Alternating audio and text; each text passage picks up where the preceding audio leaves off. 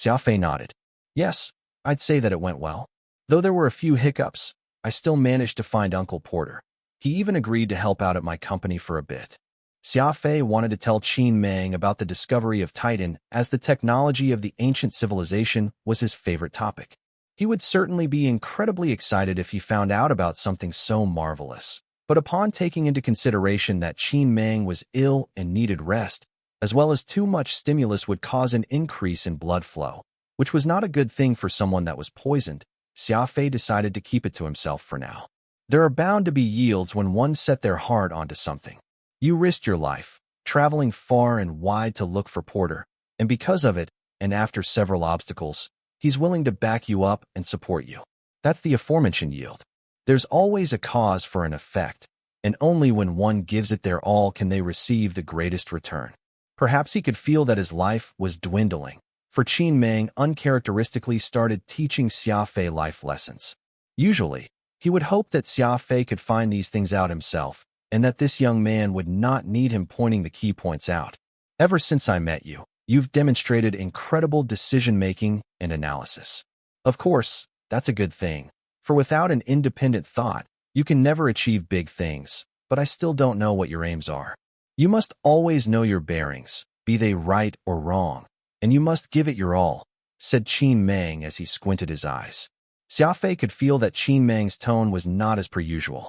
His attitude to Xia Fei right now was akin to a master lecturing his disciples. I think I've already found my aim, and there's nothing stopping me from getting stronger, Xia Fei said sans a sliver of shame. There was no point in hiding anything in front of Qin Mang. Moreover, the old man had never liked the fake type. The time flew by, and before long, Xia Fei and Qin Mang had been chatting for quite a while. At first, they were talking about the philosophy of life. Then it slowly devolved into trivial matters in life. Xia Fei went over the weird things that happened on Earth, and Qin Mang listened with interest. Qin Mang did not say a word about his condition, nor did Xia Fei ask about it. Xia Fei really wanted to know what the old man had decided to leave him that made so many strangers watch him like tigers, but Qin Mang acted as if none of that had happened.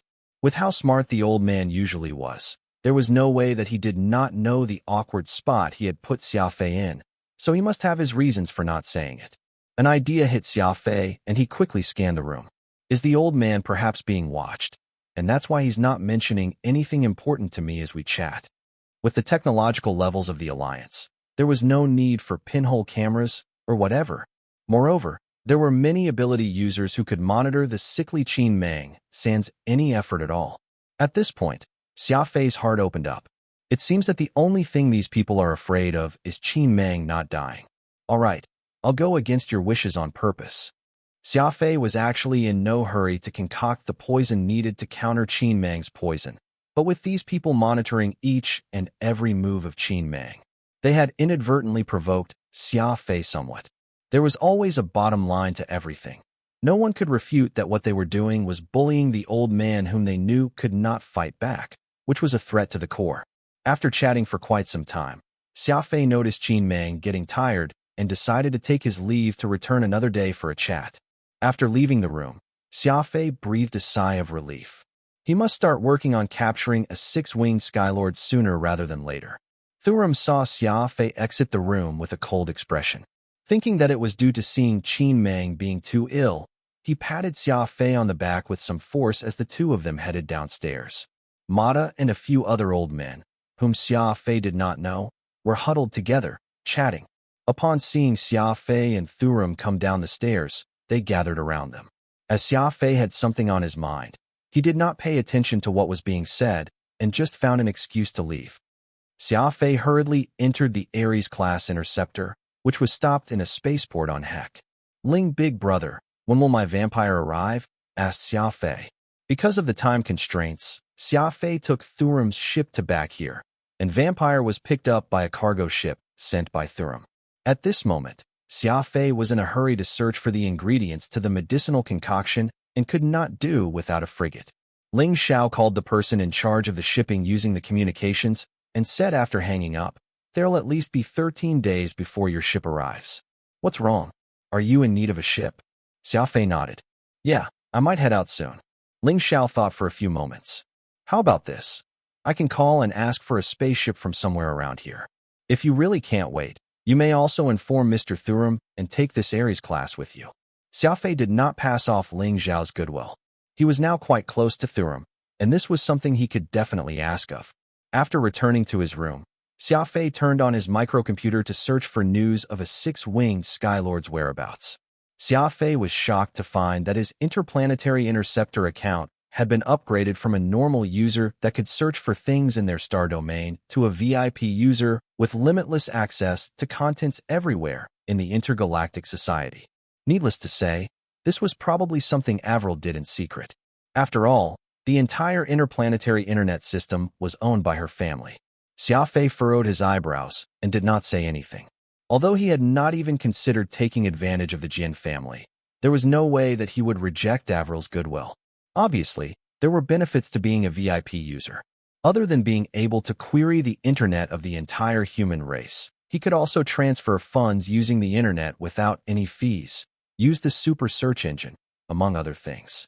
He tapped on the projected screen, then keyed Sixth-Winged Lord in the smart search engine, setting the area to be within a million radius of Hex Star, and turned on the advanced filter option. The search engine started doing its work. All the results were information within Xia Fei's query area, which was then applied through a smart filter. It was hard to imagine that after 10 minutes or so, results started appearing on the projected screen. The time spent searching was much faster than before. Trillion did not even begin to count the amount of information on the interplanetary internet. It was not a simple task to search for what Xia Fei wanted among the sea of information. VIP users were allowed to use 3 Polaris AI computers to serve them and just them, which was why it would only take them 10 minutes or so to sort through the incredibly vast information. It was difficult to imagine speeds like this in the past. The first row on the projected screen was information about sightings of a six-winged Skylord. Apparently, a mining ship, which was prospecting an unknown planet, discovered a weird being. After a detailed comparison from the video, the chances of it being a legendary six-winged Skylord were high. The planet was, thus, sealed off to prevent any fatalities, requiring a level 9 clearance to enter. Xia Fei furrowed his brows. This was the most hopeful one out of the countless results. First, there were eyewitnesses. Second, the sealing of the planet further confirmed the truth. Third, and more importantly, it was just 500 light-years or so away from Heck and would, at most, only take 10 hours for him to reach it. You plan to try your luck on planet IK 4519? Asked Phantom.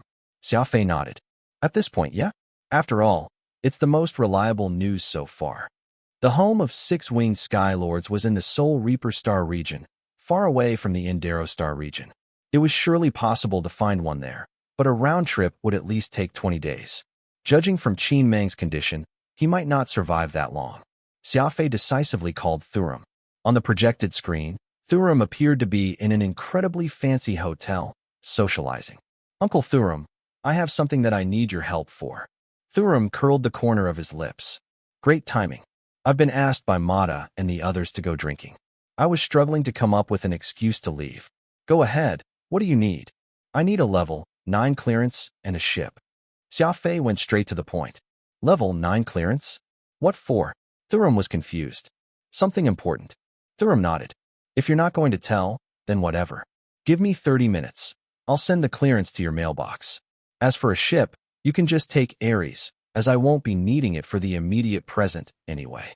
After hanging up, Xia Fei went to the break room to look for the Ling brothers. He told them about borrowing the ship with Thurum's permission.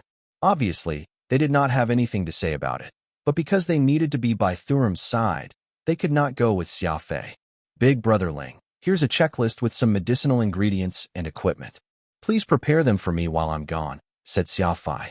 Ling Xiao turned on his computer and looked through the checklist Xia Fei had sent. He quickly patted his chest and agreed. Brother Xia Fei, your business is my business. Don't worry, I'll gather these things no matter what. Ling Xiao directly worked under Thurum, after all. Moreover, these medicinal ingredients and equipment were not too outrageous, so gathering them would be a breeze to him. After sending the sibling trio off the ship, Xia Fei returned to the command deck and said to the bearded pilot and his co-pilot, Destination, Planet IK 4517. Let's head off at once. The bearded captain quickly plotted the route, but furrowed his brows when the results turned up. The said planet requires a level 9 clearance. Do you have it? Xia Fei smiled. The clearance should arrive in around 20 minutes. Let's not delay this any further. We can talk as we move. The bearded man nodded. The Ares rose into the sky with bright blue flames, quickly disappearing without a trace. Xia Fei returned to his room and set his celestial moon and a dagger with no name on the table. He had only done one thing throughout the 8-hour journey: sharpen his blades. A 6-winged Sky Lord was a creature of evil at legendary rank, which Xia Fei had only ever read about in the Code of Leaders, and this was the first time he was heading out to kill one. It had a very vicious personality and was a huge threat to the human race. Most importantly was the poison of the 6-winged Sky Lord, which could bring anyone into a state worse than death.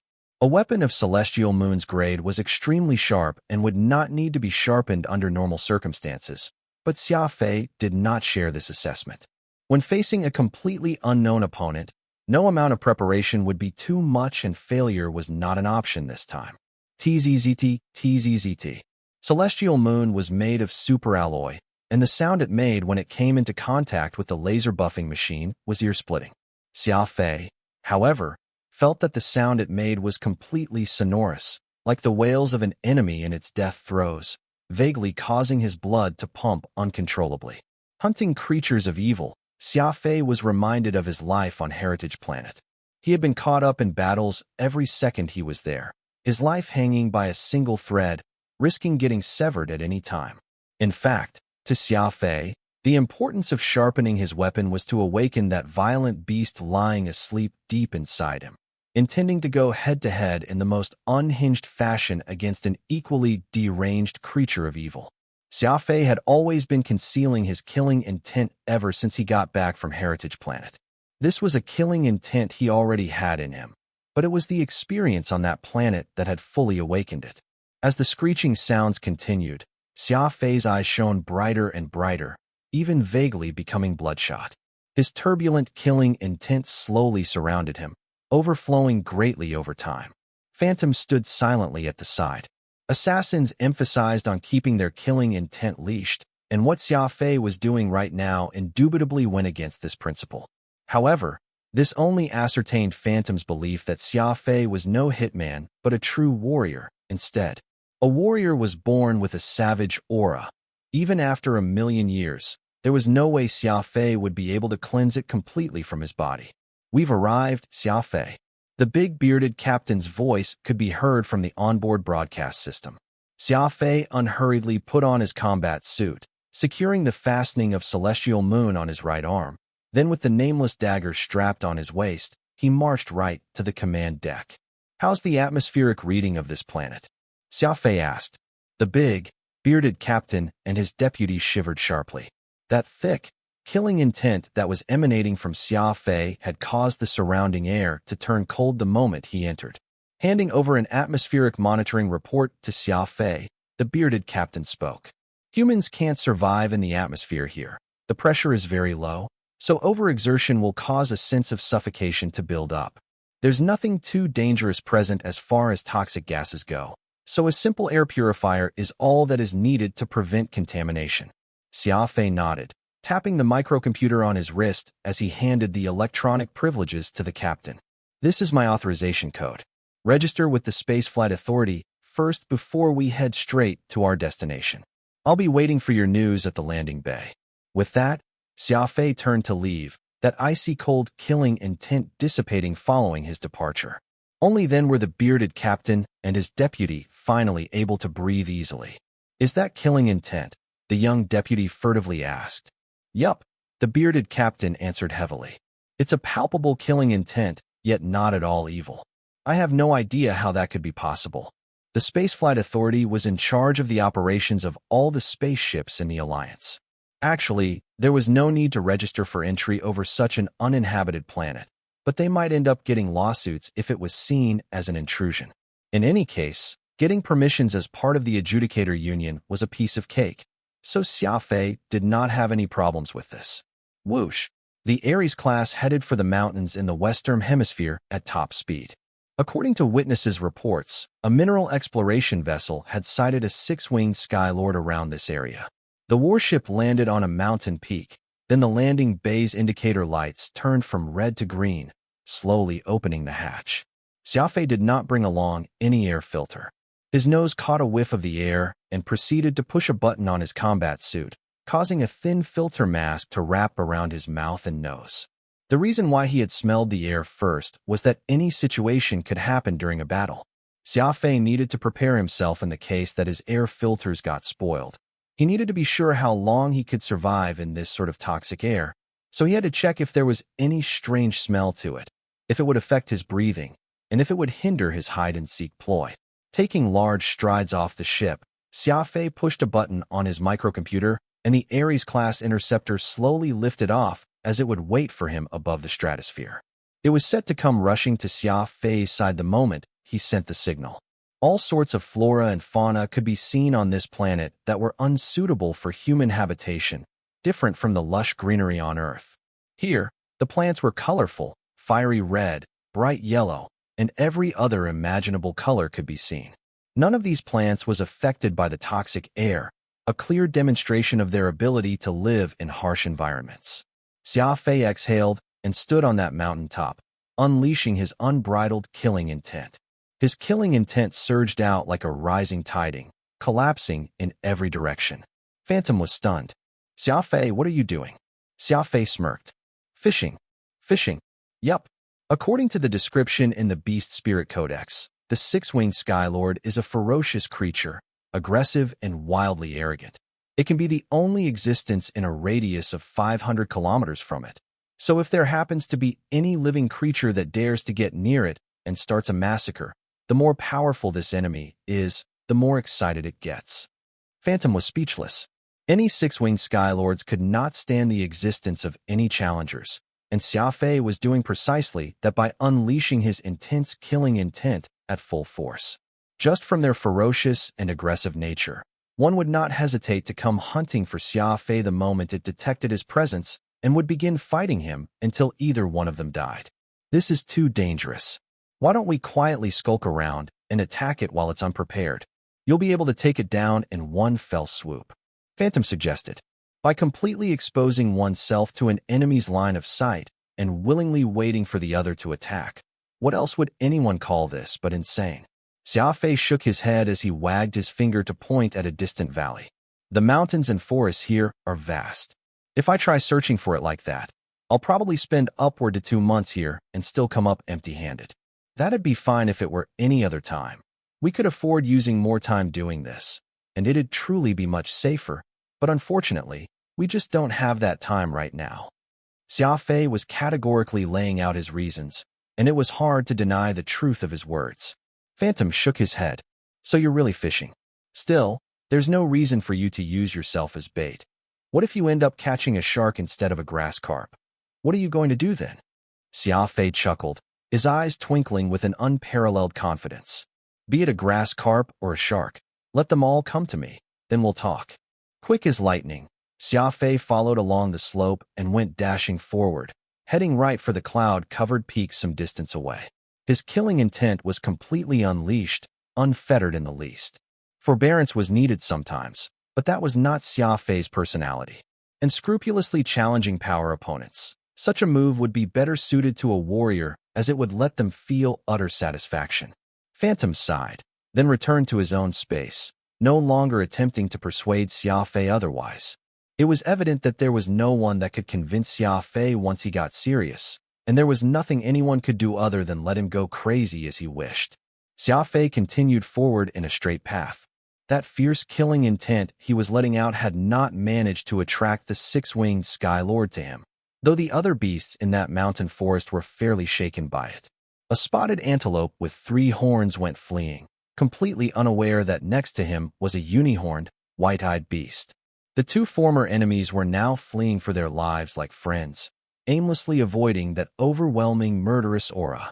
Such scenes abounded as chaos abruptly spilled throughout the forest. The docile, the aggressive, the large, or the weak. All these beasts were unable to resist Xia Fei's murderous intent, each of them panicking according to their instinct. The Ares-class interceptor was not far off, hovering in the atmosphere. It was using its high-resolution camera to track Xia Fei the entire time. Because Xia Fei's movement was reaching almost 4,000 meters per second, the camera was unable to capture a clear image of him, merely seeing a black blur on the screen as Xia Fei sped off as quick as a flash of lightning. The bearded captain and his deputy were already dumbfounded. Neither of them could understand just what Xia Fei was doing. It was as if he were the grim reaper sent by the heavens, befouling the entire forest with his very presence. That was when the communication system's indicator lights flashed. The captain froze for a while before taking the call from Serum. Mr. Serum. Both the captain and his deputy got up and saluted Serum respectfully. At ease. You may be seated. Where's Xia Fei? Serum asked. Xia Fei has disembarked and is now. The bearded captain was somewhat hesitant, momentarily lost for words to describe what Xia Fei was currently doing. Serum coldly harumphed as his forehead creased. What is he doing? He is driving away the beasts in the forest. The captain bit the bullet and answered. Driving away the animals? Could he be thinking of capturing some wild beasts to make a stew for that old fool? Said Serum aloud to himself. I don't think so. He's pretty much chased away all the beasts in the forest, yet he hasn't made a move even now, the captain reported. Did he say what he's planning to do? Nope. He ordered us here and got off the ship after, heading straight for the forest while releasing this immense killing intent. Serum had one hand stroking his bald chin as he mulled over this piece of information. Send the visual data to me. I'm curious to see just what that twerp's up to. Roger that. The bearded captain hurriedly sent the signal to Serum. All they could see was Xia Fei clutching onto Celestial Moon racing through the jungle, his dark and blurry figure contrasting with his silvery weapon, creating a very entrancing image. Xia Fei's speed ain't bad. Almost over 3,000 meters per second? The captain glanced at the reading and said, on average clearing 3,851 meters per second. Serum nodded, not saying another word.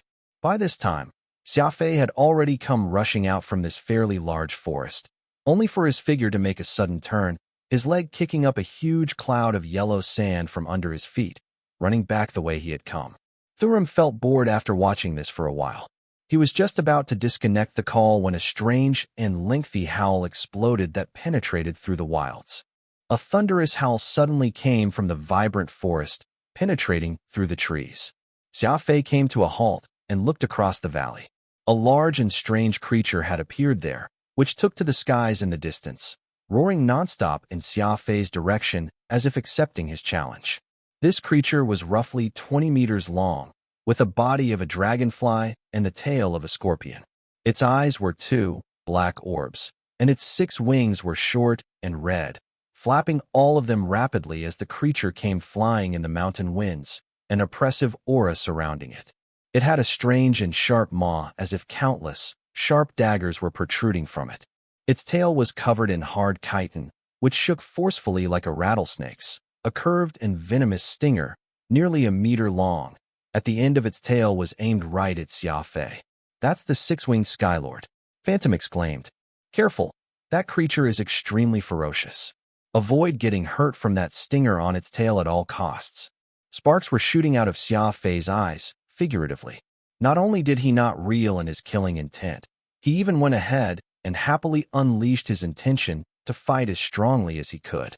The 6-winged Skylord was a kind of violent beast that would not tolerate anything challenging it, so a frail human actually being bold enough to challenge it so arrogantly was absolutely a great insult to it, and only death could ease this anger. Roar! The 6-winged Skylord screeched as its body shuddered several times in the air. Its wings were beating so fast as it dove down. Its strange maw churned rapidly, too, like a mixer. Flesh that came into contact with this would be torn into shreds. Whoosh! Xia Fei's 2 feet tapped the ground as he shot up to the 6-winged Skylord. Spread! Xia Fei bellowed, as the 18 silver disc blades promptly separated, surrounding him in every direction, creating a matrix of metal. Puff! Before the 6-winged Skylord descended, it released 2 bullets of air from its mouth. This was its other weapon aside from the venom, high-pressure shots of condensed air.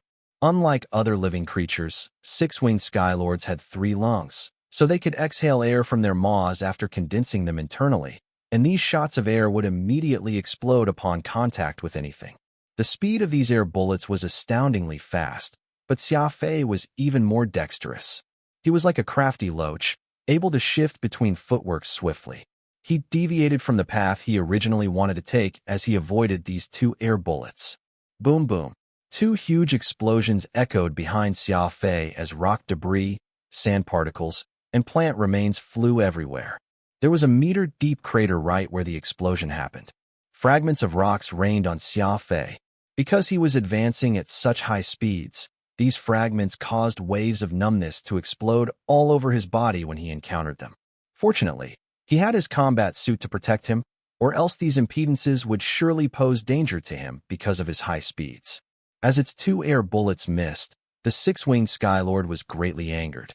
Like a machine gun, it proceeded to shoot a series of compressed air from its mouth for Xia Fei to deal with. The ground shook violently at this assault. It was as if they were caught in a space battle, the explosions ringing one after another. Xia Fei depended on his dexterity to calmly dodge and weave amid the attacks, but the debris flying about inevitably made contact with him, thus becoming a hindrance over his plan to accelerate any further. Demon Axe, Xia Fei shouted, his two eyes turning red. The 18 silvery blades around him suddenly sped up and became similar to streaks of lightning, flying right in the air toward their target. Demon Axe was an advanced ultimate move of Xia Fei's psychokinesis, able to instantly cause his weapon to exert 10 times the power as usual, devastating the enemy in one move. This technique was indubitably brutal, but it was also a harsh test of Xia Fei's physical endurance. This was not something he would use unless backed into a corner. Xia Fei had made the conscious decision to use his fastest speed in tandem with his most powerful offense to take down this six-winged Skylord in one move, not at all giving a thought to the burden his body would be under upon doing so. Whiz! Celestial moon cut through the air, whistling as it shot forth with explosive force. The six-winged Skylord flapping its wings in the air could not have imagined that the speed of the unassuming little things around Xia Fei could instantly reach such a shocking degree of speed, so it did not defend itself properly from them. Though it tried its best to evade to the side by adjusting its body, Celestial Moon was not at all giving it the chance to do so. With Demon Axe unleashed, the speed of Celestial Moon surpassed the speed of light, and was there anyone or anything that could beat that? Moreover, the 18 disc blades were strange and erratically positioned, not at all slashing in straight lines, but rather at unpredictable curves. Whoosh! Celestial Moon elegantly drew cuts in the air, targeting the six-winged Skylord's soft belly, which was where its defense was the weakest. Not only was their speed astounding, these disc blades were also spinning fast like a chainsaw. Although the six-winged Skylord had its fine scales as defense, it was still not enough to withstand that savage attack from Celestial Moon. All 18 silver disc blades went plunging into the six-winged Skylord's belly without fail. Shriek! The six-winged Skylord, who was experiencing unbearable pain, let out a mournful wail as fresh blood gushed out like rain from its belly. The ground was drenched in its fresh blood, made all the more eye-catching by the colorful surroundings. Disperse! Xia Fei yelled, and the 18 disc blades originally burrowed into the six-winged Skylord's belly started spinning again, this time cutting a straight line like pairs of scissors before splitting apart. The six-winged Skylord did not expect that it would be reduced into such a spent state by an insignificant little human. The six-winged Skylord's instincts were telling it to flee as fast as it could, for a chance to recuperate from its wounds, accepting that it would not be too late to fight another day. Its 6 short wings began flapping rapidly, lifting its body higher into the sky. In a bid to avoid Xia Fei's attacks, it was climbing to the peak height that it could reach. Since the fight had gotten to this point, there was no way Xia Fei would let the creature off. Though Demon Axe was powerful, it was still limited by distance. Besides, Xia Fei had already used it once, so right now, an unimaginable pain was wreaking havoc inside his body. The corners of his mouth curled. Thinking of escaping? Dream on. He subconsciously manipulated the 18 blades in the air to form a makeshift flight of stairs, swaying up at an altitude of 1,000 meters. With his 2 legs pushing against the ground, Xia Fei leaped up and lightly tapped the nearest disc blade with his toes to propel himself several dozens meters high once more. In the blink of an eye, Xia Fei managed to get himself up to an altitude of 1,000 meters in this way. Logically speaking, if a psychokinetic ability user cultivated enough, they would be able to fly. Alas, Xia Fei had not spent much time training his control with psychokinesis, so he still lacked the energy to support his weight. This was why he had thought up of this clever method, using Celestial Moon to create a bridge to swiftly close in on his target. Xia Fei got closer and closer to the six-winged Skylord, barely even 100 apart from it. Such a distance was already more than enough for him to unleash the Beast Spirit Codex. Indeed, aside from his speed and psychokinetic abilities, Xia Fei still had a third skill set, the Beast Spirit Codex. Soul Upheaval. Xia Fei roared, his two eyes shining brilliantly. What he had just demonstrated was indeed the third stage of the Beast Spirit Codex, a high-grade ocular recognition in conjunction with telepathy. Assaulted by the bright light, the six-winged Skylord's thoughts were completely thrown into chaos. Its brain was empty at that moment, completely forgetting even the most basic flight response. Xia Fei's thoughts very quickly penetrated its mind, tearing up a storm within the mindscape, obliterating all of the beast's brain cells in one fell swoop. Whoosh! The six-winged Skylord was a mere husk now that it lacked the ability to think, its huge body plummeting at top speed as its eyes, which were now devoid of the intensity from before, had turned empty and blank. Xia Fei used the techniques from the third stage of the Beast Spirit Codex to deal a fatal blow onto the six-winged Skylord, using the same method as before to get him back down quickly. From discovering the target and engaging it in combat to ultimately killing it, only a little over a minute had passed. His speed ability gave him the capability to search, his psychokinesis allowed him to attack, and the Beast Spirit Codex granted him the power to deal a killing blow. Xia Fei used the ultimate moves that he had grasped from all those three and managed to kill the six-winged Skylord as quickly as he could. He had utilized 200% of his strength, as well as all the ultimate moves within his arsenal sans reservations, to succeed in this endeavor. Xia Fei had demonstrated his strongest combat capabilities in the span of 2 minutes or so. Crash!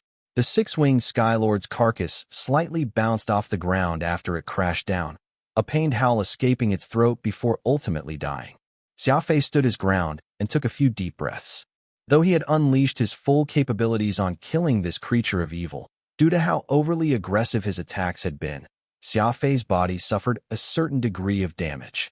Adding the fact that the air on this planet was unsuitable for human habitation, his internal organs were all burning in pain. Circulating his breath control technique and reeling in his energy, Xia Fei's surging blood gradually abated.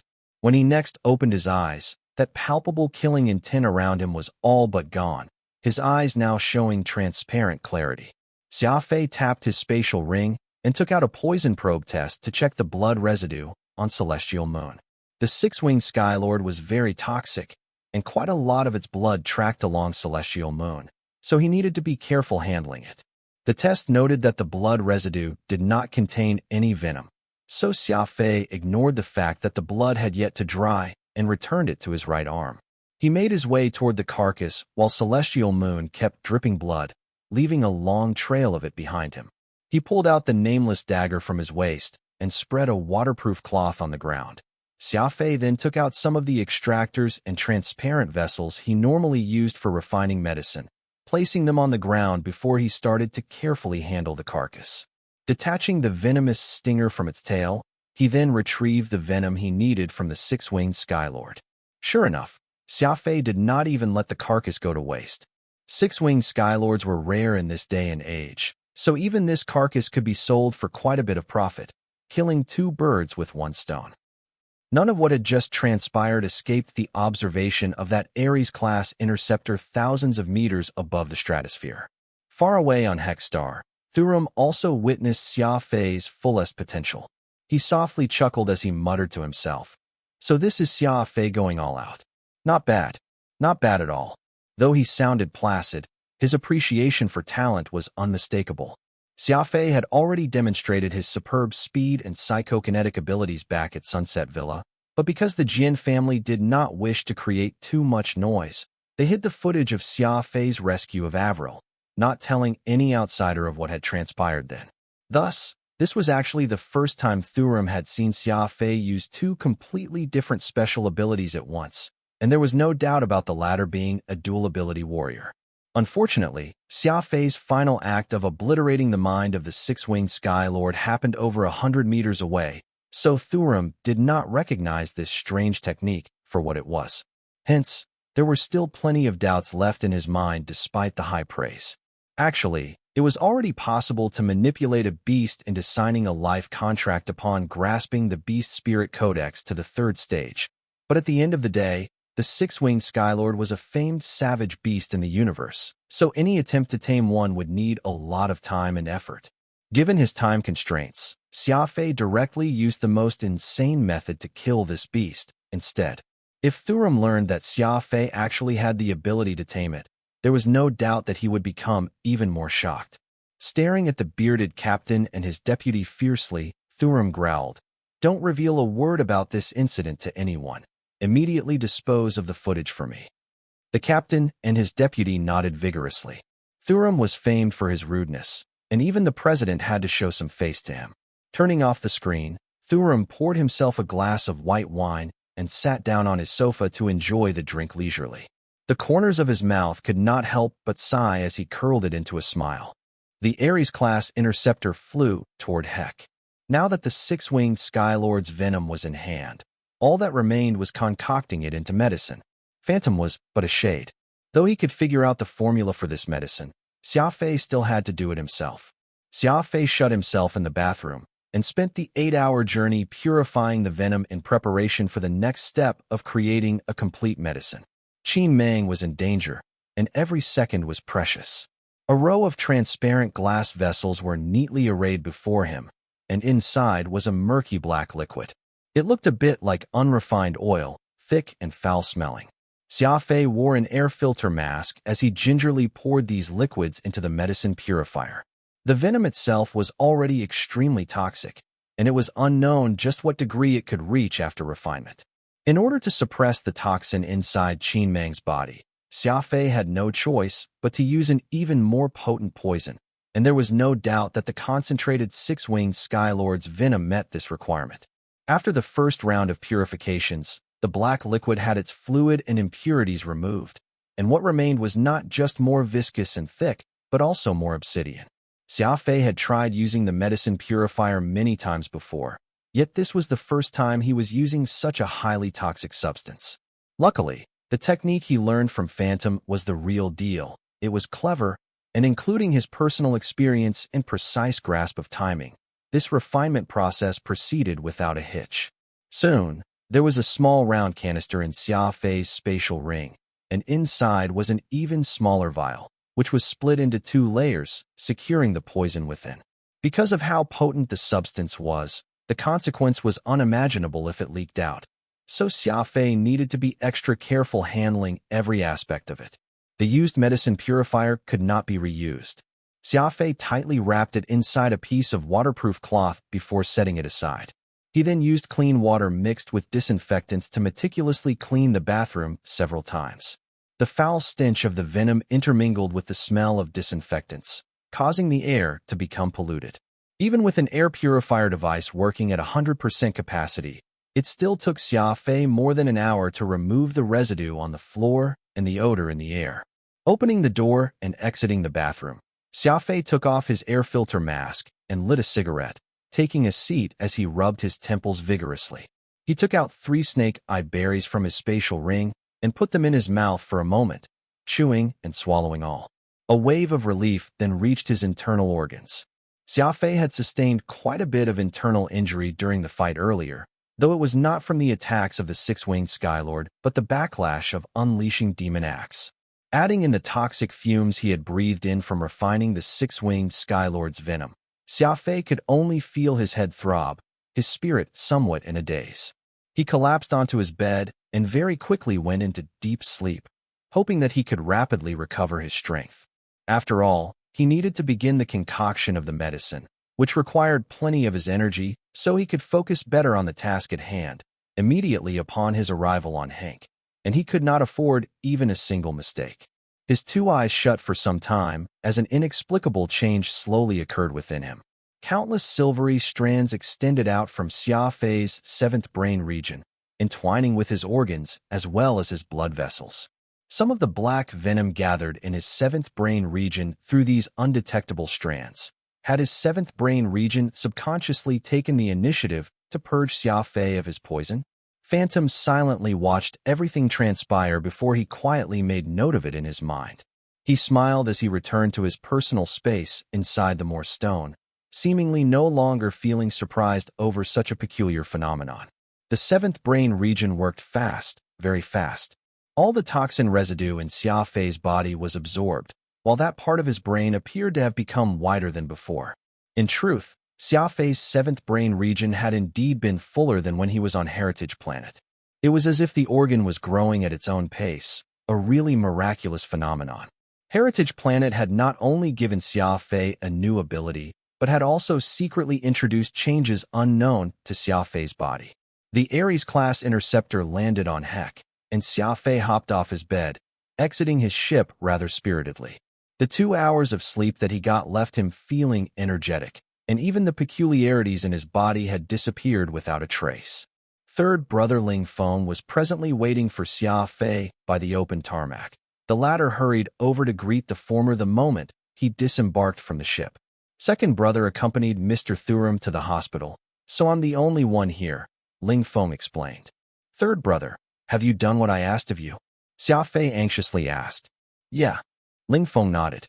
As per your instructions, we've located a completely sealed laboratory in a chemical plant not too far away from the hospital. There are all kinds of equipment inside.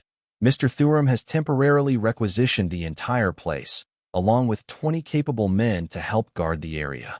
Very good. How is old man Xin Meng doing right now? Ling Wei furrowed his brows slightly. The elder isn't too good today. He fainted once several hours ago, waking after to mumble several names, one of which is Brother Xia's. Xia Fei silently got into the hover car that had been waiting for him, gravely saying thereafter, "Let's not waste any more time and just depart right away." On Earth, the chemical industry was synonymous with pollution, and the surroundings of every chemical plant would always have weird smells, while trees and vegetation were unable to survive near such places. Even nearby rivers would become unsuitable for use. However, in the technologically advanced Pan-Human Alliance, pollution from chemical plants had pretty much become non-existent, and the sealed plants would hardly let even a trace of odor out. The hovercar stopped in front of one of the plant's white laboratory buildings. Two strapping men in Adjudicator Union's uniforms were standing right outside the entrance, their expressions stern as they stepped forward and opened the car doors for Xia Fei and Ling Fei to step out. The entrance slowly opened for Xia Fei. There were layers of defense required before entering the laboratory. First was changing into an impermeable full-body lab suit, and second was undergoing a complete sterilization process. Third was entering the contamination zone proper. Xia Fei nodded at Ling Feng and went into the first layer alone, putting on the thick, protective suit, while Ling Feng stood guard with the others by the entrance. Okay, open the second layer. Xia Fei spoke through the communication device inside the protection suit. The person manning the control room pushed a button to open the sealed door, and Xia Fei stepped inside. The door slowly closed and sealed behind him as white lights suddenly turned into violet sterilization rays. The ceiling's mini sprinklers sprayed out a special substance of disinfectant, which made it seem as if it was raining inside the entire room. A series of sterilization procedures followed, lasting a whole 5 minutes, before Xia Fei could proceed to the final layer, the contamination zone. The venom of the six-winged Sky Lord was extremely potent, and its proportioning and purification were different from the usual medicine. An accident was all it would take to result in a venom spill, which was why it was important for Xia Fei to carefully handle the entire process here in the safety of a proper laboratory. Glancing across the many devices and equipment available in this laboratory, Xia Fei could also see every ingredient he required for concocting the medicine already neatly arranged on a long, metal table by Ling Fei and his men. Deftly opening a molecular filtration device, Xia Fei began to busy himself with the work at hand quickly and very orderly. Outside the laboratory, Ling Feng received a call from Thurum. "What is that rascal, Xia Fei, doing?" Ling Feng swept his eyes across the camera system and saw Xia Fei working. "He appears to be concocting some medicine, sir." Actually, Thurum had already guessed that Xia Fei would be attempting to brew some medicine the moment he was notified of the young man's request. It was only after the latter had gone and extracted venom from a six-winged Skylord that he could not help but be a little worried. Just what exactly would a medicine that utilized the venom of a six-winged Skylord do? Thurum simply could not make sense of it.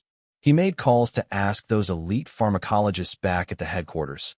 Yet even the most preeminent experts could not believe that there was any medicine that would require a six-winged Skylord's venom. As a result, Thurum sent Ling Feng to observe Xia Fei's every move.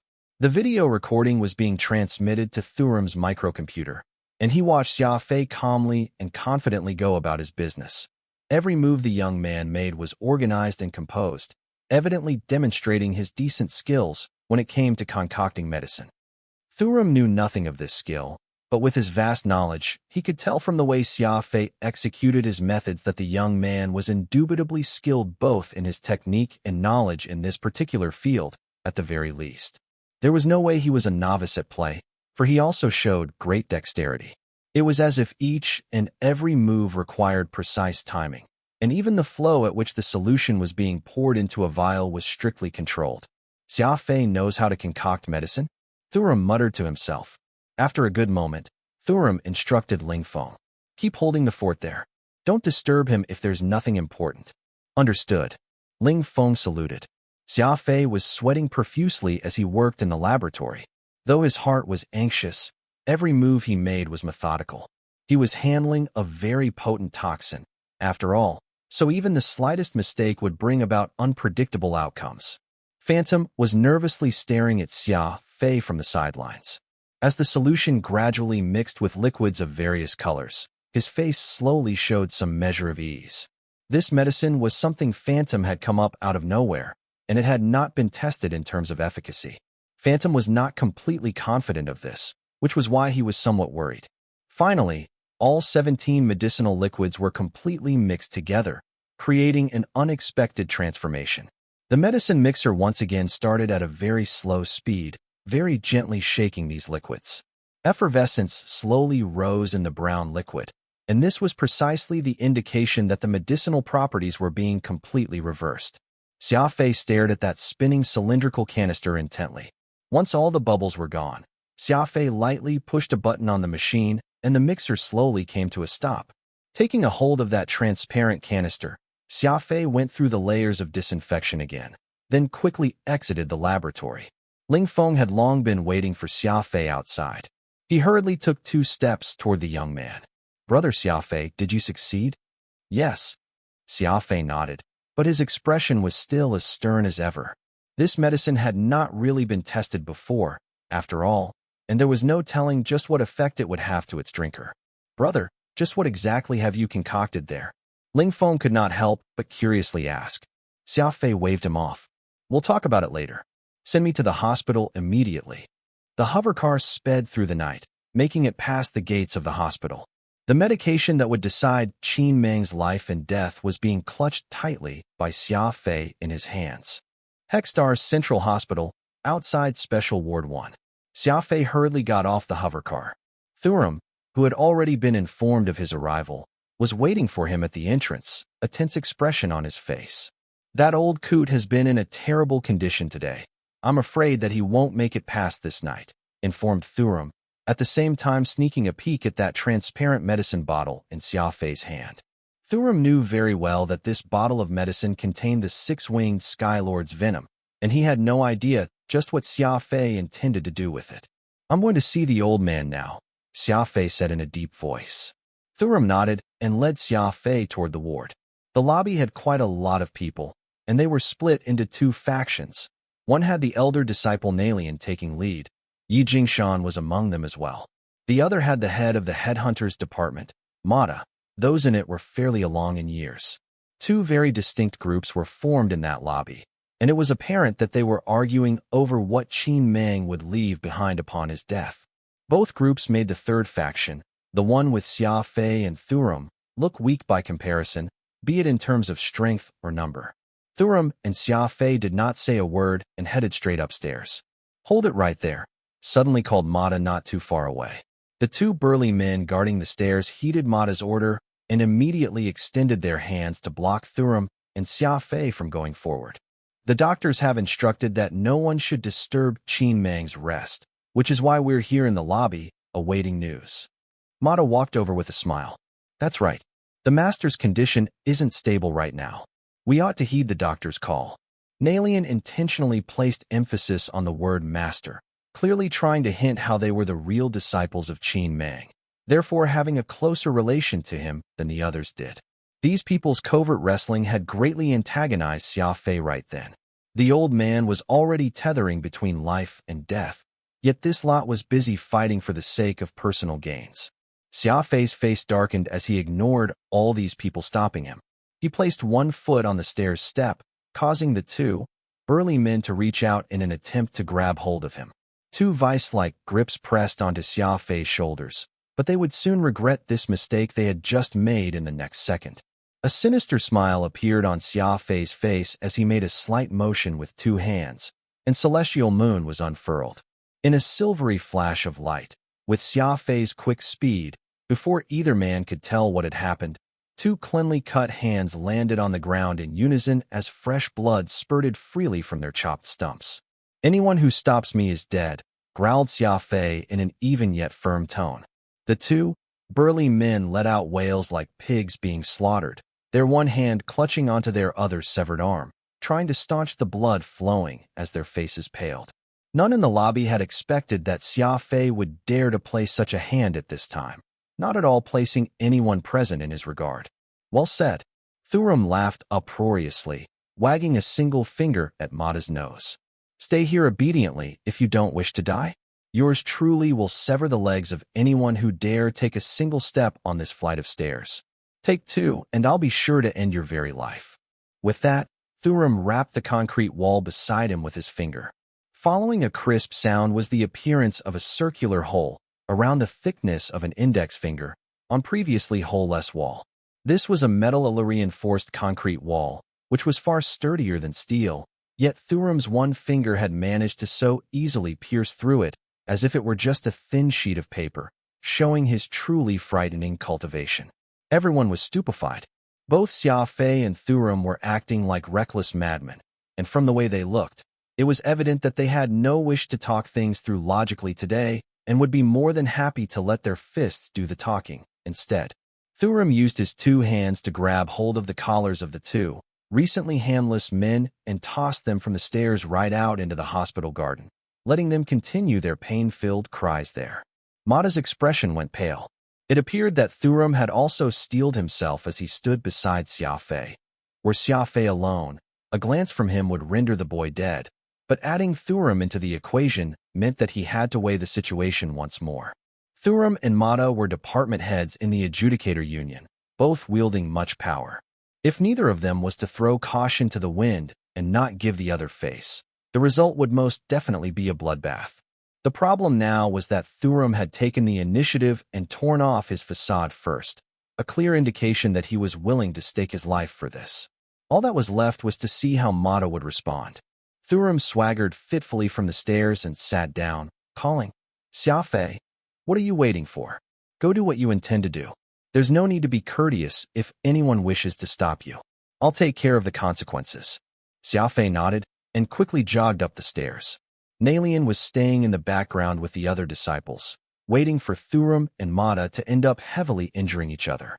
The cunning Mata had of course considered all this, and while he could ignore a shrimp like Nalian, the old tiger Thurum was far from easy to deal with.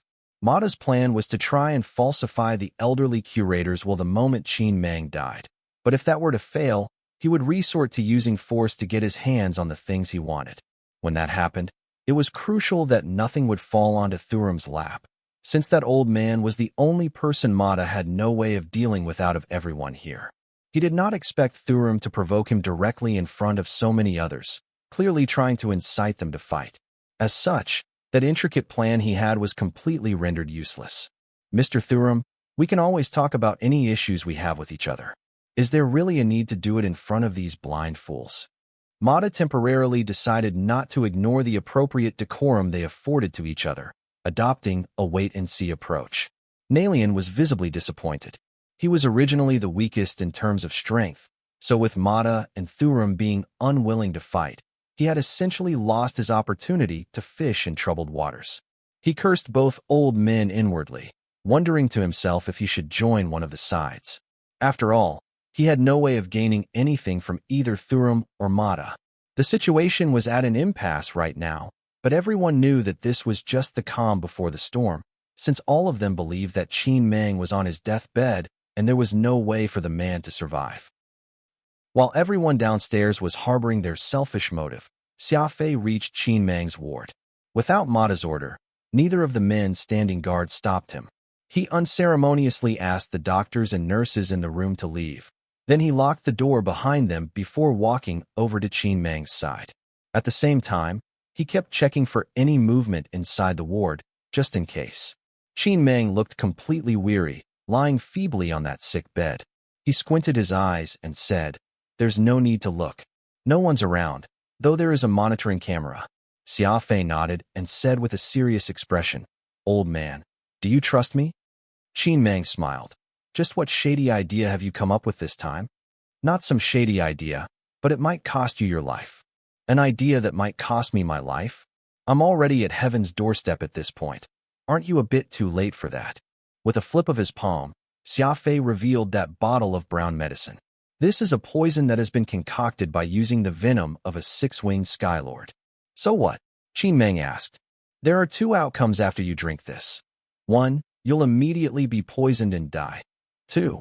You can live a bit longer before the poison acts up and kills you," explained Xia Fei in a grave tone. Qin Meng was surprised, curiously asking, "I understand the first outcome, but what of the second?" Xia Fei smiled. "Old man, I won't lie to you. I've secretly trained in medicinal concoctions before, and this one here is something I've made utilizing the method of fighting poison with poison. After you take this dose, it may temporarily suppress the toxin in your body, making it go dormant again." Qin Meng went silent for a good while before he hesitantly asked, "Do you mean to say that you're using one poison to suppress another poison?" "That's correct." Xia Fei nodded. "That's one possibility. I've already concocted the medicine, but whether you wish to take this risk or otherwise, I'll leave it up for you to decide yourself, old-timer." Just as he said that line, the door to the room suddenly burst open, and several large, strapping men came rushing in, sealing up the ward completely. Xia Fei already knew that there were cameras monitoring the room, meaning that Mata and the others had surely heard Xia Fei's words. This was why they had made such a reckless charge into the room, hoping to stop him. Xia Fei shoved the bottle of poison into Qin Meng's hands, getting up to his feet without another word as he swept his cold gaze around the room. A flurry of steps could be heard outside the corridor as Mata, Thurum, Yi Jingshan, Nalian, and the others all came dashing to the ward, a look of uncertainty in their eyes. Thurum was somewhat skeptical, and Xia Fei could guess that he probably knew that Xia Fei would get Qin Meng to drink the poison, which was why he had his reservations. After all, it was far too bizarre to attempt to fight poison with another, and no normal human being could easily accept it. "Xia Fei, how could you give that old Kuda poison to drink?" asked Thurum with knitted eyebrows. Xia Fei remained quiet. "It won't be easy for you to kill my master." Yi Jingshan pointed at Xia Fei's nose as he let loose his accusation. Xia Fei continued to remain silent, his finger rubbing his spatial ring repeatedly, ready to deal with the worst-case scenario. "I've already explained everything to the old man. Not drinking the poison will mean certain death, while drinking it may give him a chance," Xia Fei said deeply. "What nonsense are you spouting? How could administering poison give him a chance at survival?"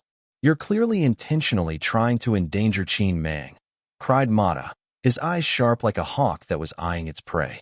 Xia Fei smiled. "It's his life. It's up to him whether to believe me or not. He's the one making the decision here, so what are you all so anxious for?"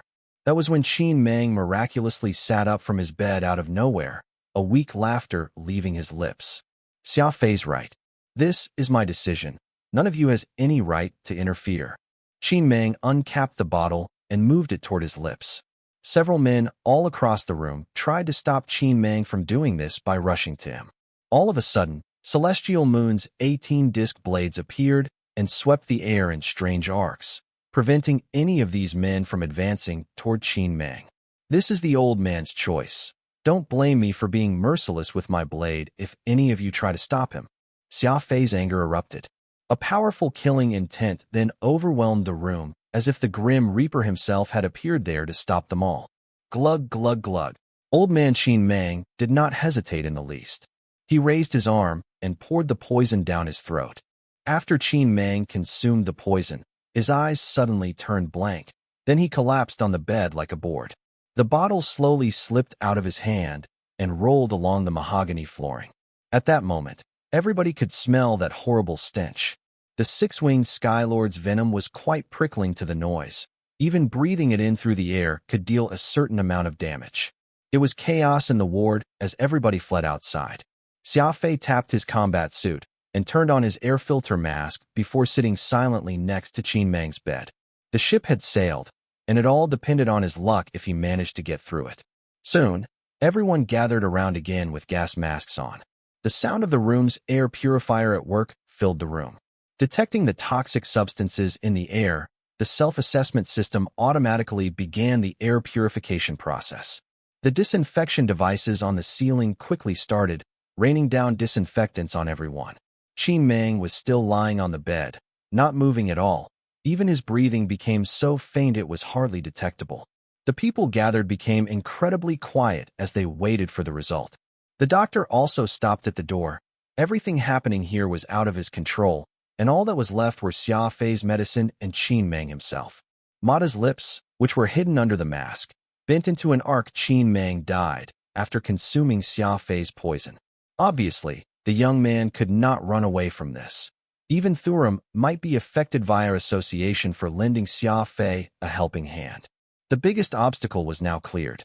Mata did not even care about the other group of people as they could be easily dismissed by giving them some small gifts. Mata, thus, pointed his finger at Xia Fei. Grab this person who killed Qin Mang. A few burly men reacted to the command and went to surround Xia Fei. Xia Fei drove his celestial moon to the floor, and its tip dug deeply into the ground. The old man hasn't died yet. You can apprehend me, and I'll gladly be held accountable once the old man breathes his last breath. Mata laughed. Held accountable? Who do you think you are?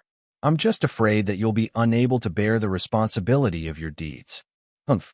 Serum let out a cold snort.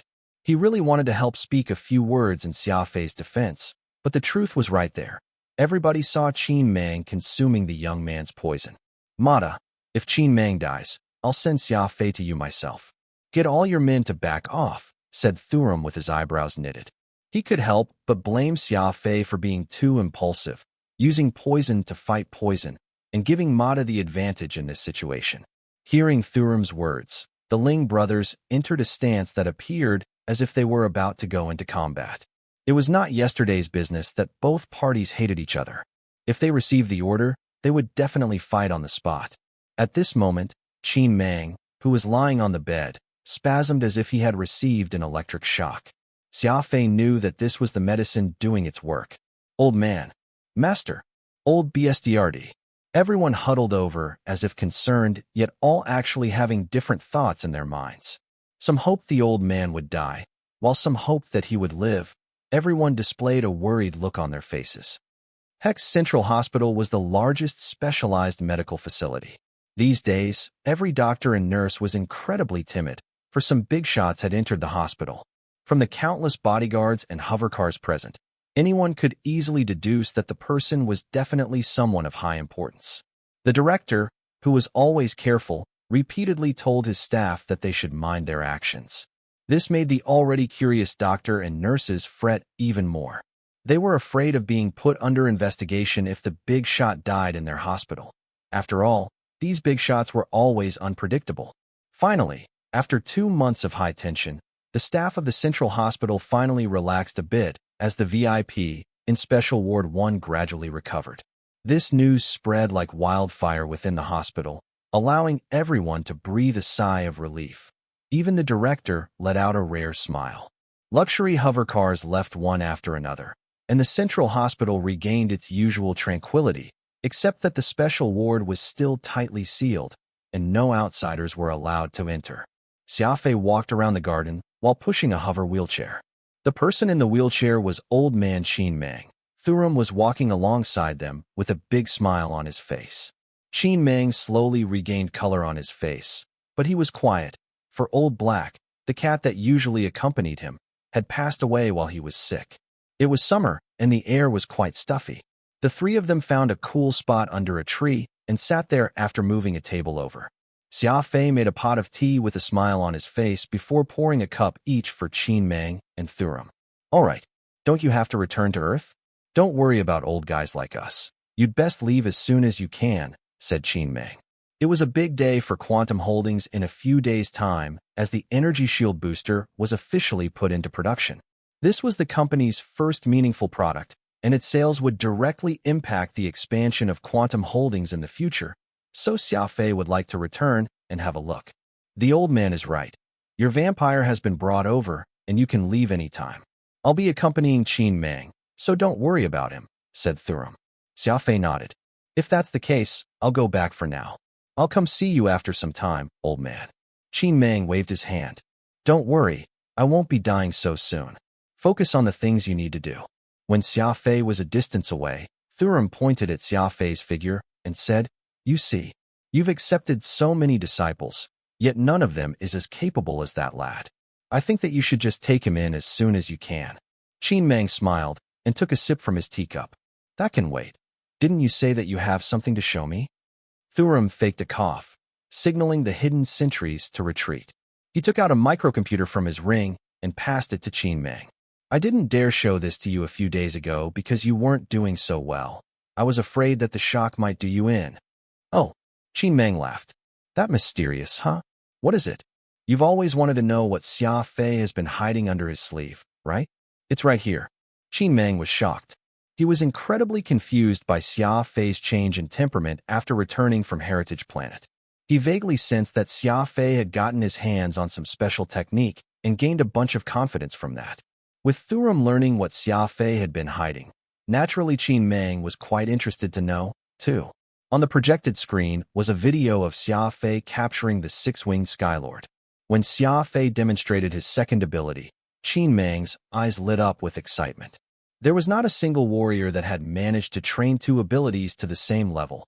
But not only did Xia Fei manage to do exactly that, from what he demonstrated, it was quite well cultivated, too, probably between Star Domain and Star River ranks. It was almost considered as an unspoken rule that no human could possess two abilities, and nobody had managed to show otherwise throughout the years, yet a nobody like Xia Fei had managed to break this taboo. It would probably cause quite a commotion in the Alliance if word got out. One thing was for sure. This must be related to his sudden disappearance for an entire year. For some reason, Xia Fei never did mention what happened in that 1 year, and he appeared to be quite afraid to do so too. At this moment, the video got to when Xia Fei used the third stage of the Beast Spirit Codex to destroy the six-winged Skylord's brain hundreds of meters away. Not only had Thurum never seen this kind of power before, it was the first time for Qin Meng as well. "What happened there?" Qin Meng asked curiously. Thurum shook his head. "That looks like an unknown mental technique. I don't have a good idea of what's going on there, either." After turning off the projected screen, Qin Meng gently tapped the table with 2 fingers. No wonder Xia Fei almost became a whole new person. Turns out he mastered such an incredible technique. Thurum laughed. "Heh, that's why I'm urging you to take him under your wing. If you aren't doing it, I'll go ahead and do it myself." Qin Meng gave Thurum a cold look. "I'm not dead. It's not your turn yet." They used to poke fun at each other quite often when they were younger, and when those words came out of his mouth, it reminded both of their younger days and started laughing. "Anyways, this time, you managed to continue living all thanks to Xia Fei. Although you can't be sure how long you'll live, you should at least show your gratitude, shouldn't you?" Thurum said maliciously. Qin Meng nodded. "I understand where you're coming from, but you also saw how all those greedy people behaved when they thought that I would die. If I hand over the things I've collected over the years to him, it may do him more harm than good." There was some evidence behind Qin Meng's worries. The alliance was a turbulent place, and once a nobody like Xia Fei acquired something that did not quite match their strength, they would be put on a list somewhere, and once they made it to this list, it was no easy task getting off it. Thuram blinked and said, "Old BSDRD, what do you have in your possession that made Mata join the fray without any regard for his position?" Qin Meng replied, laughing. "First, I can't tell you about the good stuff I have in my possession. Second, how do you know that's what Mata wants?" "What do you mean? My few garbage disciples don't know much.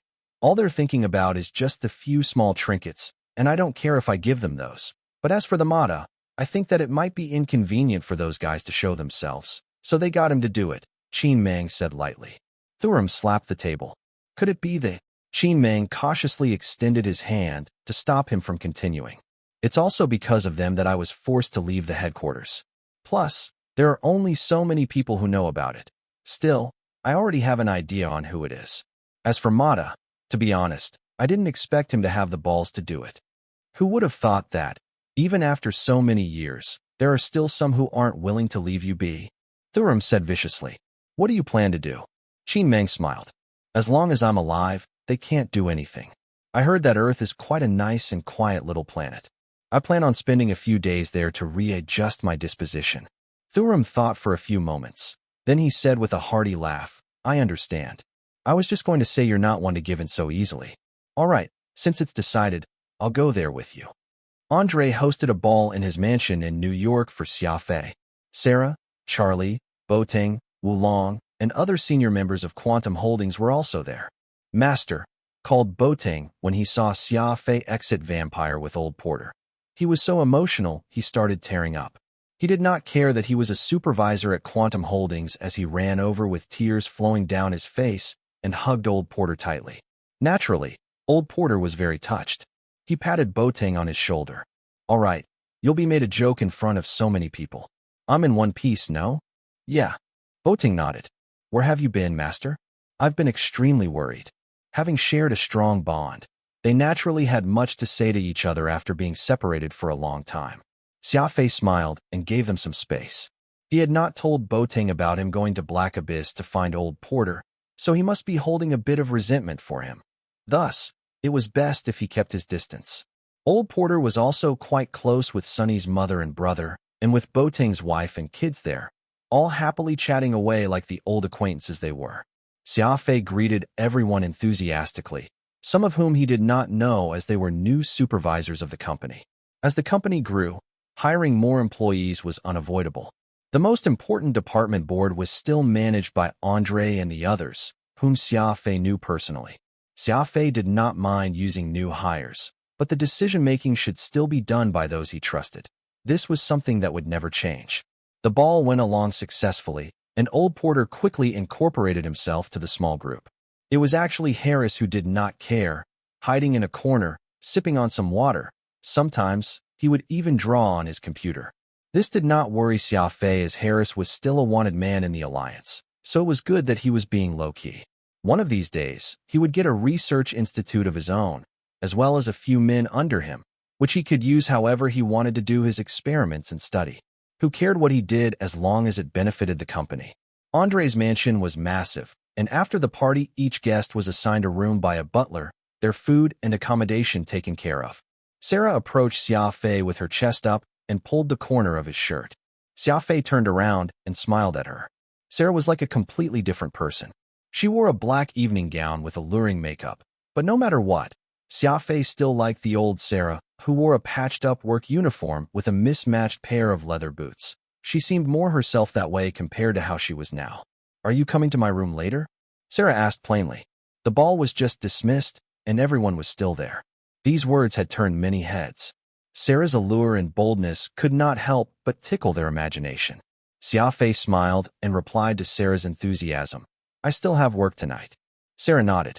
"Sure, we'll talk some other time." She then boldly walked out of the banquet hall, slightly unsteady on her feet. She was still a little unfamiliar with the concept of high heels. Wulong put his arm across Xia Fei's shoulders and said suspiciously, "Rejecting a beauty is one of the most difficult things in the world.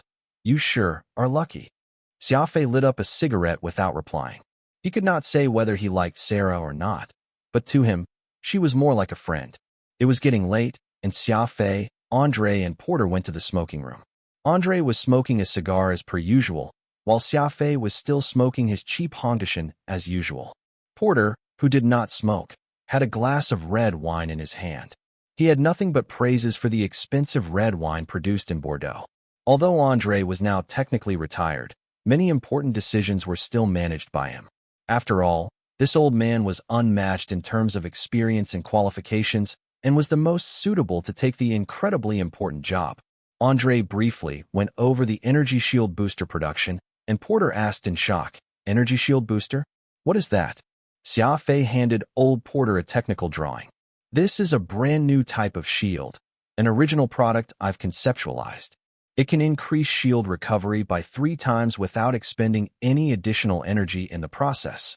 Porter gave the drawing a quick look. "Incredible. What a great idea. Recycling the energy wasted from the energy shield system. How come I've never thought of that? If this component actually enters production, it will surely become a revolutionary new product." Xia Fei smiled. "Actually, this component is about to enter production.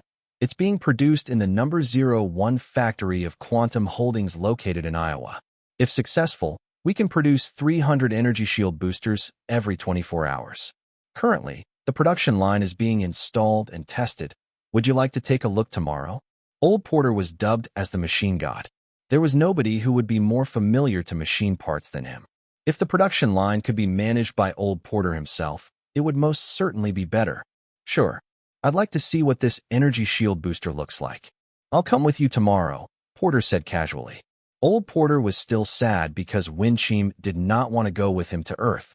At least, he could distract himself from his sadness by making himself busy. "Uncle Porter, we still lack a chief engineer at Quantum Holdings. I'm wondering if you," began Xia Fei. Porter let out a heart laugh. "Since I'm already here, just assign me any position you like. I don't mind doing anything, so do as you wish." Xia Fei laughed. "Heh, all right, from today onward, you're the chief engineer of Quantum Holdings, the first supervisor of the Institute of Mechanical Engineering, the chief of technology, and the head director of the board. Are you all right with that?" Xia Fei happily assigned old Porter 4 roles in one go. Old Porter furrowed his eyebrows. "Didn't you say that I'll be an engineer? Why am I a director now too? You're a capable man, after all. If not for fear of overworking you, I'd have assigned a few more departments for you to manage." Xia Fei was slinging praises one after another. Old Porter could not stay still for long. Anyway, so as long as he could use everything in his power and do some work, he did not mind at all if he got tired from working. If Xia Fei really did not assign him a casual task until he grew old Porter might just be unhappy because of it. "This time, I've also hired a genetics specialist, Harris. The one who doesn't mix in too well back at the ball. He has a special identity, so it's best if news about him doesn't get out." Xia Fei quickly changed the topic and talked about Harris.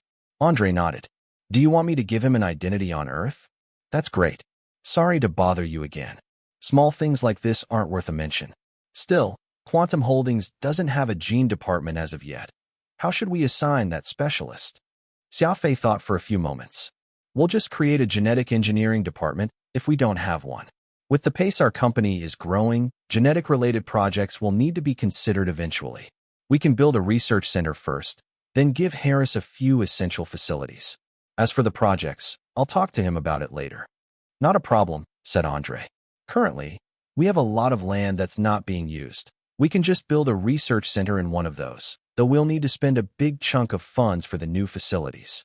The production of energy shield boosters used almost all the liquid assets of Quantum Holdings when they built 4 assembly plants around the world all at the same time. Currently, the company did not have any extra money to build a gene research center. After all, the equipment that a gene facility required needed to be imported from other planets and would certainly cost a small fortune. "I'll figure the money out, but try and build the research center first. It should be in a secluded area. I think the location in Alaska is not bad." "Alaska? That place is a freezing desert. Would that genetics specialist Harris mind it?" Xia Fei let out a mysterious smile. "Don't worry, he won't mind it at all. Harris was wearing a life bracelet. He would not complain even if he was assigned to Mars, let alone Alaska." Currently, the energy shield booster was still the most important matter, and the gene project was just some days away. That Harris guy isn't as simple as he looks, is he? He has a life bracelet on his wrist, asked Uncle Porter after Andre left. Xia Fei smiled. Indeed. Have you heard of a gene optimization fluid known as purple jade or amethyst? Porter replied after a few seconds of thought. I think so. Didn't that terrible optimization fluid cause thousands of deaths? Exactly, and Harris is its inventor, Xia Fei whispered. Old Porter knitted his eyebrows. People like that should be ripped apart alive for experimenting on live humans. Why did you bring him here? You don't have to worry about that, Uncle. It's me who got him to wear the life bracelet. From here onward, he'll never be out of my control. No matter what, he's a top genetic scholar. He can continue his research while he's still alive. If the project bears fruit in the future, it may just absolve him from his sins. We're being nice to him, if anything. Because of the incredible respect Xia Fei had for Old Porter, he did not think there was any point in hiding anything from the latter, telling him everything he knew about Harris. Porter nodded. Makes sense, since he willingly wore the life bracelet. It means that he's at least trying to make up for his sins, but you should be careful around people like that. Don't worry. Before he came to Earth, Porter always thought that Xia Fei's Quantum Holdings was some company that was not even worth a mention, but this energy shield booster had fully caught his attention. The two of them chatted for a long time before returning, agreeing to visit Xia Fei's factory early the next day. As Quantum Holdings' first factory in Iowa used top-grade equipment from other planets, it was also the first on Earth to have a production standard that was on par with the other factories in the Alliance. There were 3 of such factories in Europe and Asia, and if all of them started producing, they could create 1,200 energy shield boosters every 24 hours. In order to maximize the efficiency of the factory, they were equipped with smart tools from the Alliance. Not only were they beneficial for the production of the energy shield boosters, once the company launched a new line of machines or electronics, the factory could promptly switch production with great flexibility. The 4 factories cost Quantum Holdings over 80% of its capital reserves. It could be said that Xia Fei had spent sufficient money in building these factories. All the workers had experience being in the forefront of production. The highly paid engineers from other planets provided them with a month of training, too. Now that everything was in order, they were only an order away from a constant output of energy shield boosters. Vampires slowly landed on the empty space outside the factory, and Xia Fei, Porter, and Charlie descended from it. Because Andre was quite old, he seldom moved around. That was why Charlie was there to tour the factory with Xia Fei in his place. The factory, which occupied thousands of hectares of land, was not small by any means. The newly built buildings could be seen everywhere. As work had not yet officially started, the workers were in the garage, undergoing training, taking advantage of whatever time they had left to practice using the tools in preparation for production. After casually going around the factory, Old Porter had nothing but praises for the equipment imported by Xia Fei. Although it was not cheap by any means, all the equipment had incredible potential and great overall performance. Over time, the benefits of the incredible investment would slowly show itself. Porter finally saw a finished energy shield booster in the lab. Charlie passed him some testing results, to which he said after inspecting, shield recovery bonus at 31.27%. It is not bad judging from the numbers, and truly has potential. Xia Fei smiled. If it's produced according to the blueprints, it should be able to reach above 35% recovery rate. It's just that the factory hasn't entered production yet, nor do the workers have production experience, so some parameters have been modified to reduce production complexity. Once the factory runs smoother, there'll be a day when it reaches above 35% recovery rate. Porter nodded. That makes sense. If the production is too difficult, there will be more faulty products and be an increase in costs. Moreover, a 35% recovery rate is enough to start selling them. I think so, too. After the break-in period, I'll single out the products that have over 35% recovery rate and sell them as an enhanced version, and obviously, the price will go up, too, said Xia Fei. Porter let out a hearty laugh. Xia Fei, I realize that you have a lot of potential as a shred businessman. The product should at least have a 35% boosting rate, yet you're passing off the defective ones as normal versions and the ones working correctly as enhanced versions. I think that the profits you can get from these may not just be double. In order to get the highest performance, Some rich customers will surely choose the more expensive version. After all, their ships are anything but cheap, so they won't care about spending that kind of money. The common customers, meanwhile, can settle for the standard version because that's cheaper. For example, if you start off with the standard version at 35%, the products lower than that will be considered defective. Once a product is labeled defective, its price will drop dramatically, but you're actually intending to label the defective ones as standard. Xia Fei scratched his head in embarrassment. In truth, he also planned some deluxe and budget-friendly outside of enhanced and standard. Their boosting rate would be at 25, 30, 35, or 38. Even with the most advanced tools and equipment, the quality still could not be completely identical, as every batch of raw materials would have tiny differences. Even the temperature of the factory and how experienced the workers were would affect the performance of the finished products. By splitting the products into 4 categories, not only did he solve the difference in quality, it even allowed for market separation. Even the defective ones could be passed off as standard versions. As for the ones with 38% boosting rate, the price would be anything but cheap. "Have you received any orders?" asked Porter. Orders represented the life and blood of a company. If there was nobody willing to buy their product, they would not be able to survive on the market no matter how good their quality was. Charlie said, slightly worried. "Currently, we have spoken to a few large chain suppliers. They are interested in energy shield boosters like this, but because of the size and reputation of our company, the suppliers are a bit hesitant to purchase from us. They want us to send over a batch of samples first, and will only put down orders once we pass their testing." Porter furrowed his eyebrows. Although working with the suppliers can help us break into the market, they will surely try to reduce the price as much as they can. Then the profits of the company will be lower by a bit, and they'll have control over distribution and the retail price. If possible, we should avoid that bunch of parasites and work with wholesalers directly. Old Porter, who now regarded himself as a member of Quantum Holdings, started thinking for the company. Naturally, this made Xia Fei quite happy. "Uncle Porter, the biggest problem we're facing now is how to promote the Energy Shield booster to the rest of the universe.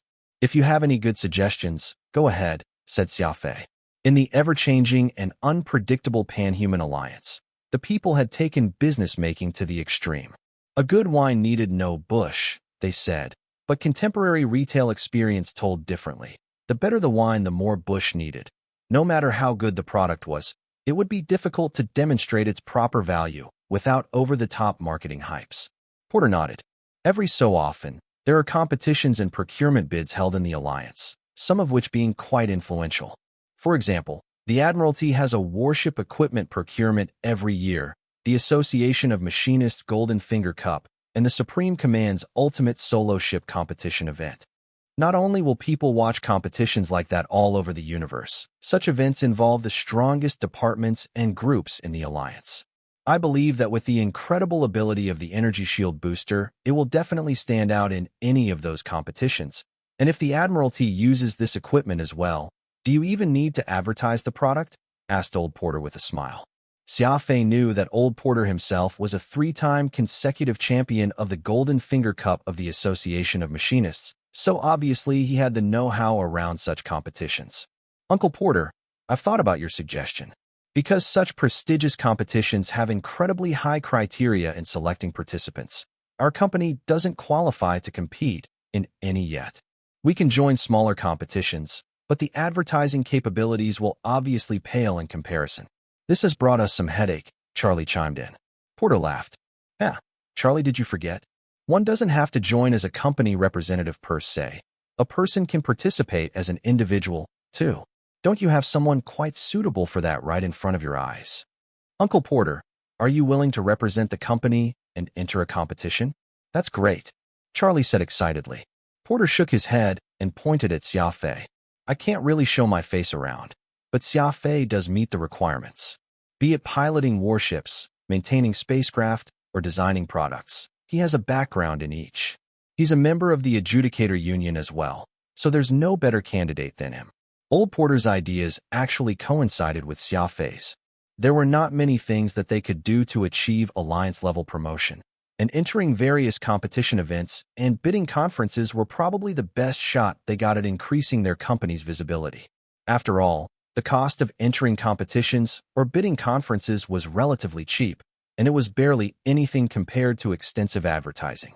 Moreover, they were showing off their products properly, which was many times better than exaggerated advertising. However, Xia Fei had not decided on which ones to sign up for. The Pan-Human Alliance was so big it was difficult to describe with words. There were many different organizations and parties that it was not realistic to join all of them. Xia Fei asked after a few moments of thought, "Uncle, you have more experience in this regard. Which competition should we join to get the best promotional effect?" Porter let out a hearty laugh. "You've asked the right person. When I was younger, I was really into these interstellar competitions, but sadly, I wasn't able to participate in all of them." They then settled in a quiet office. Xia Fei turned on a microcomputer, and old Porter started poking around on the projected screen and found a few grand-scale competitions that had started recently. "I think these are the most suitable ones," said Porter. "The Supreme Command's Ultimate Solo Ship Contest is about to start. This competition requires the participants to go through an elimination bracket using select types of ship and has no real requirements on retrofitting, allowing for any type of equipment. This is great for us. Usually, the organizers will have requirements for retrofitting, and as the Energy Shield Booster is a completely new product, it's entirely impossible to join the list of suppliers in such a short time. So we can only enter competitions that have no rules regarding that. Obviously, there are drawbacks to competitions like this one.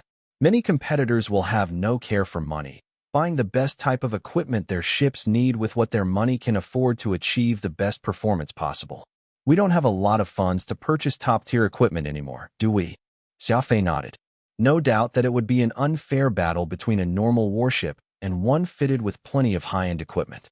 High-class equipment was way better than average equipment, after all. Xia Fei still had some funds in his account, but he could not just use them all to himself. Either way, it might not be beneficial to invest at all, for investing funds was like a bottomless pit, and there was always room for more money. Porter smiled. "We can try for this contest. Your warship is quite high-performing.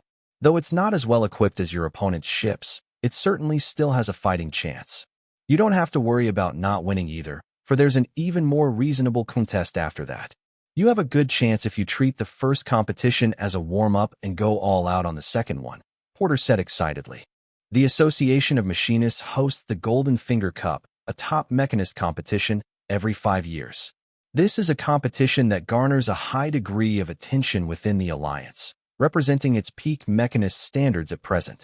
Plus, this particular event will be very beneficial to you, as the rules stated that every participant can receive 30 million star coins for the retrofitting of a small frigate.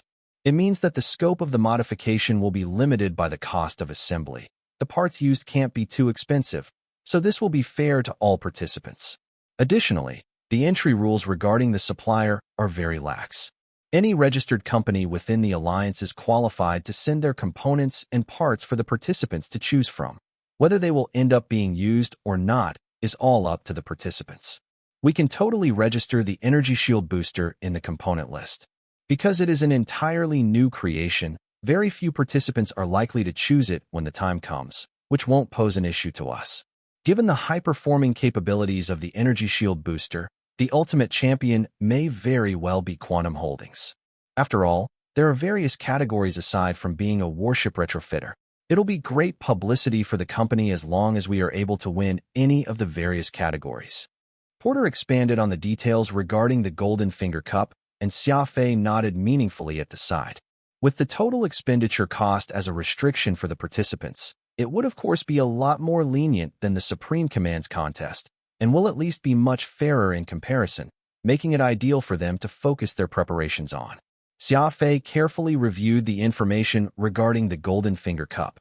This very renowned competition not only consisted of warship retrofitting, it also had machinery maintenance, circuit processing, and dozens of other events. Each and every one of these events would have a winner, and the competitor who won the most points out of all would become the overall champion.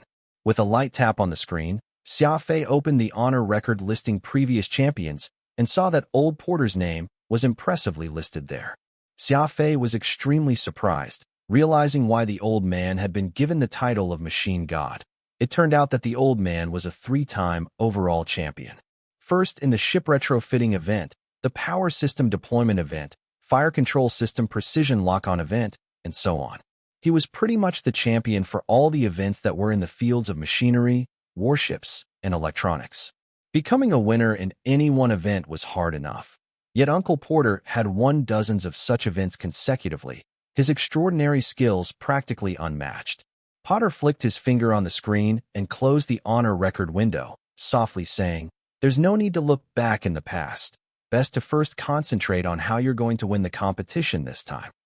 Xia Fei knew that Porter did not wish for people to learn that he was a 3-time overall champion, but Xia Fei was quick with his eyes and had already browsed through Porter's resume at that moment. Charlie, who was sitting on one side, had not yet realized it, and even if he did, it was very hard to imagine that the famed machine god of yesteryear would actually be this one-eyed old man here. "Let's do this then.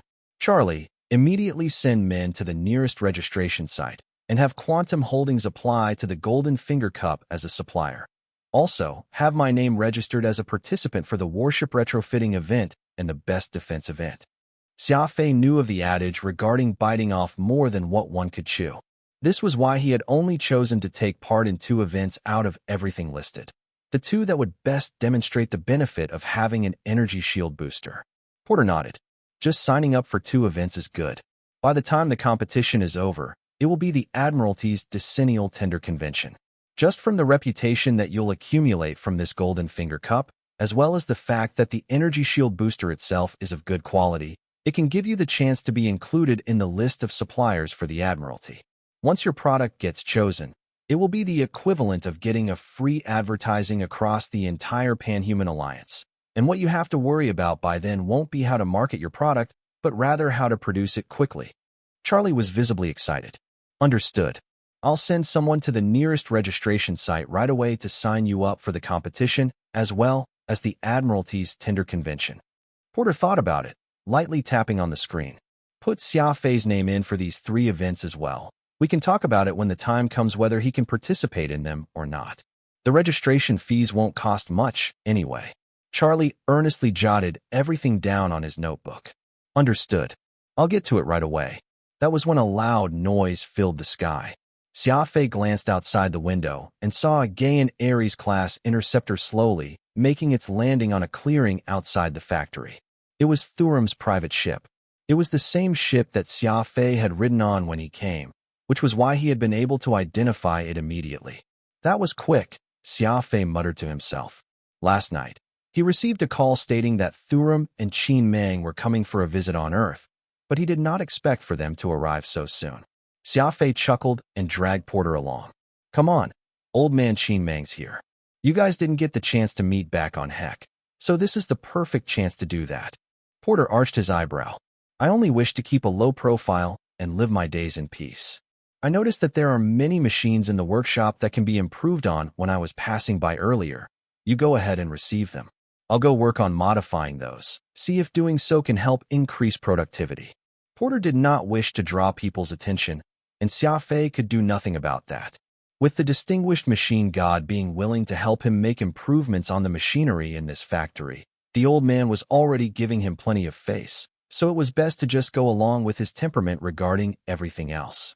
Xia Fei gave Charlie a knowing look, and the latter hurried over to Porter. "Uncle, let's head to the workshop together." "Sure," said Porter. Then the 2 left to get busy inside the workshop. Xia Fei drove his car out to welcome Qin Meng and Thurum to the factory's office. "Why not use a hovercar? This contraption of yours almost caused my old bones to crumble from all the just-ling," said Thurum as he exited the car, looking at Xia Fei's brand-new Land Rover with very disgruntled eyes. Xia Fei laughed. "Uncle Thurum, just bear with it. Earth's technology level is very low, and this is already one of our best off-road vehicles." Qin Meng rolled his eyes at Thurum, signaling him to keep his comments to himself, which was precisely what Thurum did. Because his bones had yet to condition themselves properly, the Ling brothers had to push Qin Meng into the office floor while he sat in a hover chair, but the old man remained fairly spirited, evidently very interested in Xia Fei's factory, even asking him questions about the place. Xia Fei led Qin Meng and everyone else to their spacious reception room, calling someone to bring in tea and snacks. "Old man, why did those doctors let you out when you've yet to make a full recovery?" Xia Fei jokingly commented. Thurum helplessly answered. This old-timer had no choice but to listen to the doctors then since his bones weren't doing so great. But now that he's been getting better, would there be any doctor out there who could stop him?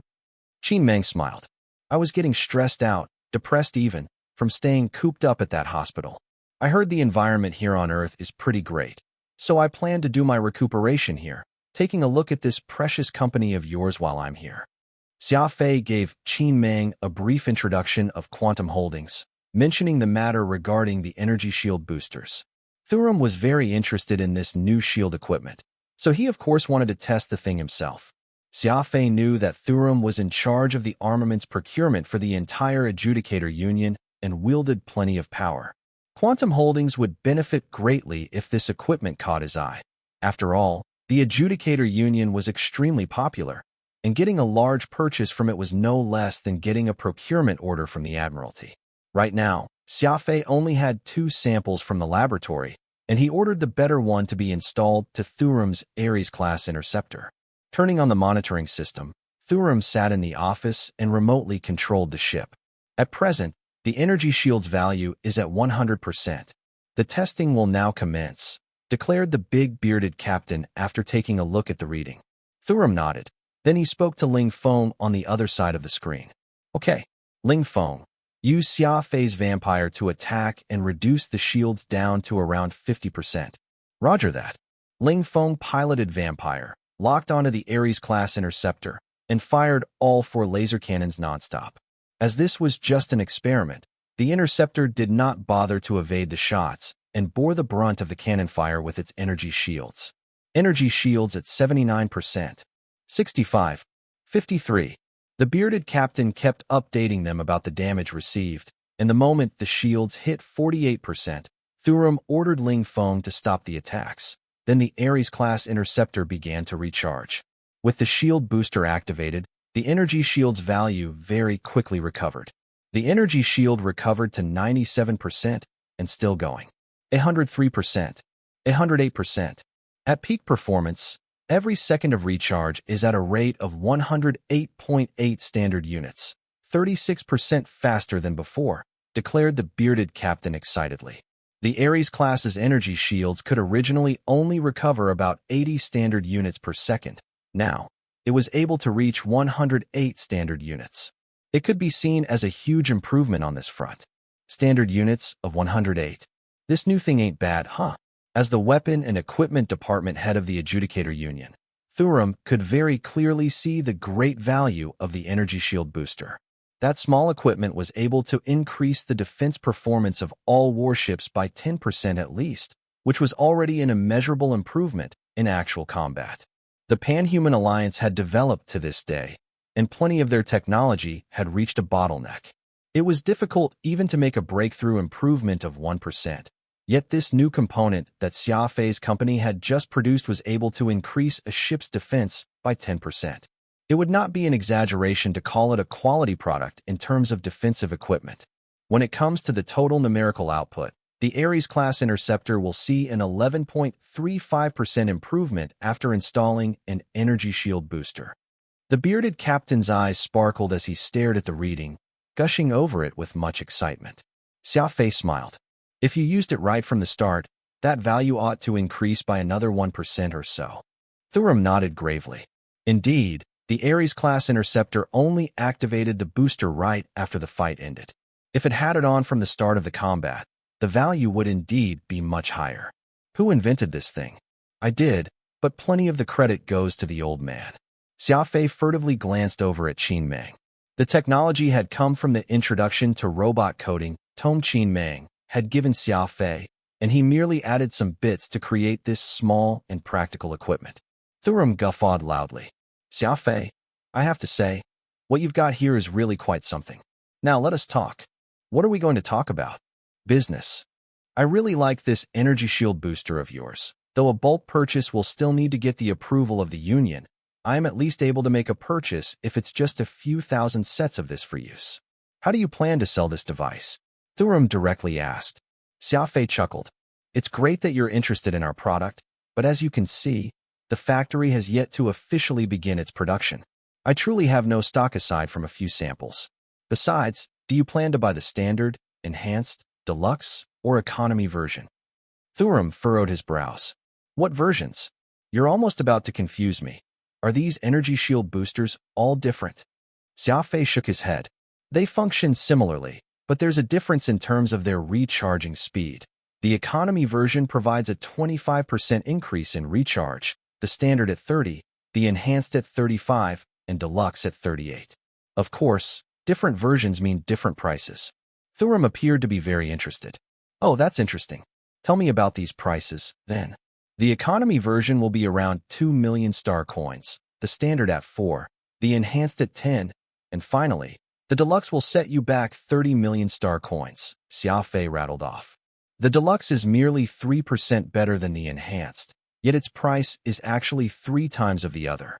Xia Fei, this is some shrewd pricing you've got there. Qin Meng laughed. Xia Fei feigned innocence. Old man, don't get me wrong. Though the difference is merely just 3%, there will be a significant increase in terms of the production cost of the product itself, on top of the difficulty of production, rising up to at least 5 times the price. Honestly, a 30 million price tag isn't at all expensive. In truth, the cost of every energy shield booster was merely around 1 million star coins, while the various versions were all a result of selecting the products made that fit the mark. The base cost did not differ. The only reason Xia Fei had priced his products differently was solely to differentiate them by performance, allowing him to maximize his profits. Thuram waved his hand dismissively. You're wrong saying that, old coot. To be able to increase a ship's defensive capabilities by 10%, several million star coins ain't nothing. How about this? I'll order 5,000 standard versions and 1,000 enhanced versions. Wait till I get my secretary to contact you. If the shield boosters are well received, perhaps I will have a huge surprise for you. Xia Fei nodded. Uncle Thuram, I have no problems letting you sign an advanced order, though I can't guarantee when I can deliver the goods. What nonsense.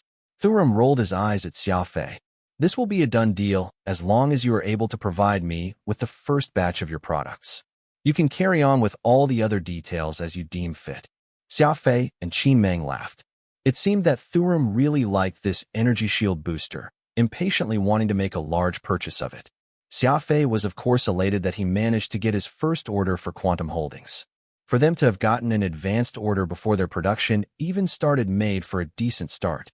Xia Fei could not help but feel totally confident of Quantum Holdings' future with this. If he could also get that Doppler radar system he had gotten in the Dark Abyss into production, Xia Fei was almost positive that Quantum Holdings would be able to find itself a spot in the vast universe. There was also Harris's genetic research.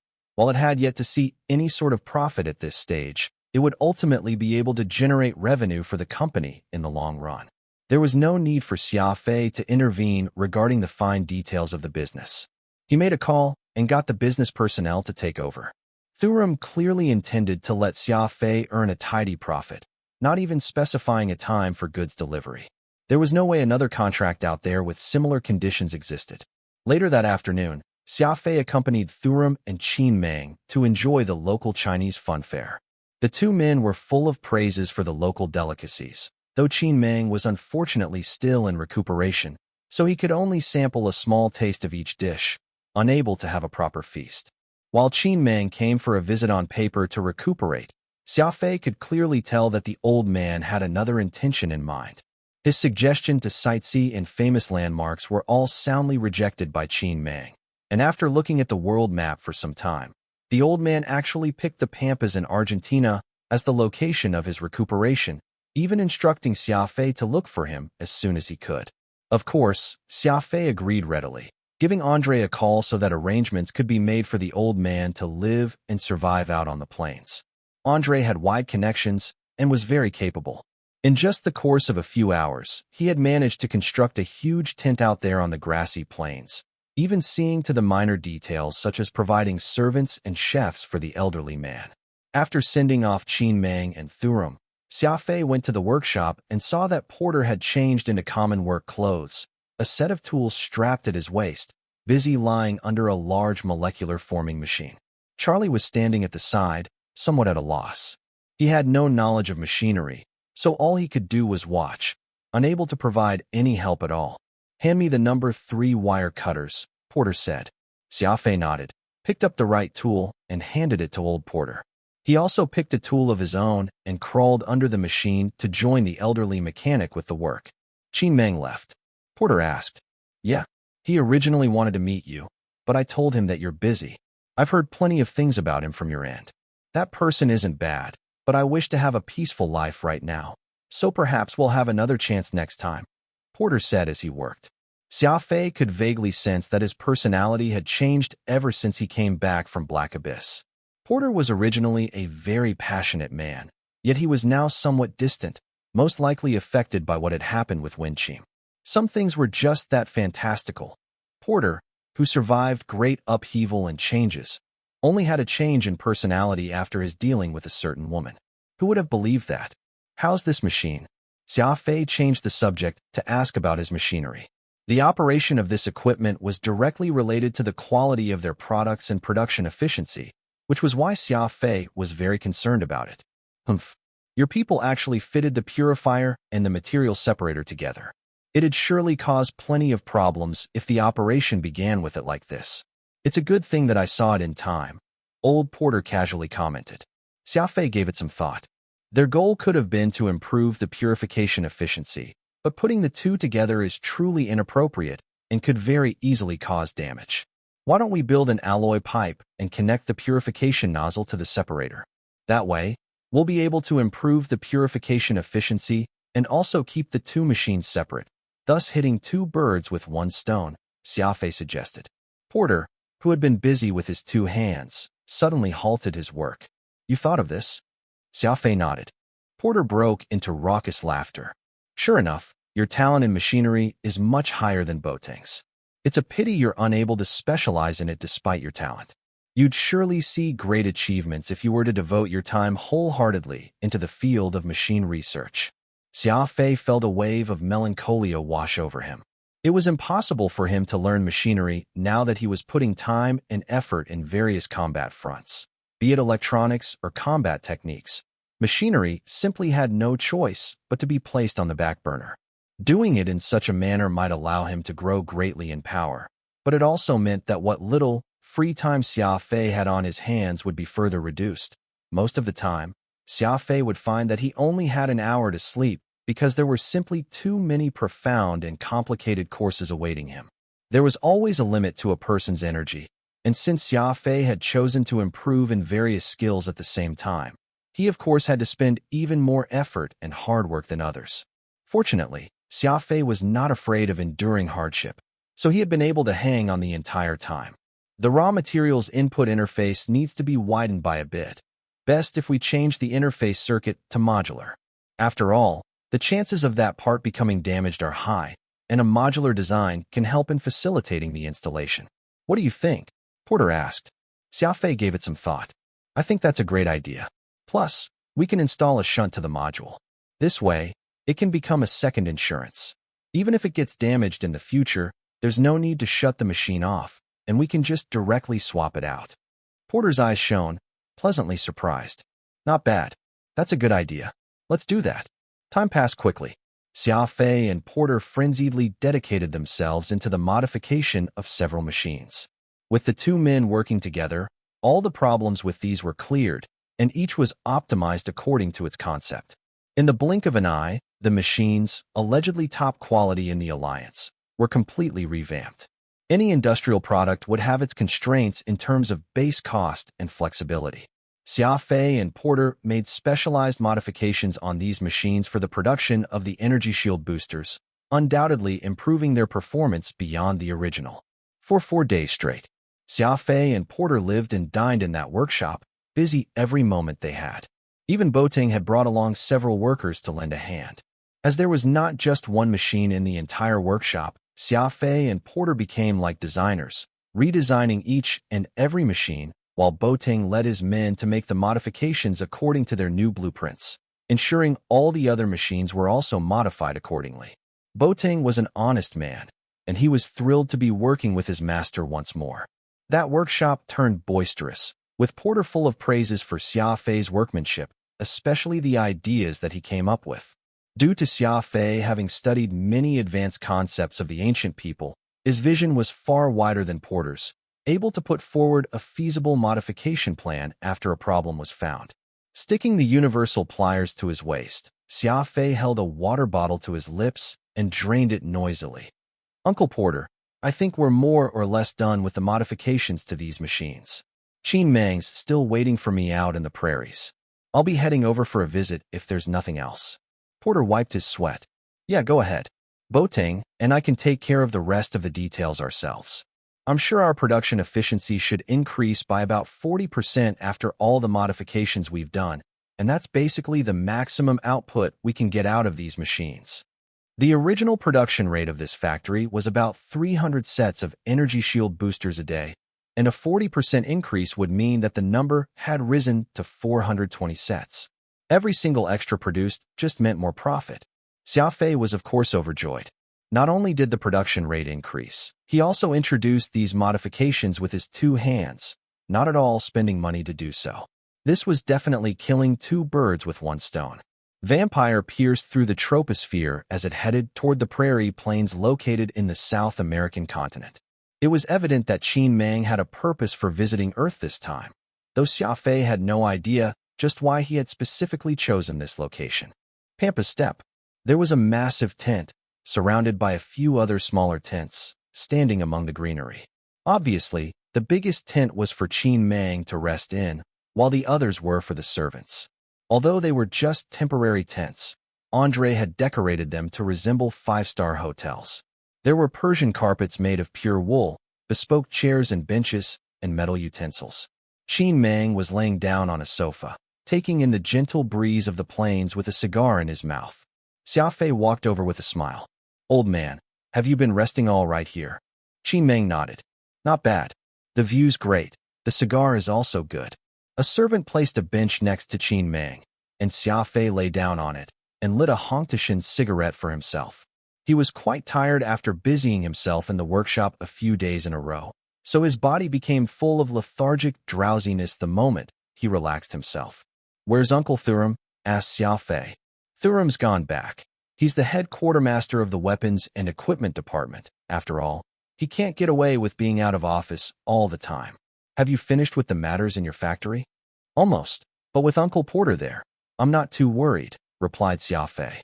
Porter is the machine god, after all, so of course he has the capabilities for that.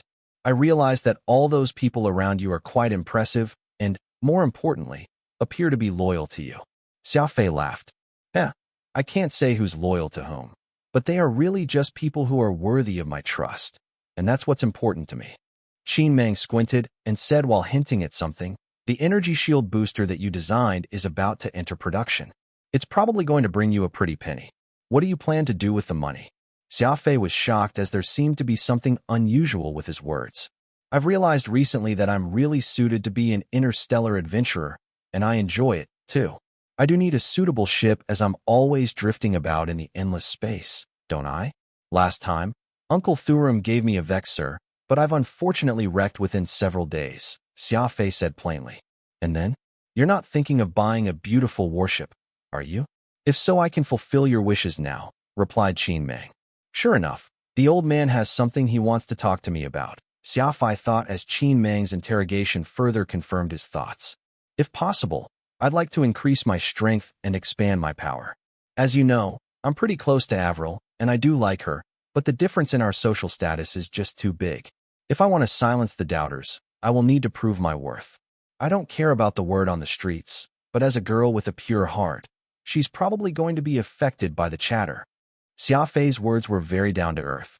A man was capable of loving and hating, and Xia Fei, who was not one to shy away from his affection toward Avril, had even started thinking about her situation more.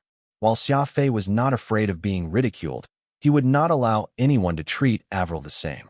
Qin Mang nodded and took a puff of his cigar, but not down into his lungs. He had not resumed smoking for long, so he was not quite used to the strong taste of the cigar. If you really want to be successful, you'd best set your emotions aside, Qin Mang said profoundly. Xia Fei furrowed his eyebrows. Old man, are you hoping that I'll cut ties with Avril? Qin Mang nodded slightly, not saying anything. Xia Fei thought for a few moments before saying, although I don't know why you're telling me this, forgive me as I can't do that. I wouldn't have cared if I'd never known Avril from the start. I don't mind being alone either, but I'm on pretty good terms with her right now, and it'll be shameless of me to break it off suddenly, which is a waste of her good intentions. Logically or emotionally, I can't justify it. Xia Fei was quite stern. It was not every day that a man got to meet a nice lady, and once he met one, he certainly should not let her go so easily. Xia Fei knew this and thus sternly rejected Qin Meng's suggestions. What if I gave you an offer that no one could refuse? Qin Meng asked with a smile. Xia Fei shook his head. Old man, I wouldn't change my decision even if you were to gift me the entire universe. You're always saying that in order to achieve a goal, we have to sometimes be willing to give things up. Why can't you give things up this time? This is a huge temptation, enough to make anyone waver, Qin Meng said, unsatisfied. What I meant about giving up before was when I had yet to make my choice.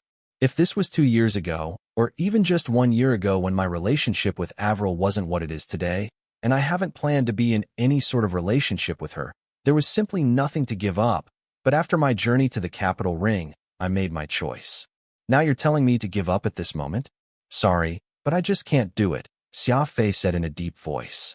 Qin Meng let out a hearty laughter all of a sudden. You know, I just like the fact that you say something and you mean it. Since you've decided not to let go, that means you're prepared to face any challenge.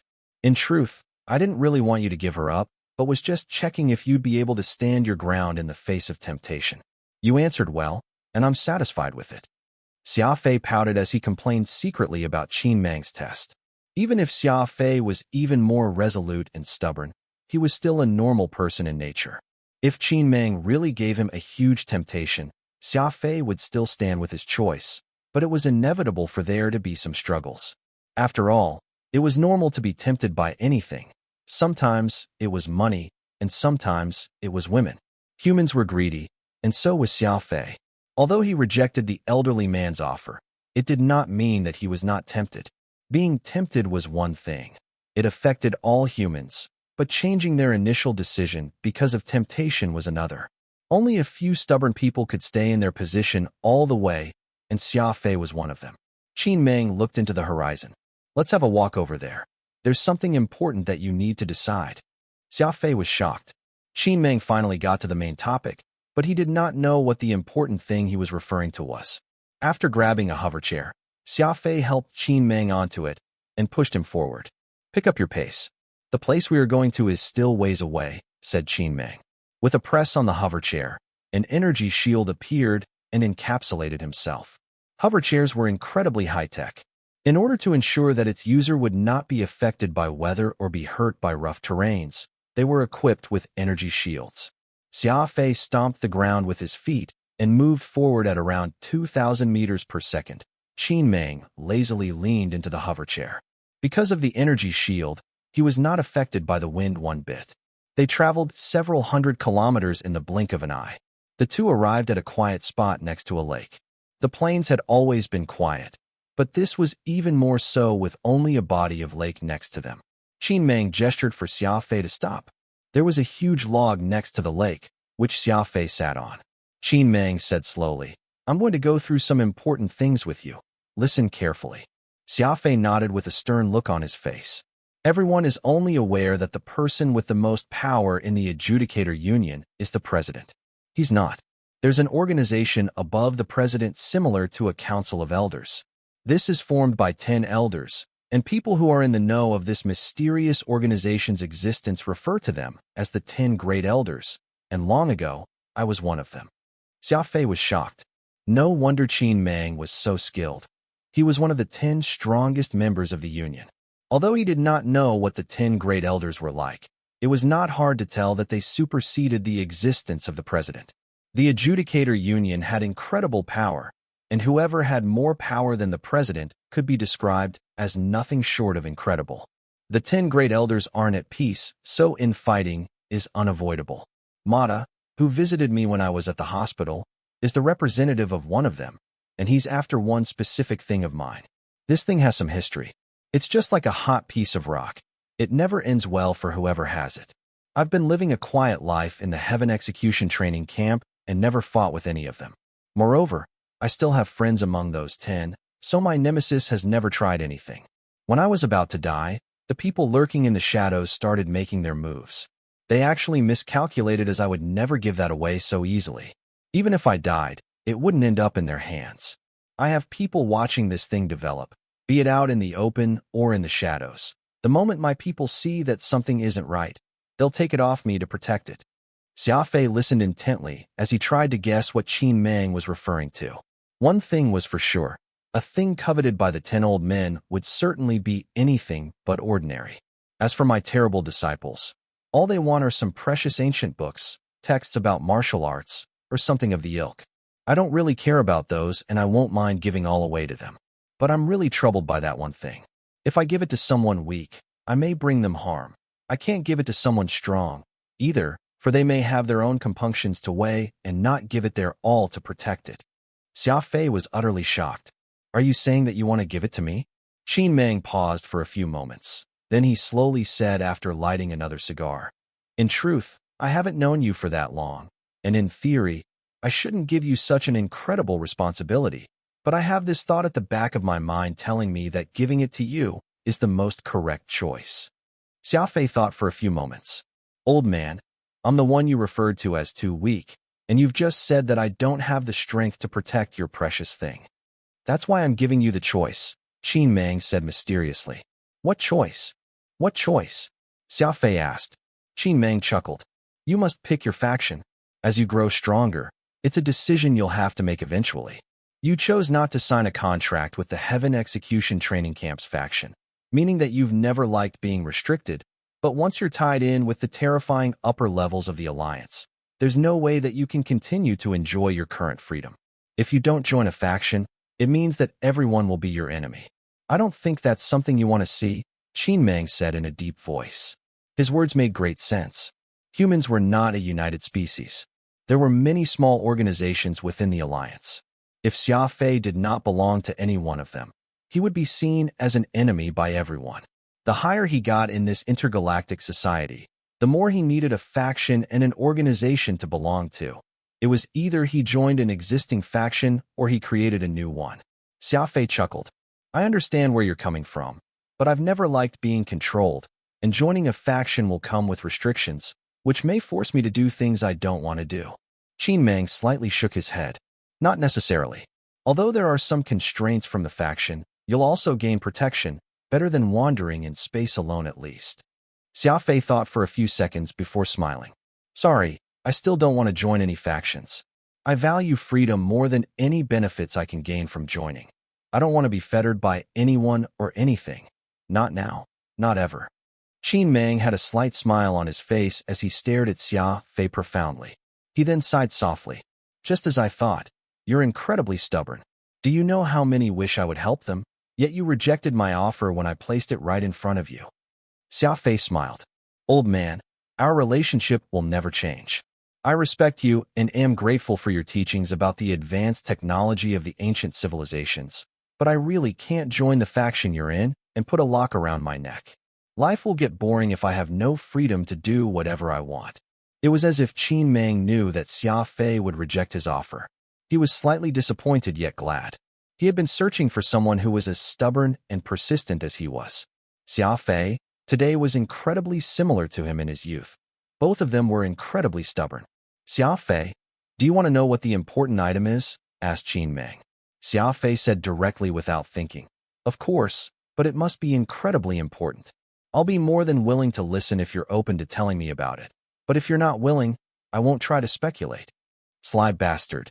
Qin Mang jokingly scolded Xia Fei. He then said after clearing his throat, there are many sentient life forms in the universe, and nobody knows how many different races there are, but all these sentient life forms have one thing in common. They have a similar brain structure. This caught Xia Fei's full attention. He had heard of a similar theory from the mad scientist, Harris. Thinking about it now, ever since day one of stepping into the Alliance, he had felt that everything had a weird connection to the mysterious seventh brain region, the extinct ancient civilization, and the weird, sentient life forms. It appeared in most things that happened. This was now something he could not get out of his life, like a prison that he frequented, becoming a problem that seemed to follow him wherever he went. It was almost as though the fates had decided that Xia Fei would constantly have these weird encounters long ago. However, of all sentient life, only humans manage to keep their seventh brain region. The other beings have lost theirs long ago. Outside of this, humans are no different from the rest of them. I've been looking into the ancient civilization and the other relatively unknown sentient beings since a long time ago, and I realized that, outside of our similar brain structure, there's only one other thing that is incredibly similar: technological advancements. No sentient being had been able to reach a new height in terms of technology. The ancient humans were destroyed by robots, the ancient charlottes were destroyed by war, and so on and so forth. That's incredibly weird. In the long history of sentient beings, how was none able to achieve the next great technological advancement? This had greatly troubled me. Therefore, I spent a large amount of time looking for traces of the ancient civilization, not just the ones left by humans, but also those by other intergalactic races. Just as you said moments ago, becoming an interstellar traveler to understand the ancient civilization's technological limits had once been my desire as well.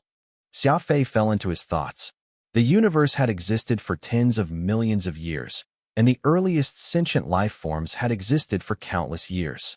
If it was as Qin Mang described, that it was a norm for the ancient civilization to destroy themselves once they reached the extremes of their technological advancements, it would just be absurd.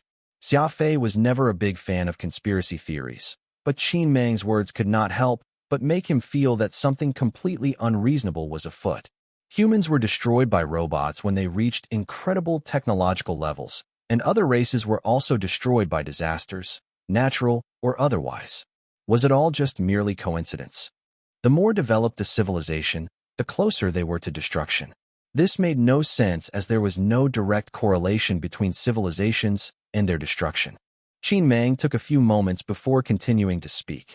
Although I didn't get to the bottom of this mystery, one time when I was at the ruins of an ancient civilization, there was a tombstone that said, "Civilization starts from sentience, as is destruction with the god of Titan. Only by seeking asylum with the god of Titan can lives be saved from the claws of demons." Xia Fei was shocked at the mention of the word Titan. The massive warship that Xia Fei discovered in the Black Abyss was called Titan. That Titan was destroyed by other Titans, and the civilization that produced that warship may well be extinct. Destruction and the god of Titan. Could they have anything to do with these massive warships? This got Xia Fei quite uneasy, devoting 110% of his attention as he listened inattentively. Qin Mang looked at Xia Fei. It was unexpected that Xia Fei would be so interested in his story, and there even seemed a bit of surprise in his eyes. From what I deciphered, the grave belonged to was once an incredibly important person. He seemed to have something to do with the interstellar development. I've only taken a quick look at the epitaph, and I didn't take it seriously, but I completely changed my opinion of that when I later found ruins of an ancient human civilization. It was the ruins of what was once the Ancient Human Strategic Research Institute. When I discovered it, I saw a familiar name, Titan. I carefully read through the confidential files in the institute. Turns out that the ancient humans had predicted that their lives were coming to an end, so they were giving it their all in researching a warship called Titan. They used a large amount of manpower to search for traces of Titan. It's almost as if the ancient humans were certain that some unknown power would soon annihilate them, and in order to preserve themselves, they were seeking the legendary Titan blueprints to produce that super warship in mass quantities. Qin Mang described in detail. Xia Fei was completely shocked yet again. Old Porter had also discovered an ancient human base that was built to find the blueprints of the Titan-class warship. This matched Qin Mang's statements. But Old Porter did not know that the human civilization had been using great amounts of their resources to find the location of the blueprints of the super warship. He and Xia Fei both thought that they were driven by curiosity. It was incredible to hear Qin Mang talk about this. It turned out that the ancient human civilization had frantically sought the blueprints of that Titan because they knew that their destruction was imminent and were trying to change their fate. Xia Fei could not help but be excited. His finger was shaking, and he was extremely unsettled. I finally realized after getting my hands on this confidential document that the god of Titan on the epitaph isn't a god worshipped by other sentient races, but a super warship that can destroy the universe? Xia Fei asked after a few moments of thought. Old man, could there be an inevitable connection with the Titan and the end of a civilization? Qin Meng shook his head. Unfortunately, the information I received isn't complete. Moreover, even the ancient humans themselves were unable to explain why they're looking to produce Titan, as if it's the only way to prevent the destruction of the human race. That's unfortunate. Xia Fei slapped his thigh. The lack of an answer to the riddle left Xia Fei unsatisfied. Same here. I'm quite dissatisfied that I couldn't solve this secret mystery, and that's why I gave it my all to search all over the universe for traces of it wherever I could. This was also how I ended up becoming afflicted with the six-winged Skylord's poison in my body.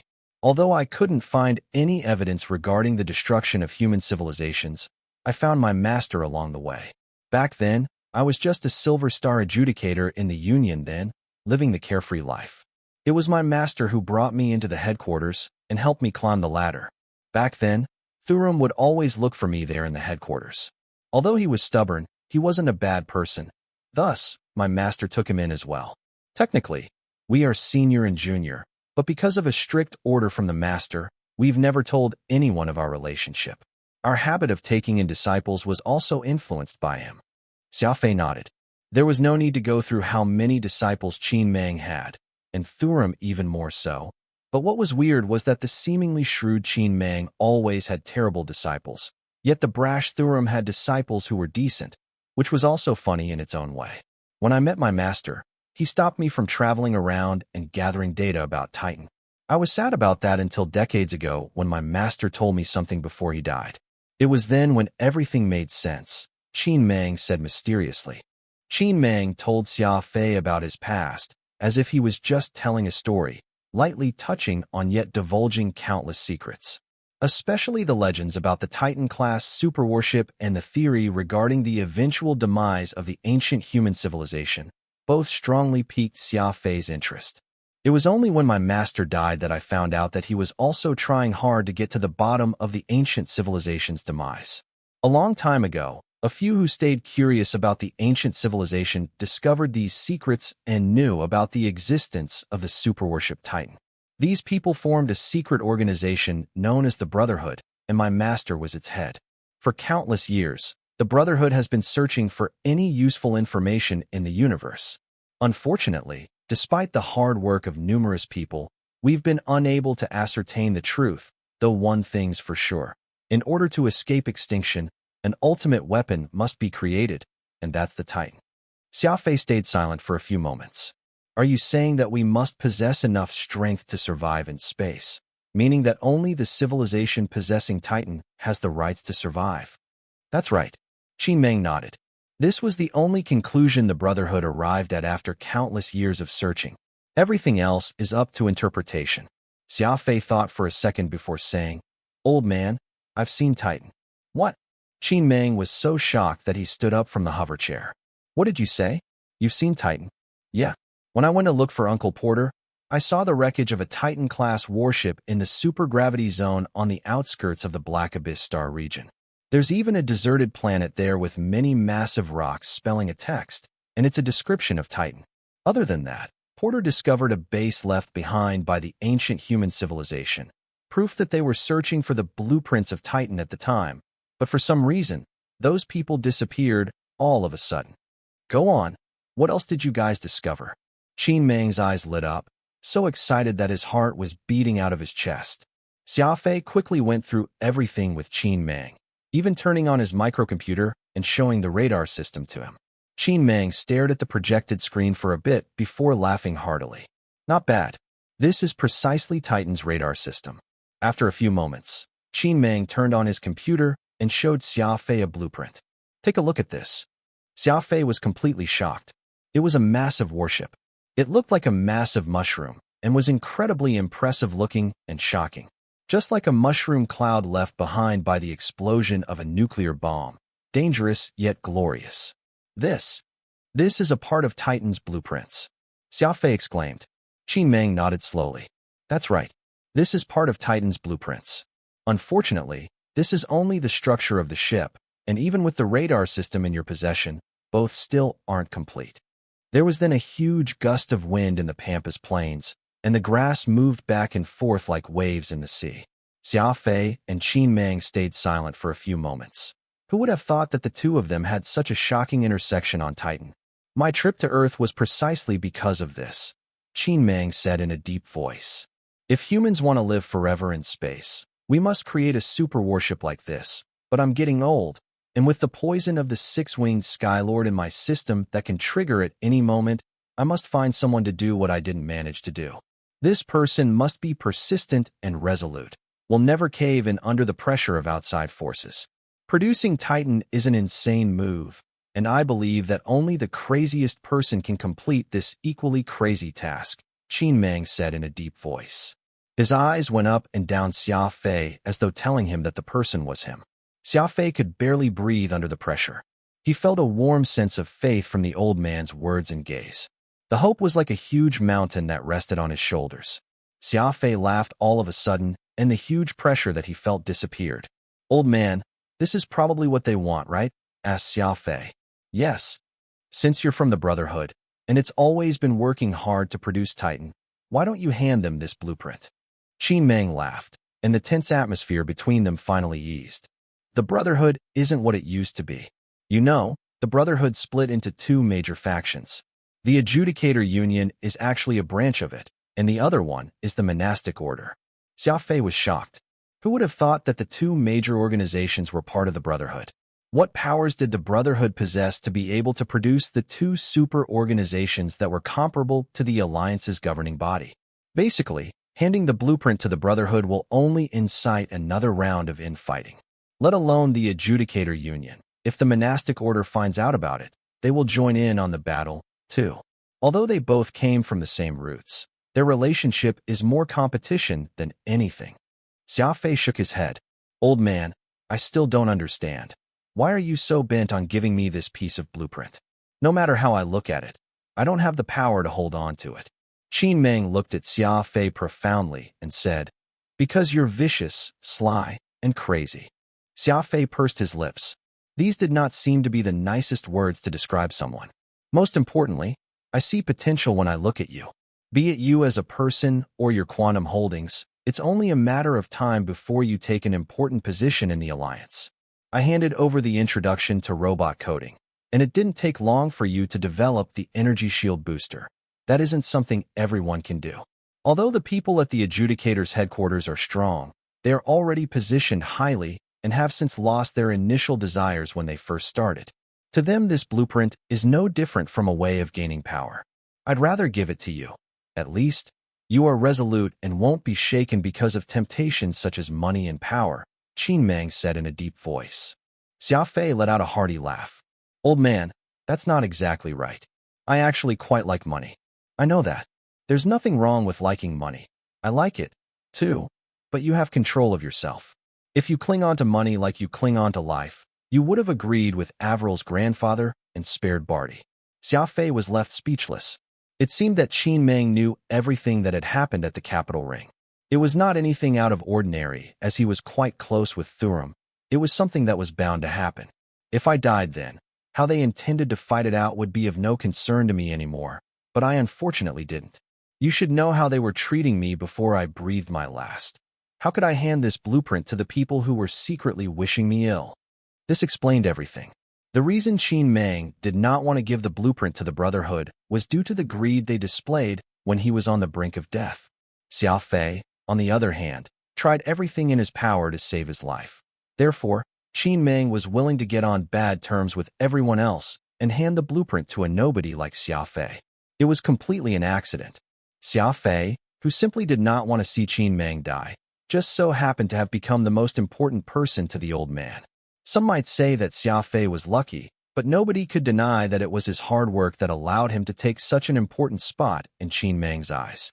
Xia Fei smiled. Old man, you did not plan to give me this blueprint originally, did you? Yes. Qin Meng nodded. I only wanted to leave a few books to you, thinking that you may have some use for them in the future. I planned to leave the blueprint to the Brotherhood, but I changed my mind upon seeing that they were out for it before I even died. Xia Fei paced along the lake for a bit and took a drag from his cigarette. Obviously, he was interested in the super warship Titan, But if he really accepted this blueprint, it would be like accepting a ticking time bomb. He would automatically be on everyone's list. Qin Meng took out a memory card, the size of the fingernail, from the microcomputer. "This is a copy of the superwarship's blueprint," said Qin Meng. "I've told you what I need to, and now you have two choices. If you reject this offer, you will lose the only chance you have of getting it. If you accept it, from today onward, it'll be your goal to produce the Titan-class warship, and you'll never steer away from it," Qin Meng said in a deep voice. "Copy?" Xia Fei asked. "Heh, you couldn't be thinking that I'd give you the original, could you? That'd do you more harm than good. The original will always be with me. It'll be like a double failsafe. If the people at the Brotherhood fail to complete the construction of Titan, at least you'll be working toward that end, allowing me to rest in peace." Xia Fei thought for a few moments and grabbed the tiny memory card from Qin Meng's hands. Although the chip was tiny, it weighed a ton in Xia Fei's heart. It was not just a memory card or a blueprint, but all of Qin Meng's hopes. "I promise," Xia Fei said plainly. Qin Meng smiled. "We've chatted quite a bit today. I'm a bit tired now. Could you take me back?" "Sure." Xia Fei quickly pushed the hover chair back to the camp. Qin Meng then rested on his bed without a mention of it, whereas Xia Fei was deep in thought outside. "Congratulations," Phantom said, smiling. "Why? You got the blueprint to the Titan and found out about so many secrets. Isn't that worth congratulating?" Xia Fei shook his head. "It's not always a good thing to know more. Moreover, I'm afraid that I may never be able to take a break with the blueprint in my hands." Phantom smiled. "It's not that bad. Since it's such an important thing, it may be a good thing if you try to finish it." Xia Fei felt that he had gained a new mission in life. Although the Titan-class superwarship was still quite far away, Xia Fei could not help but be excited for it. Building the strongest warship in the universe. What an incredible goal. Xia Fei pensively pursed his lips as he muttered to himself. Xia Fei could barely sleep as he was quite stressed by the Titan-class blueprint Qin Meng had given him. Having only collected the structure and radar system of Titan, it was far from complete. In order to produce a similar superwarship, he must at least gather the firing, weapons, reactor, and propulsion systems. It would be extremely difficult to build a whole Titan even with just these two pieces of blueprints, as building a behemoth of over 15 billion cubic meters was no easy task by any means. Even the four big warship companies in the alliance did not have the capabilities to do such a thing. So what more of Xia Fei himself? Either way, setting aside the long production time, the money required would also be shocking. No matter how one looked at it, the Titan-class warship was still quite far out of his capability. Xia Fei was also quite bothered by the legend of the destruction of civilizations. What kind of power was secretly controlling all beings in the universe, letting them grow only to be eventually destroyed? It was late at night, and Xia Fei received a call from Avril. The girl shown on the projected screen looked as cute as usual. This was when Xia Fei realized. Was he not trying hard in life so he could protect the people around him? Xiaoyu's disappearance had greatly impacted him, making Xia Fei more resolute.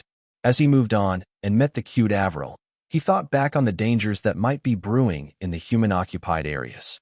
Xia Fei suddenly realized that he was actually quite close to all these wonderful things, which he never wanted to see hurt in the slightest bit. It was early in the morning when Xia Fei left the tent. There was a light fog this early in the plains, making it difficult to see far. Crystal-clear droplets slowly slipped off leaves, and the chirping of insects could be heard through the fog. "Aren't you up early?" Qin Meng approached Xia Fei in his hover car. "Aren't you the same?" Xia Fei replied with a smile. Qin Meng smiled too. "It seems that you're doing all right. I thought that you'd be too excited to sleep. When I got this blueprint, I was so excited that I couldn't sleep for a few nights. I actually didn't sleep, but I learned something when I received Avril's call yesterday." "Oh," Qin Meng asked curiously, "what did you learn?" "It's nothing. A super warship like Titan is every man's dream. If I ever get the opportunity to realize it, of course I'll give it my all. It doesn't matter that the goal is still quite far away, but it's never a bad thing to have dreams." After having breakfast, Xia Fei returned to New York on his vampire and arrived at Andre's mansion. Xia Fei was not directly involved with the running of Quantum Holdings, so he would often discuss things with Andre. Charlie, who had gone to the third factory in Asia to check things out, hoped that work could be done as soon as possible and start production.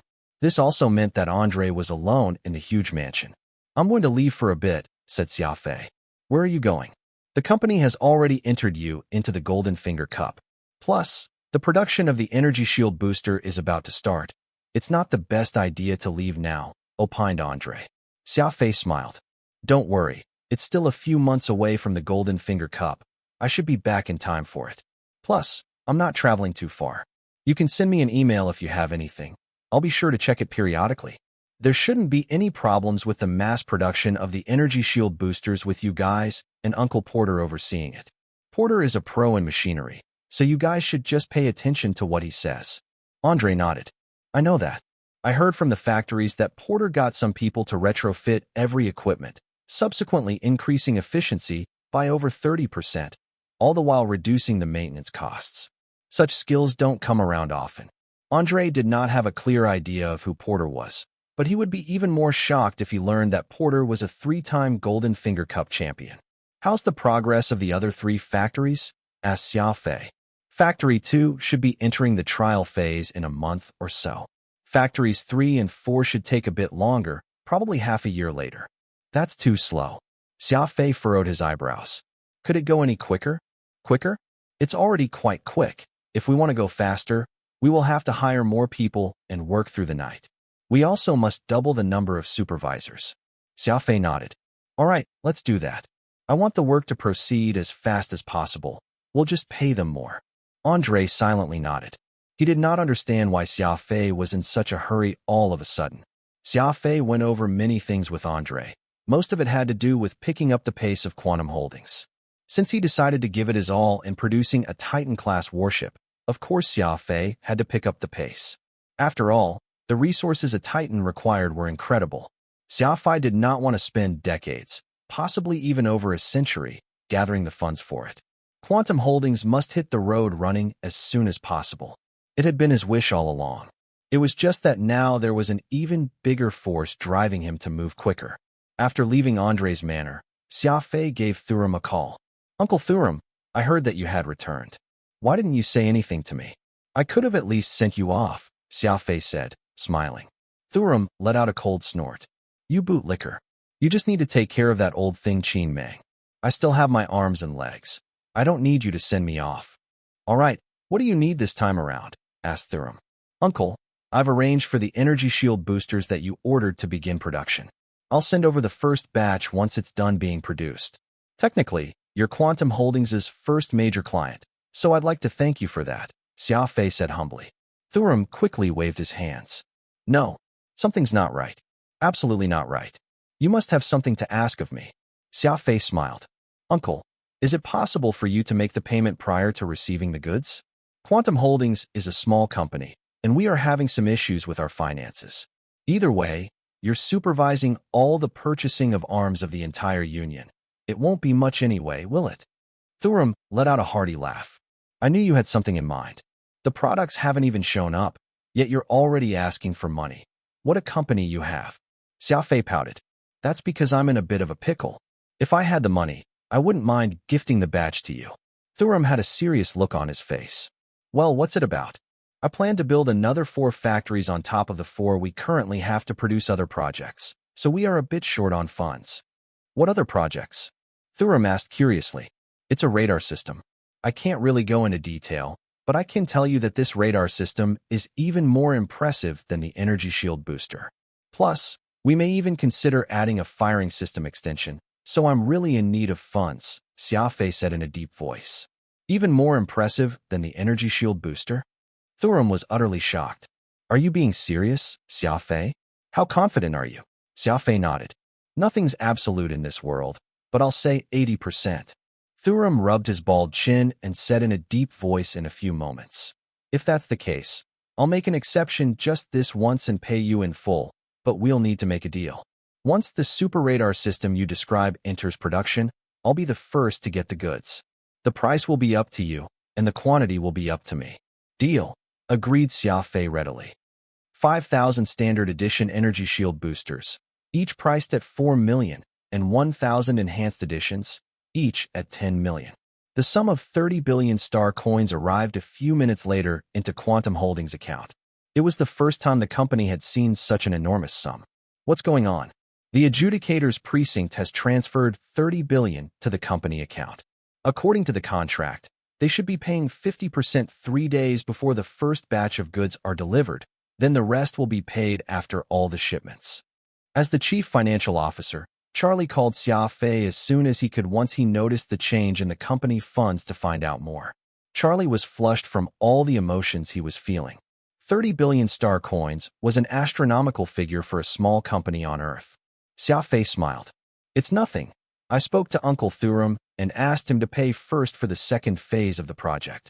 Second phase? Why haven't I heard of it? Asked Charlie.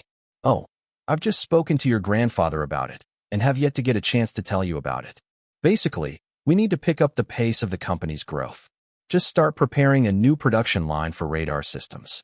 Uncle Porter will tell you what equipment we need, Xia Fei said firmly. The radar blueprint Xia Fei possessed was found by old Porter, so he had a good grasp of the details. There was no better choice than having him tackle the technical troubles. Charlie felt dizzy. Before the excitement from the first major order of the company died down, Xia Fei had already started a second project. This was an incredible speed as, a few months ago, Quantum Holdings was still a small company producing low value-added products with an average profit margin of less than 10%. Now, there was a sum in tens of billions. How could Charlie not be excited for it? All right, I trust that you have made your decisions. I'll start a team to prepare for the radar product, and I'll try and begin building the factories as soon as possible, said Charlie. Charlie trusted Xia Fei's decision. Quantum Holdings had become what it was today under Xia Fei's lead, after all. All right, but don't bother building a new factory. It's a huge waste of time. We can stop producing the low-profit projects. The growth of the company will no longer rely on the low-valued products. Haven't you been thinking about doing a product upgrade? Now's the time, Xia Fei said in a deep voice. Charlie was shocked as he felt an unusual force in Xia Fei's tone in his confidence to bring the company to new heights. Understood. From today onward, Quantum Holdings will go full speed ahead, Charlie said excitedly. In space, Serum was on board his Ares-class interceptor, traveling back to the capital ring at high speed. The journey to visit Qin Mang in the Indero Star region, which had him setting aside everything, was sort of a holiday to him. After all, he was not the type to stay in the office. If possible, Serum wished that he could travel around like Xia Fei did, living a life where no 2 days were the same. After ordering his secretary to pay off all the outstanding funds to Xia Fei, Serum scratched his bald chin and smiled to himself for a few moments. Sure, the headquarters had the money. The funds he was managing just in the weapons and equipment department were in the trillions each year, but what made him happy was Xia Fei's change of pace. After a few moments of thought, Serum decided to video call Qin Mang. Old thing, Xia Fei just spoke to me a few moments ago, Serum said, smiling. Oh, what was it about? Asked Qin Mang. The kid wanted me to pay my outstanding procurement order for the expansion of his company. Seems that your plan worked well. It's as if Xia Fei was a whole new person. He seems extremely excited. Qin Mang nodded. Xia Fei has always been a curious one. It's just that he's never had any specific goals other than trying hard to get stronger. Although it's not a bad idea, it's a bit too general. With me giving him a clear and specific goal, of course, he's now more proactive. Serum let out a heart laugh before lowering his voice. Still, it's just as you said. If Xia Fei's really working hard because of that, it's a good thing whether he succeeds or not. Surely, they wouldn't have thought that you would do such a thing. Qin Mang curled his lips and said plainly, I wanted to be unpredictable. Everyone would think that, after being revived, I would hold it closer than ever, but I quickly passed it to Xia Fei on purpose. It's just that he's not fully developed. I still can't tell if he'll have the ability to protect himself before I die. Serum sighed. I thought you would change as you got older, but you're still the same, living Hades you're known for during your prime. Anyone who dares get on your bad side can never rest easy. Vampire broke free from Earth's orbit and headed toward the endless space. The interplanetary internet for VIP users had incredible functions. It was not long before a bunch of results about the 6-leaf rain lotus appeared. Xia Fei inspected the results on the projected screen. A VIP user could query all of the alliance, so the results were a good representation. But the price in the tens of billions made Xia Fei quite uncomfortable. Forget it. There's bound to be a six-leaf rain lotus in that place I told you about. When I was training there years prior, I found it in a valley. At the time, the few rain lotuses were still growing and not ready for picking. They should have matured by now, said Phantom. Xia Fei nodded and entered the destination in the navigation panel. It was not just the development of quantum holdings that needed to be fast-tracked. Xia Fei's training also needed to be improved. Just thinking about the legendary Titan-class warship was enough to make him incredibly excited.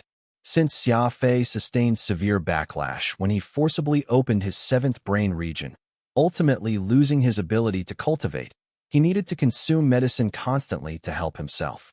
Luckily, Xia Fei found a plant called Skywing Firebird on Heritage Planet, which helped him to reach the Star Domain Advanced stage and even let him be considered to be of the even higher Star River rank, as well as obtain a second ability, psychokinesis. Successfully cultivating two abilities to such a degree like what Xia Fei had obtained was an unprecedented achievement, so there was no experience or anything that could guide Xia Fei's cultivation. As the first dual ability user, Xia Fei had to rely on himself to explore and practice his skills. Through these, and after obtaining two abilities, his training grew even faster. Even his ability to absorb medicine was greater than before. More importantly, Xia Fei discovered that his originally damaged seventh brain region was slowly recovering. Perhaps he would be able to increase his rank without needing any medicine at the cost of a slower cultivation speed in the future. Phantom estimated that it would take at least 1,000 years to heal his seventh brain region with the rate this was going. Xia Fei laughed at the slow rate of recovery, yet he did not give up hope. Once fully opened, the mysterious seventh brain region would develop in unexpected ways. The average people could not obtain two abilities, yet Xia Fei had managed to do so. Phantom had once said that Xia Fei's brain damage would never heal. Although it had not fully recovered, at least it was developing in the right direction. Xia Fei could not begin to tell what his seventh brain region would give him, and for now, all he could do was wait. Currently, the toxins in his body were slowly disappearing, and it was time to consume the next batch of medicines. Thus, Xia Fei followed Phantom's instructions and started searching for that weird and wonderful plant called the six-leaf rain lotus. I can probably reach the upper end of Star River rank after this batch of medicines, right? Xia Fei asked as he lit a cigarette. Phantom nodded. If we really find the six-leaf rain lotus, I believe it's enough to reach Star River rank, possibly even break the barrier of 10,000 meters per second. This is a hurdle. There are many speed ability users out there who have never been able to break this speed limit their entire lives. Xia Fei gritted his teeth and said in a deep voice, "No matter what, we'll see after we obtain the six-leaf rain lotus." Phantom pressed his lips together, for he was slightly worried. The six-leaf rain lotus grew on moist and rainy planets. It took hundreds of years to germinate and thousands of years to flower. It was an extremely rare medicinal shrub. Now that Xia Fei was able to utilize such rare materials, if he wanted to continue to cultivate, he would have to search for even rarer medicinal herbs, and it would only get harder from here. After returning to his room, Xia Fei practiced his crafty thrust. As he became more familiar with these sorts of assassination techniques, the time he spent training crafty thrust also shortened. It was just like doing revision every day. After a quick practice, he shifted his focus onto the two other important techniques, psychokinesis and the Beast Spirit Codex. Psychokinesis would improve along with the improvement of his speed ability. Comparatively, speed ability was quite simple, and there were not any shocking techniques to it. After all it did was improve agility and reaction time. Psychokinesis was quite different. Other than brainwave control, there was something else just as important: skills. Demon Axe was one of the said skills. It was a burst-type skill, dramatically improving the strength of brain waves for a few moments, allowing forceful and explosive manipulation of objects. However, this put a great strain on the brain and could cause irreversible damage. Xia Fei, who had strong control of himself, never used Demon Axe if he could avoid it. Before his psychokinesis reached Star River rank, forcing its usage would certainly cause some sort of damage, and the gains were not worth the losses. Xia Fei shut his eyes, his brain waves emanating from him like many invisible tendrils of energy. His psychokinesis was incredible, and anyone who barged into his room would certainly be shocked, for the books, tables, and chairs were flying around the room under his control. It was just like a game.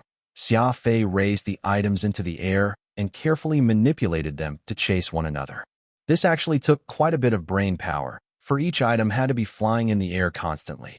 Even manipulating Celestial Moon was not as difficult since it comprised 18 disc blades that would charge toward one target.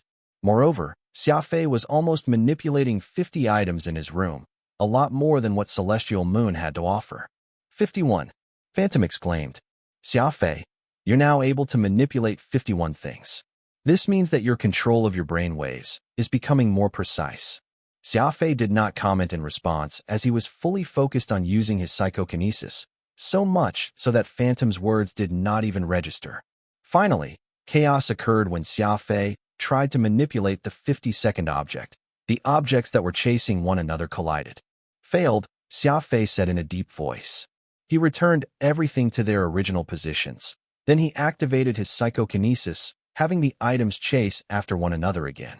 Other than training the number of items, Xia Fei would also train the strength of his psychokinesis. It was just as simple. He had a set of alloy dumbbells, weighing 200 kilograms each, in his room, and just like an athlete, Xia Fei would raise and drop each of them using his psychokinesis. Xia Fei gathered these training methods himself, which were miles better than the ones introduced in the books. Moreover, they would not be affected by the venue or machinery, meaning that he could start training wherever and whenever. After this, Xia Fei still had to cultivate the Beast Spirit Codex. Although he could control a majority of animals in the third stage and could form contracts with them, in the face of a ferocious beast like the six-winged Sky Lord, his strength in the third stage was simply not enough. There was a Thanatos-class carrier in perfect condition somewhere in the Wild Star region awaiting him, and once he was able to mentally overpower the Black Star Phantom Bat, Xia Fei would claim the capital ship for himself sans any hesitation. Of course, the Alliance did not allow an individual to own such a powerful warship, so registering it under his name was still a problem that needed to be addressed. It was almost as though there was a Titan-class ship awaiting him in the vast space. Xia Fei was completely enthralled by the super warship that only appeared in legends. It did not matter how tough it was as long as he could achieve his dreams. By the time Xia Fei finished his Beast Spirit Codex training, he had spent 14 hours without a break. Yet it was not the end of his day, for he still had to read through Introduction to Robot Coding and look more into the Super Radar System blueprint to get it into production as soon as possible. This was Xia Fei's daily routine. Even the president of the Alliance might not even be half as busy as he was. In order to reach heights ordinary people could not, one must put in effort that ordinary people would not. Xia Fei understood this well, and after 7 days of consecutive work, Xia Fei finally reached the planet with year-long bouts of rain, which Phantom had directed him to. The planet was very strangely positioned, needing to pass through a layer of red stardust before arriving. There was no radar system that could have located its existence, and it was not possible to find it even with the latest star maps from the Alliance. The thick layer of stardust and the mess of complicated multispectral signals interfered completely with a warship's visual and radar systems. Xia Fei followed Phantom's instructions and dove down at a constant speed while maintaining a 45-degree angle, only making it through after flying the ship for over an hour. Xia Fei peered through the window and looked down at the planet, only to see the sparkling red stardust around. A dim, green planet existed inside that layer of clouds, which had been formed due to the stardust. These star clouds contain phosphorus substance that emits light, and the plants on this planet rely on this faint light to survive. You'd better bring some powerful night vision goggles along, and be prepared to use them occasionally, Phantom advised. The green planet was not too large, and there were plenty of plants that grew on its surface, decorating the ground in such a way that made it look angry. There was no ocean here, only the countless meandering rivers that covered the planet. Xia Fei could see with his bare eyes several abnormally wide rivers, akin to shiny, green crystal bands wrapped around the planet. What's the name of this planet?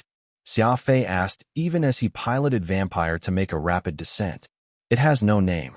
Since a long time ago, we assassins have been using this location as our personal training ground. Every few years, We'll send a batch of our newest disciples to take part in a trial." When Phantom began to speak about his discipleship, he momentarily got dragged into his memories, unable to extricate himself as his eyes shone fondly. "So, does it mean you came here for the trial in the past?" Xia Fei asked. He had always been very curious about Phantom's discipleship, so now that he was given a chance, he made sure to overtly and covertly probe the latter, hoping to learn more information from his lips. "I was here once when I was younger. Later, when I became an apprentice, I even brought some of my juniors here.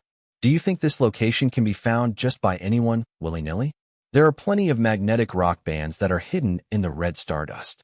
One wrong move in piloting, and the person will have been immediately pulled over, unable to escape for the rest of their life, and can only wait for death," Phantom said, showing an alarmist look. Highly magnetic rocks were known to be ship killers. Though they were unable to attack the ships outright, they were more than capable of exerting a magnetic force, making it so that ships would have trouble moving. Even using a forceful warp in an attempt to escape would be extremely dangerous, for it could potentially result in the destruction of the ships along with the crew. "Aren't you afraid of me running into people from your discipleship by bringing me here to the trial grounds of your assassins group? Besides, I can easily earn quite a reward if I reveal the location of such a secretive planet to the Alliance Cartography Society." Xia Fei jokingly laughed. The Alliance Cartography Society did indeed have such rewards specifically given to space adventurers that could provide outstanding contributions in the field of interstellar exploration. This planet was not on the star maps, which meant that the Alliance was obviously unaware of its existence. Xia Fei would really qualify for the reward if he really did reveal this to them. Phantom glanced over at Xia Fei. Though the Alliance seems all-encompassing in size, there are actually plenty of planets they have yet to discover. Just we, assassins, have more than a dozen secret trial grounds, and I've calculated the time. This isn't the period when the discipleship will send new recruits here for the trial, or else I wouldn't be able to lead you here. It's even more meaningless for you to try and earn the exploration reward from the Alliance Cartography Society. Since it's an unknown planet, who wouldn't actually want to keep it a secret? Only an idiot would run to go claim an exploration reward and whatnot. What use is there in getting a prize? If you do find the six-leaf rain lotus here, you can just go buy yourself many more, Phantom retorted. Xia Fei was speechless. The two of them rarely ever had tried to trump each other when they got into an argument, but it was clear that Phantom had won this round, so Xia Fei could not help but feel slightly irate inside. Nonetheless, what Phantom had said was the truth. No one would report a yet-to-be-discovered planet to the Cartography Society unless it had absolutely no value. After all, what they could potentially discover on the planet would far outstrip any prize or reward. This was why interstellar space explorers would usually first check to see if a new planet had anything of worth. If it had value, they would secretly record down its coordinates and sell it to a shady mining company for resale or development. Mining companies would incur tax for mining unknown planets, and the tax rate would be dependent on the value of those planets. If they were to mine a completely unknown planet, they would at least be able to evade paying taxes, which was why there were small mining companies that would be willing to risk the huge fines the Alliance imposed to conduct unsanctioned mining. Only the planets that were hardly of value would be directly sent to the Cartography Society for registration for a chance at that pith reward and pointless fame. Xia Fei suddenly felt that there were truly many opportunities to earn money in this universe, and the key to that was just how clever someone would be about it, and if they had enough luck to succeed. He found a hidden valley to park Vampire. The navigation system was still blank, completely unable to detect anything, same as when he was searching around in the supergravity zone. Xia Fei pointed at Vampire's radar. "Look, we're completely blind. We won't even know if pirates appear. This can be avoided if we manage to put that super radar into production. Are you even the sort that will fear pirates? Huh. When that happens, I wonder who will actually end up being robbed." Phantom pouted. Xia Fei chuckled. Pirates operating within Alliance territory were all just small misfits that could hardly cause much of a disturbance, since committing any major crime would result in the Alliance Navy descending upon them. Given Vampire's strength, a single frigate would hardly be its match, and it would have no problems going toe-to-toe with cruisers. Thus, if Xia Fei were to run into pirates, it was very unlikely for him to be the one robbed. Getting up to his feet, Xia Fei cleaned up himself and headed for the landing bay. The hatch opened, and what greeted him was an unfamiliar world. Because of the red stardust that orbited the planet, the world itself was completely painted red. Everywhere he looked was in that color.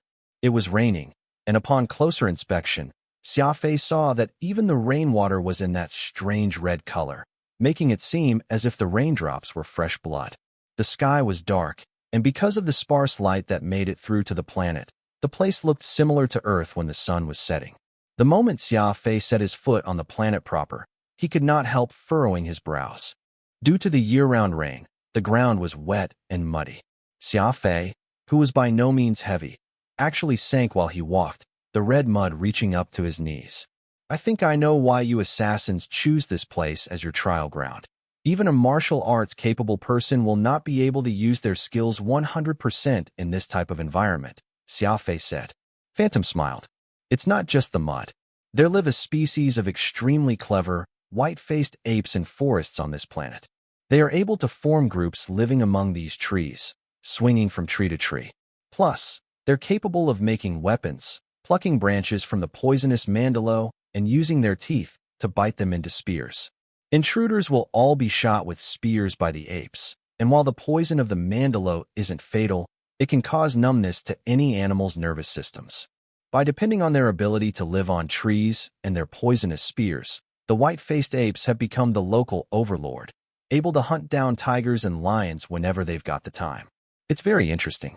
Xia Fei's mouth went agape. The apes will eat tigers? Aren't they afraid of the toxins from the mandalo and of injuring themselves as a result? Phantom was unconcerned. What's so strange about that? The intelligence these apes possess is far higher than that of the average animal. After so many years of partnership, they have already gained an immunity toward it.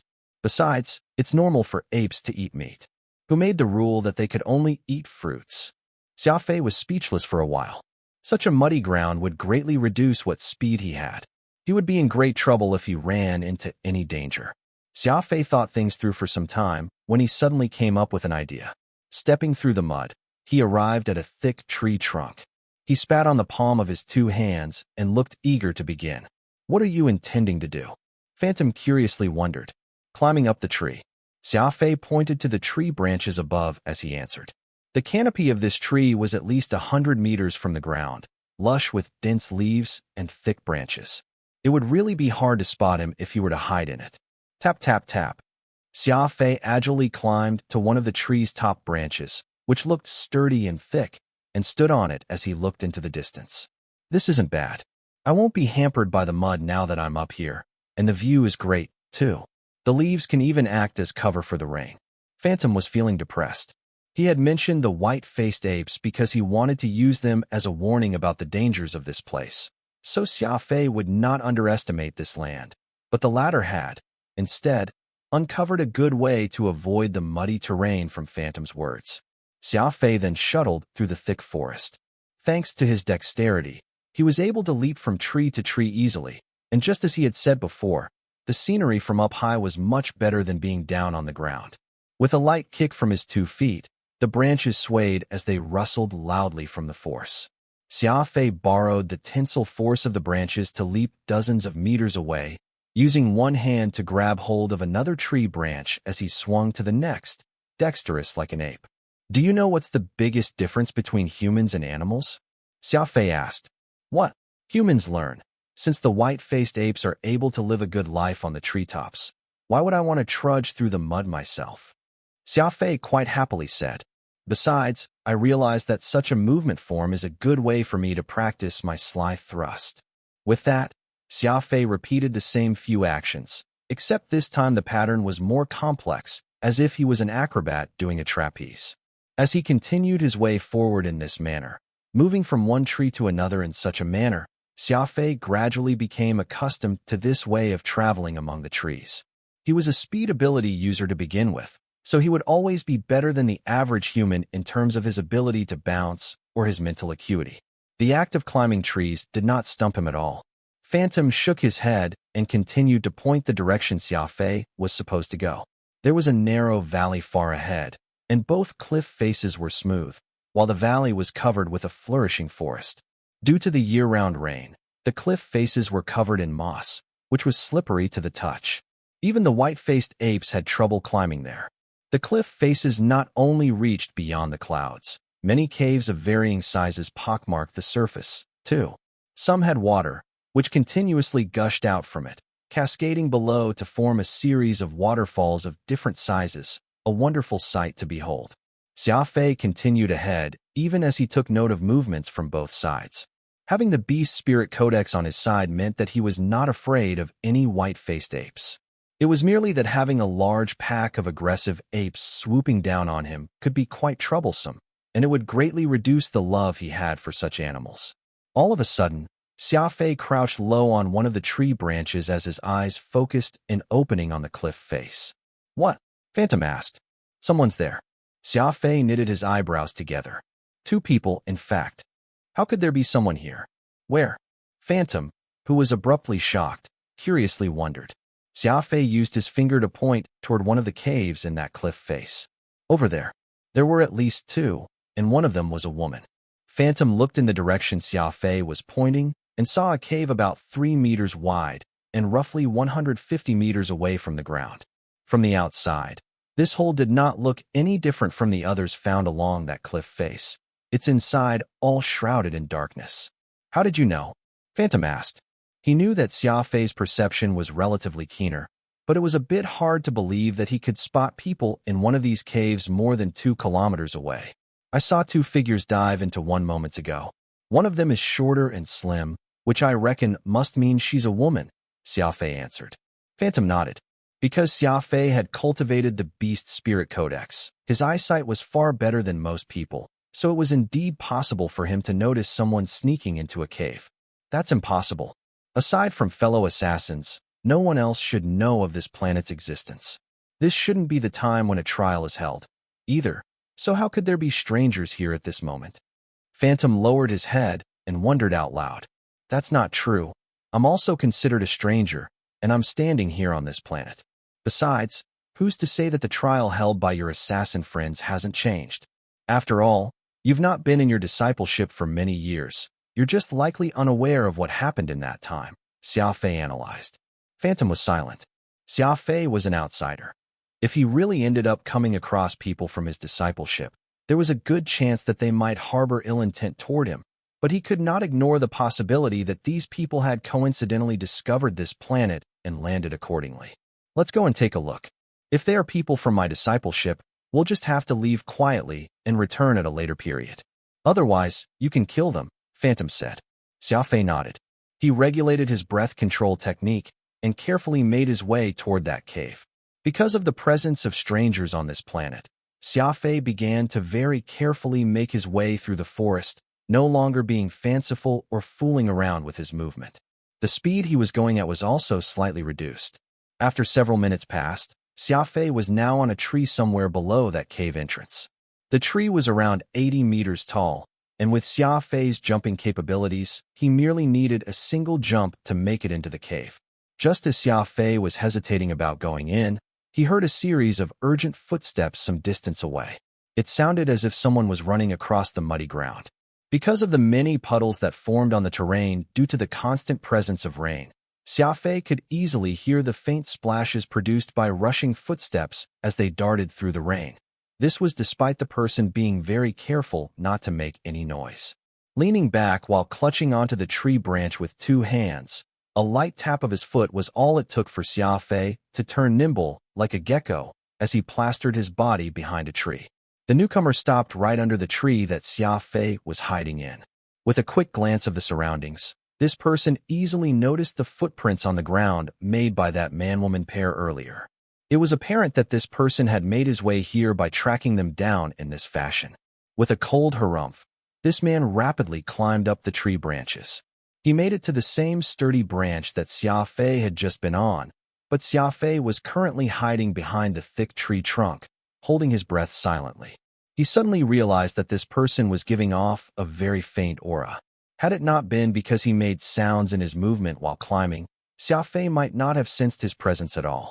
He could not help but be intrigued by this. Xia Fei had breath control to protect himself from detection, blending in perfectly with his surroundings. Meanwhile, This person could also be doing the same. Could he also know breath control? Stopping on the tree branch, this man leaped up toward the cliff face and made it to the cave above without breaking a sweat. After inspecting the entrance of the cave for a bit, this person crept in. Xia Fei turned around, agilely getting back on the tree branch. That was when he noticed Phantom's ghastly expression. "What's the matter?" Xia Fei asked. Phantom sighed. "That's my sixth brother from the discipleship. His master and my master belong to the same sect." Xia Fei nodded. No wonder Phantom was showing such sadness. It seemed that he had met someone from his life, and that aroused much emotions in him. "Looks like you hit the nail on the head. The discipleship must have changed the trial schedule, and we just so happened to cross paths with them." Phantom laughed bitterly. "Best if we retreat now. We can retrieve the six-leaf rain lotus another time." A pointless massacre was bound to happen if Xia Fei crossed paths with the people from the assassin's sect. Phantom was unwilling for people from his discipleship or Xia Fei to be harmed, so he coaxed Xia Fei to head back and returned another time. Xia Fei wrinkled his brows. "I understand the difficulty you face, but if the six-leaf rain lotus gets picked before we return at a later date, won't all our efforts getting here be in vain? Besides, I have breath control to mask myself. It's not impossible for me to move in and out without anyone realizing it. Since these people are also from the assassins, I believe that you know the secret cipher they use to transmit messages to one another. If we're really backed into a corner, we can just reveal our identity. There's no reason for this to devolve into a bloodbath." Since he was already here, Xia Fei of course had no wish to end up going back empty-handed. The six-leaf rain lotus was very important towards Xia Fei's continued growth, and he had decided that he was going to get hold of it no matter what. Phantom was very hesitant, momentarily unable to come up with any idea when, all of a sudden, a muffled speech could be heard from the cave above them. Due to the rain's interference, it was hard to make out what was being said, but from the tone, it seemed that the one speaking was very angrily. Xia Fei hummed as he tapped on that tree branch with his toes, propelling himself upwards several dozen meters.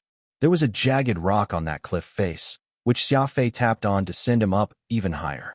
Making it to the cave entrance, he hugged the wall, his eyes cautiously peering into the cave while he pricked his ears to listen intently. There was a bit of light coming from deep within the cave, and he could make out figures far inside. Xia Fei gritted his teeth and ventured inside with soft footsteps. He hid behind a large boulder and looked ahead. Phantom was also very curious, so he did not stop Xia Fei. He saw two naked bodies huddled together, while that sixth brother of Phantom was glaring right at the two entwined bodies across him, shuddering hard as if he was suppressing the anger inside him. The couple was not too old. The man was approximately in his 20s, bearing a handsome, fair, and clean-shaven face. His golden blonde hair was neither long nor short, wearing it tied on the back of his head to form a ponytail. The woman was at most in her early 20s, pretty and voluptuous, her skin snowy white and her eyes glistening bright. One look and anyone could tell that she was an enchanting maiden. The man and woman had their wet clothes laid out on the ground, their bodies tightly holding each other. The woman had her head lowered, not daring to meet Phantom's sect brother's eyes, while the man was frowning, a fierce look on his face. It appeared that this adulterous pair had been in the middle of their tryst when Phantom's sect brother discovered them, catching the two in the act, which was why Phantom's sect brother was so infuriated, while that young man appeared so upset. As for that woman, though her head was lowered and she was not meet anyone's eyes, Xia Fei keenly noted that she was still using her slim fingers to massage that young man's virile appendage. She did not appear to be shy or embarrassed, as if she did not mind if this interruption turned this into a group activity. Xia Fei was shocked. To still have the intention of secretly teasing despite being caught in the act, this woman was truly in her element. Even a vixen would have been ashamed, though it was unfortunate that the young man's blood was pumping as well after this surprise. "Oh no, that young man has roused Sixth Sect Brother's killing intent," Phantom said darkly. "Though I'm very unfamiliar with him, we still belong to the same sect. You have to act accordingly when the situation changes." Xia Fei nodded. The eagle-eyed Xia Fei had already sensed that the shame of the young man from getting caught had turned into rage, and Phantom's sixth sect brother was only focusing on venting the indignation he felt, his chest heaving laboriously as his face turned ashen. You've actually gone behind my back to indulge in a tryst with this pretty boy. My brothers repeatedly gave me hints about this, but I ignored them all, refusing to believe that you'd be so unfaithful because I love you deeply. Yet now, I've witnessed it with my own eyes. What have you got to say for yourself?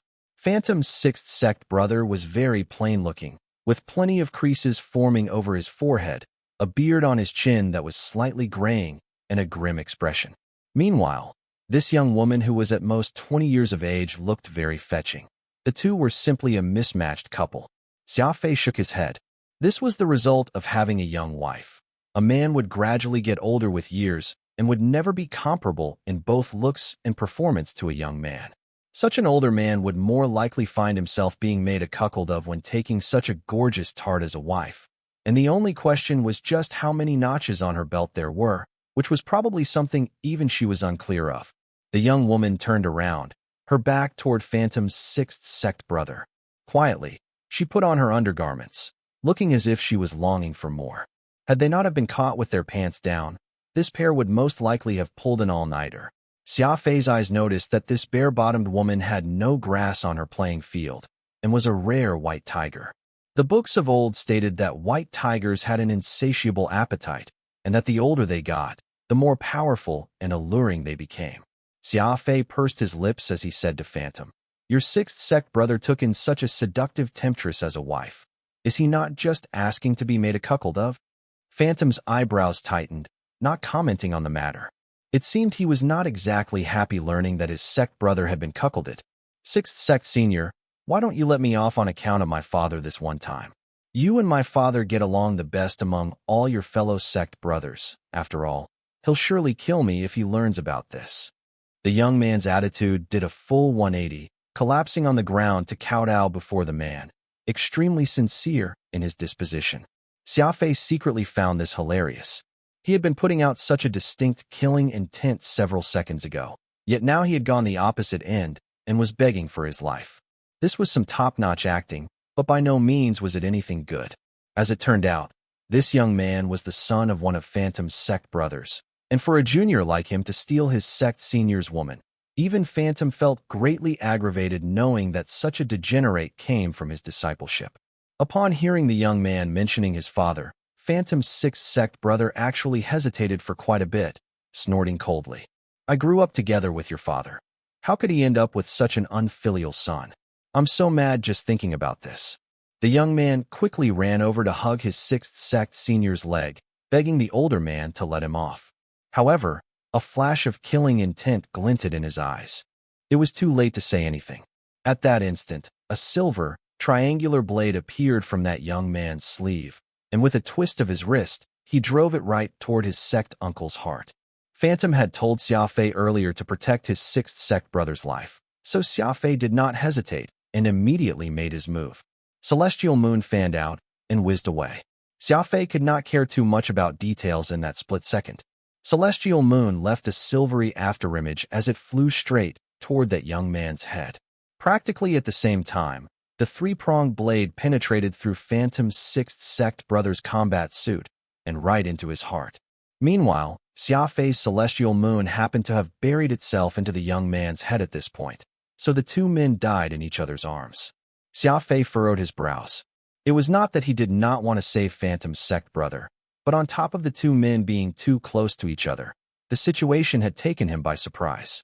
He had already done his best, yet he was still unable to stop the young man from succeeding in landing that fatal blow. Fresh blood mixed with brain juices flowed to the ground, while that young woman let out an ear-splitting scream.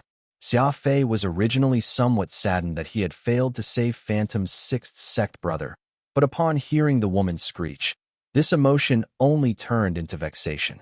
With a flick of his wrist, Celestial Moon went flying toward that still half-dressed woman. Since the two died already, he might as well clean the scene properly. "Hold it," Phantom suddenly said. Xia Fei abruptly manipulated Celestial Moon, causing his weapon to veer to the left instead. The silver disc blades brushed past that woman's nose, hovering in the air, frightening the vixen until she forgot to even make a sound, her face ghastly pale. "Ask her what exactly is going on," said Phantom anxiously. It had been years since he last saw his fellow sect brothers. Yet this chance meeting had become a farewell. Anyone else would have been devastated at the outcome, but he did not blame Xia Fei for what had happened. Even a god would find it very difficult to save his sixth sect brother's life at such a close range. Xia Fei glanced at that vixen, who was still bearing parts of her body, with the corner of his eye. What's there to ask? We ought to just kill garbage like this. Phantom shook his head. I wish to ask and learn about what's happening with the discipleship. It's not too late to finish her off after we get some answers. Xia Fei considered this and thought it would be a good chance to learn more information regarding these assassins. After all, he had always been very interested in Phantom's discipleship, so this was a good chance to do so. That young man was still kneeling down on the ground, his forehead split open right in the middle. Xia Fei went over and kicked that body, sending it flying several dozen meters away. His head crashed right into the rock wall, his brain juices splattering all over. That young woman instantly whimpered, shivering as she turned to face Xia Fei helplessly, giving him a pitiful look. With Phantom's sixth sect brother as a role model, there was no way she could try and attempt to move Xia Fei no matter what tricks she had up her sleeve. Slap. Without a word, Xia Fei delivered 2 heavy slaps across the woman's face. Though he was a speed ability user, his strength was substantial, and though he did not feel that he had been heavy-handed enough with those slaps, the frail woman thought otherwise, feeling as if she had been smacked by 2 heavy hammers. Her ivory-white cheeks turned red and swollen almost immediately. Several teeth fragments had also been spat along with a mouthful of blood when she was struck. This vixen had spontaneously been turned into a pig, so forget seducing men, she might even have trouble getting a second glance from livestock. Ask her what's her status in the assassin's sect, and why does she have such a close relationship with sixth sect brother? Phantom relayed this to Xia Fei. Xia Fei asked the woman word for word, and her eyebrow raised slightly. It was evident that she had not expected to meet Xia Fei on this hidden planet, much less for him to recognize that they were from the assassin's sect at one glance. After all, they, assassins, had been leading very secretive lives within the Alliance, taking care to appear insignificant. Few knew of their existence, and Xia Fei was very young, yet showed knowledge of them. She could not help secretly being shocked. This woman was no match for Xia Fei in terms of combat capabilities, and even her bottom line was easily seen through.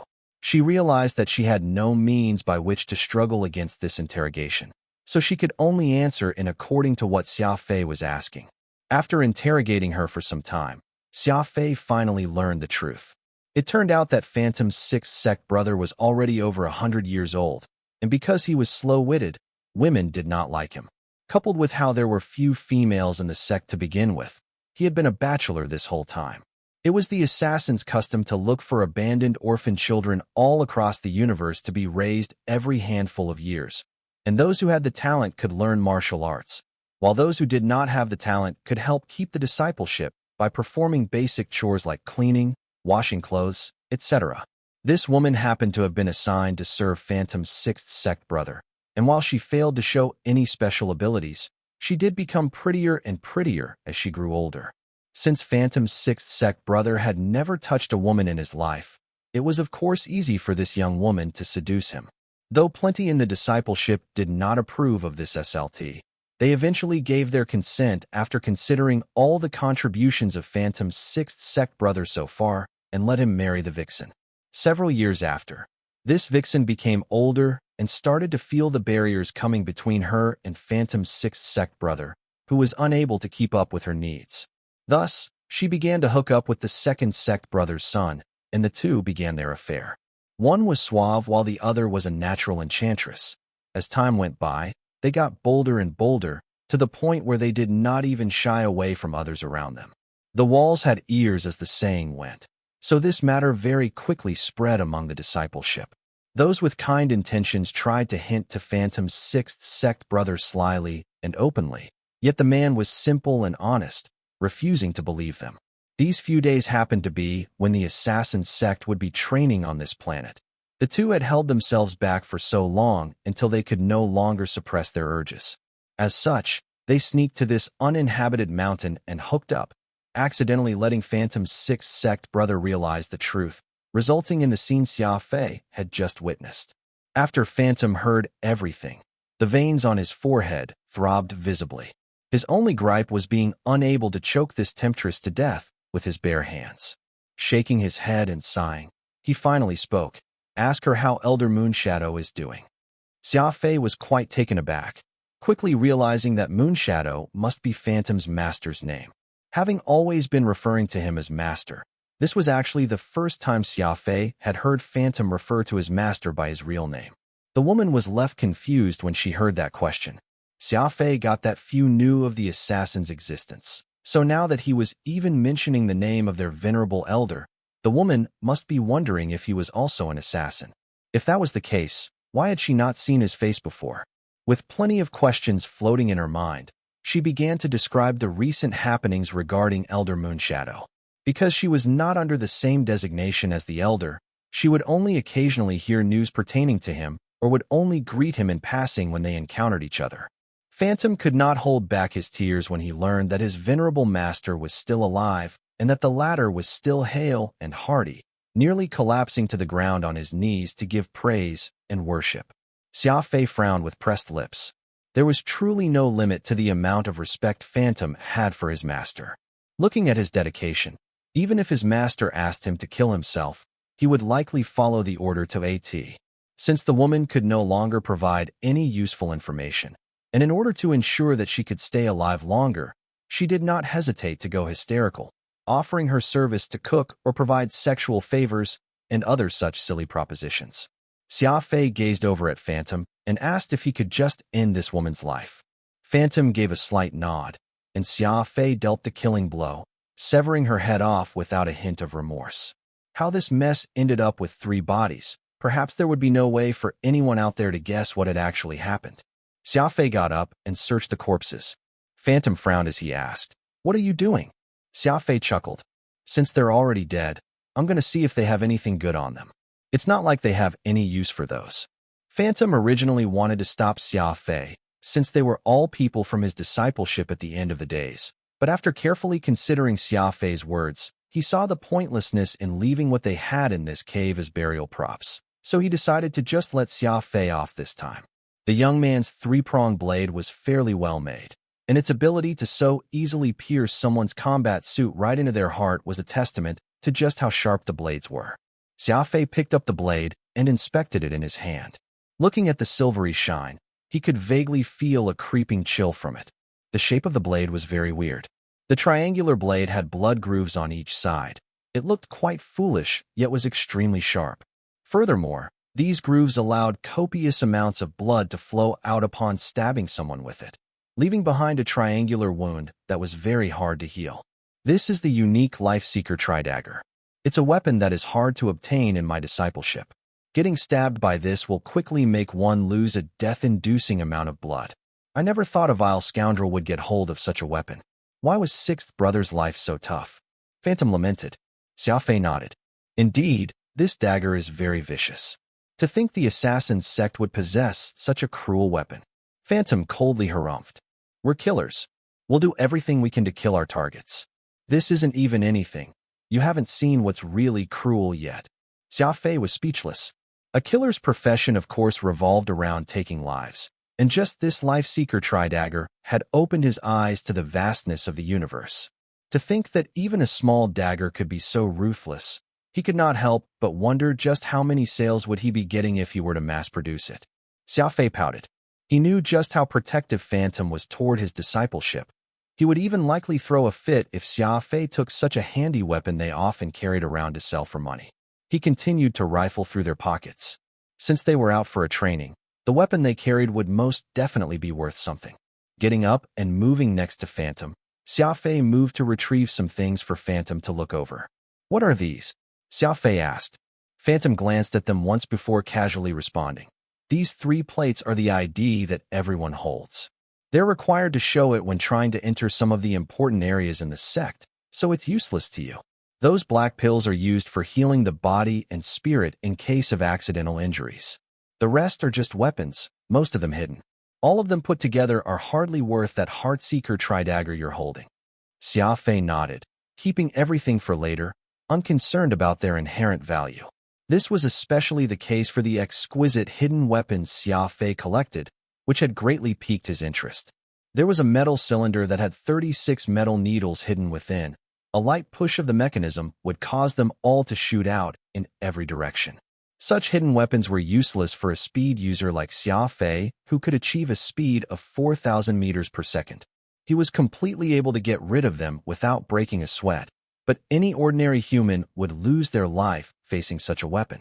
Xia Fei squatted down and dragged the 3 corpses with his hands, causing Phantom to frown and ask once more, "What are you doing now? Just let their bodies waste away in peace here." Xia Fei softly said, "There's an old saying on Earth. Peace can only be attained when the body returns to soil. Since this man is your sect brother, I ought to give him a proper burial." Phantom was stunned, so moved that he could not find the right words to say. He thought that Xia Fei was only doing this because he had much respect for his discipleship. As a result, his view of Xia Fei instantly improved by quite a bit.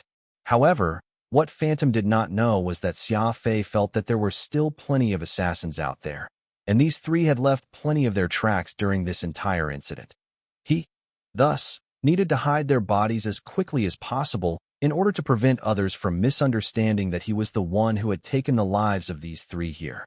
He merely wanted to cover his tracks by burying any evidence, and was definitely not doing so out of any noble intentions like what Phantom had been led to believe. Suddenly, Xia Fei keenly heard a series of footsteps coming from the cave entrance, sounding as if there were at least 5 people heading his way. It took plenty of skills to differentiate footsteps from the pitter-pattering of rain outside. Xia Fei's keen awareness had noted the fresh set of faint sounds coming from the forest beyond. While the rain was pouring rather discordantly, a certain cadence could be heard in those footsteps, and each step taken was evidently heavier than raindrops. "Not good. We have 5 men incoming," Xia Fei said in a deep voice. Phantom knitted his brows together. Without needing to guess, it was most definitely those men from the assassin's sect who had come to this planet. The 3 corpses were still lying in the cave horizontally. If Xia Fei was spotted next to them, he would surely get implicated. After all, the convoluted story was not something he could explain easily in just a sentence or 2. "Best hide yourself for now. Try not to get caught up in an altercation with the discipleship," advised Phantom. Xia Fei nodded, rapidly backing away. The cave was deep and rugged. It was not hard to hide in such surroundings. Xia Fei leaped up and was as agile as a water snake, lodging himself into a hollow stone crevice, staring out to the entrance. Soon, 5 figures came in hesitantly. From their stature, they appeared to be 4 men and 1 woman. All were using breath control, carefully venturing within as they observed the situation around them. One of them, a man fairly advanced in his years, squatted by the entrance and said after scanning the area, "There's no doubt that our 6th brother has gone here. Let's go and find him inside. How could he just run off like that during the trial?" Hearing this familiar voice, Phantom abruptly informed Xia Fei, "That's our eldest sect brother. His cultivation is crazy high and he is skilled at tracking. Looks like we have to plan for the worst-case scenario." Xia Fei showed a mischievous smile. "At worst, I'll just reveal your existence to them. Surely, your fellow sect brothers will know how you look via description, won't they?" Phantom shook his head with a grave expression. "The reason I can remain in my spirit form after dying is that I've secretly learned a forbidden art in our discipleship. I'm afraid they won't let you off even if you reveal everything. And there's also the possibility of them killing you to keep this matter under wraps. I may end up dying, too, with this." Xia Fei had no idea what to say. It was indeed very strange that Phantom could remain a spirit after death, and the existence of such a forbidden art would most definitely be hard to believe. The 5 very quickly discovered the 3 corpses, and because they had been trained in the art of killing since young, these people were not at all surprised and very calmly went left and right, examining the injuries of the corpses as they tried to determine what had happened. That old-timer frowned. The 3 corpses were in a weird state. 2 were naked, while another had been stabbed in the chest. By the looks of the wound, he could tell that it was created by their Heartseeker tridagger. Furthermore, the corpse had been moved by someone, so even if he was a tracking expert, it was much more difficult for him to deduce exactly what had happened earlier. Nonetheless, no matter the case, one thing was certain. There had definitely been a 4th person here, and this person might perhaps still be inside the cave, for the blood was warm, meaning that only 10 minutes had passed at most since this tragedy occurred. The five did not say a word, communicating to one another through hand gestures while hiding in dark corners. They are currently trying to determine what happened here. My eldest sect brother saw how strange things had transpired and concluded that you're the one who killed 2 of the 3, while my 6th sect brother was a casualty of internal strife. Phantom explained to Xia Fei as he interpreted their hand gestures. Xia Fei was quite surprised. Your eldest sect brother could actually make such an accurate deduction despite the crime scene being in this state. That's truly very incredible. Phantom was solemn. Of course, it's not that simple, but my eldest sect brother isn't entirely correct in his deductions. He is of the opinion that 2nd sect brother's son killed 6th sect brother. Then you capitalized on the situation to kill the rest, even going as far as to rape and rob these corpses of their possession after. Xia Fei nearly laughed out loud upon hearing this. What sort of deduction was that? It was only the adulterous pair who was naked, yet he had become the beast in this situation. There was also the fact that the 2 were of different sects, making it extremely perverse for this eldest sect brother to assume that Xia Fei was someone who ate both men and women. He was being self-depreciative deep down, but Xia Fei was actually concentrating very hard, for the 5 assassins had already begun their slow probing of the cave. It was evident that they were not about to give up finding the murderer Xia Fei. Breath control provided Xia Fei with very good protection, and with how the hiding spot he had chosen was a rock crevice in a dead end, as well as how poorly lit the cave was, it would be extremely difficult to spot him through vision alone. These people all kept looking around the cave, but none of them managed to discover Xia Fei's presence. The 5 rendezvoused by the cave entrance, silently communicated through hand gestures again. Then they collected the corpses and left the cave. Only at this point did Xia Fei heave a sigh. From their footwork and their well-developed regulation of the breath control technique, it was clear that they had high cultivations, and if he were to be caught in a battle with them, it would most definitely be a very difficult fight. Though they had left, Xia Fei was not in a hurry to leave. He patiently waited for several more hours and only came out from the rock crevice after he confirmed that no one outside was monitoring the cave. Let's go. We'll go where you said the 6-leaf rain lotus should be growing, Xia Fei said. You're still going? Phantom knitted his eyebrows. It's too dangerous. Those sect brothers of mine will most definitely search the entire planet for your tracks. So why don't we leave immediately? Xia Fei shook his head. If we leave as soon as we can, this planet may not be accessible to us in the future since this incident happened. Phantom was in deep thought for some time. For such a major incident to have occurred here, his discipleship would surely be in a state of uproar and definitely would not be using this place as a trial ground anymore, for this place was no longer safe.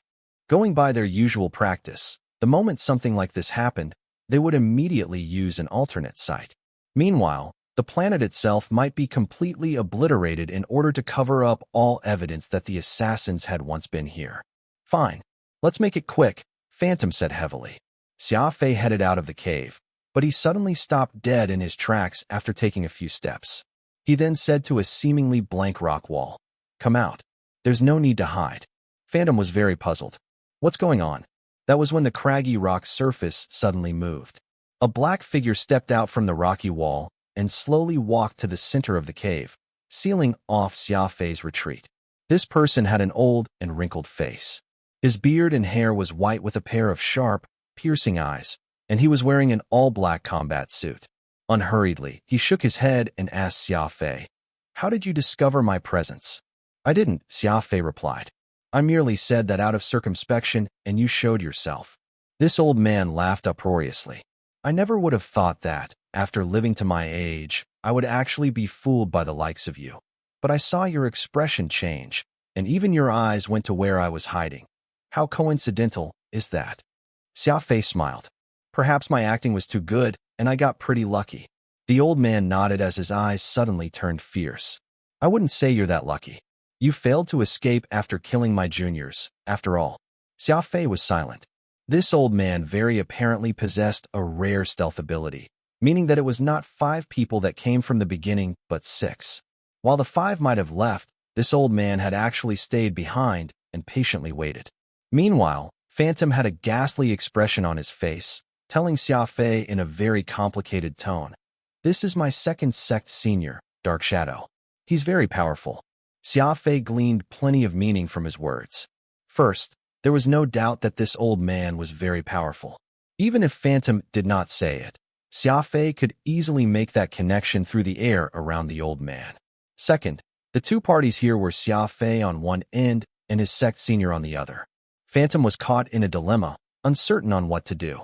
"Actually, you've done very well as is. My 5 disappointing juniors have truly been tricked by you. Unfortunately, you were just lacking in patience by that bit. If you continued hiding for several more hours, even I would leave eventually. It's unfortunate. Really unfortunate," Dark Shadow slowly said. He was smiling the entire time, as if completely unguarded against Xia Fei. He was giving off this sense akin to Buddha playing with Sun Wukong in the palm of his hand. He was not at all concerned with Xia Fei escaping or retaliating. "With you saying that, doesn't it mean that the other 5 have no idea that you're here?" Xia Fei wondered. "That's right. This is actually the first time yours truly has been discovered." Dark Shadow smiled. Phantom could feel a chill run down his spine. It turned out that his second sect had been secretly following and observing them every time they went off for their trials, making him wonder if the mistakes he had made when he was younger were all seen by this old man. "I've only killed 2 out of the 3. Xia Fei lit a cigarette as he freely admitted to the act. Since there was no way for him to escape, Xia Fei decided to just let his guard down and act completely nonchalant, though his mind was racing over every possible way to escape as he considered how to deal with the present situation. Xia Fei's unexpected ease caused Dark Shadow to become somewhat skeptical. He could not make sense of how Xia Fei could remain so calm. Such an attitude was completely unlike someone who had given up and was pleading for his life, for there was not a hint of despair in Xia Fei's eyes. There was simply indifference. "I know that," Dark Shadow replied. "Right now, I'm wondering why the kid Green Shadow killed his sect senior." Xia Fei pursed his lips, not revealing the matter with how Green Shadow was having an affair with his sect senior's wife. Revealing this would thoroughly disgrace the assassin's sect, and in that instance, Dark Shadow would definitely kill him no matter the case, just to maintain the innocence of the dead. Xia Fei remained silent, his eyes observing his surroundings. "Young man, staying quiet won't be enough to save your life. You have no other options left aside from telling me everything you know?" Dark Shadow persisted. Xia Fei lightly flicked the cigarette between his fingers, the tiny burning ash falling to a puddle not far away. A soft sizzle could be heard when contact was made. At that moment that the cigarette butt landed in the puddle, Xia Fei directed strength to his legs and agilely twisted his frame, dashing right toward the depths of this cave. Dark Shadow chuckled and gave chase unhurriedly. This was because he had already thoroughly investigated this cave and knew that it just led to a dead end. Unless Xia Fei had the ability to burrow into the ground, there was surely no way for him to escape. After sprinting for about 100 meters, Xia Fei abruptly activated his celestial moon. "Disperse!" Xia Fei bellowed. The 18-disc blade spun, flying to the rock wall on his left. An opening was instantly made through that thick rock, connecting to another passage. Some of the many caves that covered the face of the rocky cliff were very close to each other, and Xia Fei's keen senses had discovered a weak point along the rock and broken through it in one move, forcibly creating a fork that led to another cave. It was only at this point when Dark Shadow realized that Xia Fei had long been prepared. Letting out a cold snort, he promptly disappeared into the darkness and was just like what his name suggested, a shadow in the dark, lurking in the gloom. The entire cliff face was akin to a piece of sponge. The many caves were so densely packed and closely connected that this place was like a maze. Though Xia Fei had fled into another tunnel, he soon quickly discovered that it was not easy finding his way out from here. Plenty of these cavern passages led to dead ends, and he had no idea where any of them would eventually end up. Helpless, Xia Fei could only wildly crash through inside these caves, hoping to be able to find his way out and make his escape eventually. Actually, it might not be a good thing even if he managed to escape from these caves, because there was no telling just how many assassins or merciless white-faced apes would be waiting for him out there in the forest. The tunnel in front of him suddenly narrowed, only able to fit half the size of his body. Xia Fei anxiously maneuvered his celestial moon and attempted to widen the cave ahead, not at all caring about the loud noises he was making as he began digging through the rock, making it that much easier for Dark Shadow to track him down. As tough as Celestial Moon was, it would still waste quite a lot of his precious mental strength to do what he was doing. Digging his way through was definitely not the solution, for he would sooner or later reach a point where he lacked the mental strength to sustain this strenuous activity. All of a sudden, a chill ran down Xia Fei's spine. Without even hesitating, Xia Fei did a seemingly inexplicable turn, sending the Heartseeker Tri-Danger in his left hand backward as he spun. The sound of metal clashing against metal reverberated. Dark Shadow's Tri-Dagger collided with Xia Fei's, and sparks flew from this clash. Xia Fei only felt a wave of numbness travel up his arm. Then he rapidly retreated 2 steps backward. Dark Shadow did not think that Xia Fei would have such a quick reaction time, able to send out an attack of his own in that split second. Adding the fact that the location he had attacked was especially lethal, with his attack being fairly powerful, too, he instead became the one who was left feeling somewhat spent after parrying Xia Fei's stab. Stopping, Dark Shadow regarded Xia Fei severely and asked, "How did you learn the unique techniques, Sly Thrust and Breath Control?" Dark Shadow already had his suspicions that Xia Fei had only been able to avoid detection while hiding in that cave because he had some stealth skill similar to breath control. But after having earnestly given chase, and with his personal experience, he came to the realization that Xia Fei's stealth technique was none other than the technique unique to them, assassins, breath control. Furthermore, witnessing Xia Fei twist his body in such an inexplicable manner, Dark Shadow was certain that it was none other than the advanced unique technique, Sly Thrust. The assassins had strict control over their techniques. Only someone who joined the sect, then cultivated for over 3 decades, and somehow got the favor of the master could get the chance to practice these 2 techniques unique to the sect. Xia Fei was an outsider whom the old man had never met before, yet he actually possessed their sect's peak combat techniques. There was no way Dark Shadow would not be surprised after learning this. Hence, he resolved, inwardly, that he would not let Xia Fei get away. He must capture him alive and severely interrogate him to learn the whole truth. Phantom could only feel his scalp tingle with numbness. Now that Xia Fei's techniques had been recognized by his sect senior, not just Xia Fei, even Phantom himself was in deep trouble. Perhaps Dark Shadow might even involve Phantom's master, Moon Shadow. After all, these were techniques that Phantom had taught Xia Fei without the expressed consent of his seniors and master. Of course, Xia Fei was not about to reveal Phantom's name now and chose, instead, to retort with grave severity. "I ought to be the one asking you how you learned my family's martial arts techniques. Hurry and fess up. How did you steal our unique arts?" This was a case of victim blaming at its finest.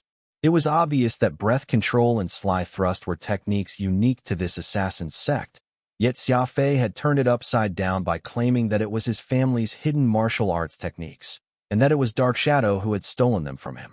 Throwing in that Xia Fei had decent acting skills, being the picture of a very indignant man, anyone who had no clue of the truth would have a hard time determining who was the one telling the truth. Dark Shadow was stunned. As one of the 3 prime elders in the sect, he was not someone who had not seen the world, but this was the first time he had faced someone making such baseless countercharges. Thus, he was momentarily at a loss on how he should react to this. Dark Shadow's face turned red, his originally genial smile gone as he angrily spat. "Who stole your family's arts? Sly thrust and breath control are clearly ours. They're our sect's unique arts. Don't you dare malign us." Xia Fei burst out laughing. "Now that you hold the upper hand, of course you won't admit to it. It's fine that you managed to make off with my family's martial arts, yet you dared to turn it around and say that I'm the one who stole from you, even planning to kill and silence me? Now I've finally understood what the saying, 'He who has a mind to beat his dog will easily find a stick,' means. There's no way my dead ancestors in hell would let you thieves off." Xia Fei demonstrated his superb acting skills, his expression seething with rage as if he had been greatly aggrieved to this day. Dark Shadow quickly backtracked and fixed his face. "We aren't thieves. We didn't steal anything. My sect's unique techniques are no way stolen." Xia Fei coldly harumphed. "Well, if that's what you claim, show me proof." Dark Shadow was utterly dumbfounded at this point. His mind was in chaos, and all he could think of was how to prove that he did not steal these techniques. Not at all considering that this was all a trick of Xia Fei, forcing him to step back inwardly bit by bit. Phantom's expression was that of helpless exasperation, too. This was not the first time he had witnessed Xia Fei's warped mental gymnastics taking effect. This was just how the young man was, always able to come up with a solution to force the other party backed into a corner when it was time to be unreasonable. Though his second sex senior was someone who had a sinister stealth-based special ability, the old man was actually very honest and righteous, or else he would not have bothered to give Xia Fei the time to explain himself.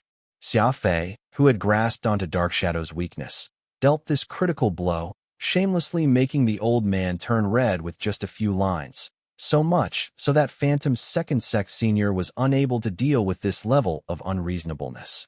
I don't have any proof, but these are indeed my sex's unique skills, and they don't belong to you, Dark Shadow rebuked futilely. Xia Fei suddenly felt that this Dark Shadow man was quite interesting, so he intensified his aggravation by saying, "Okay, since you're so insistent that they aren't my familial art, show me some proof." Dark Shadow could feel a bout of dizziness take over him, nearly fainting there and then on the spot.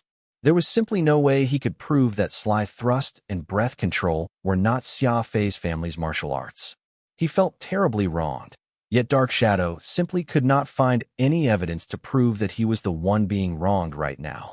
When someone of his disposition dug himself into a hole, it became that much harder for him to dig himself out. All he could do was scratch at the walls around him ineffectually, achieving nothing despite his efforts.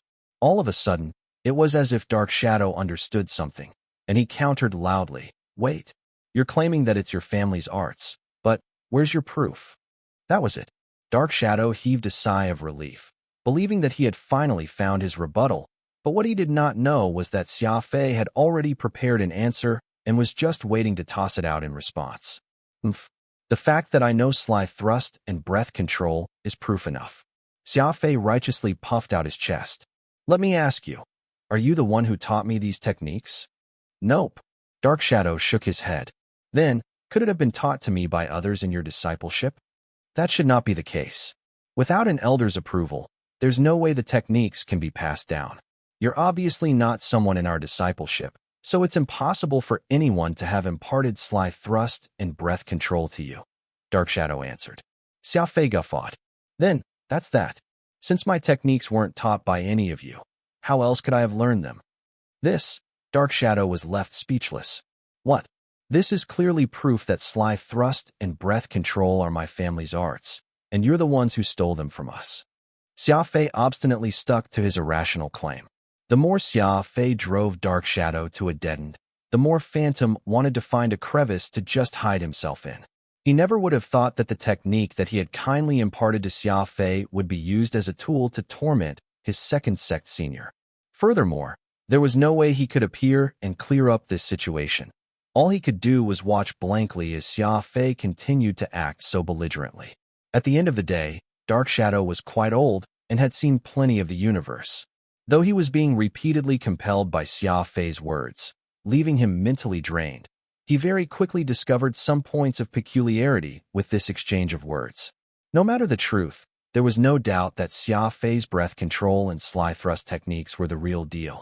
And if he also considered the fact that this young man was claiming that the techniques had been imparted by his ancestors, then it just showed that there was a significant relationship between Xia Fei and the assassins.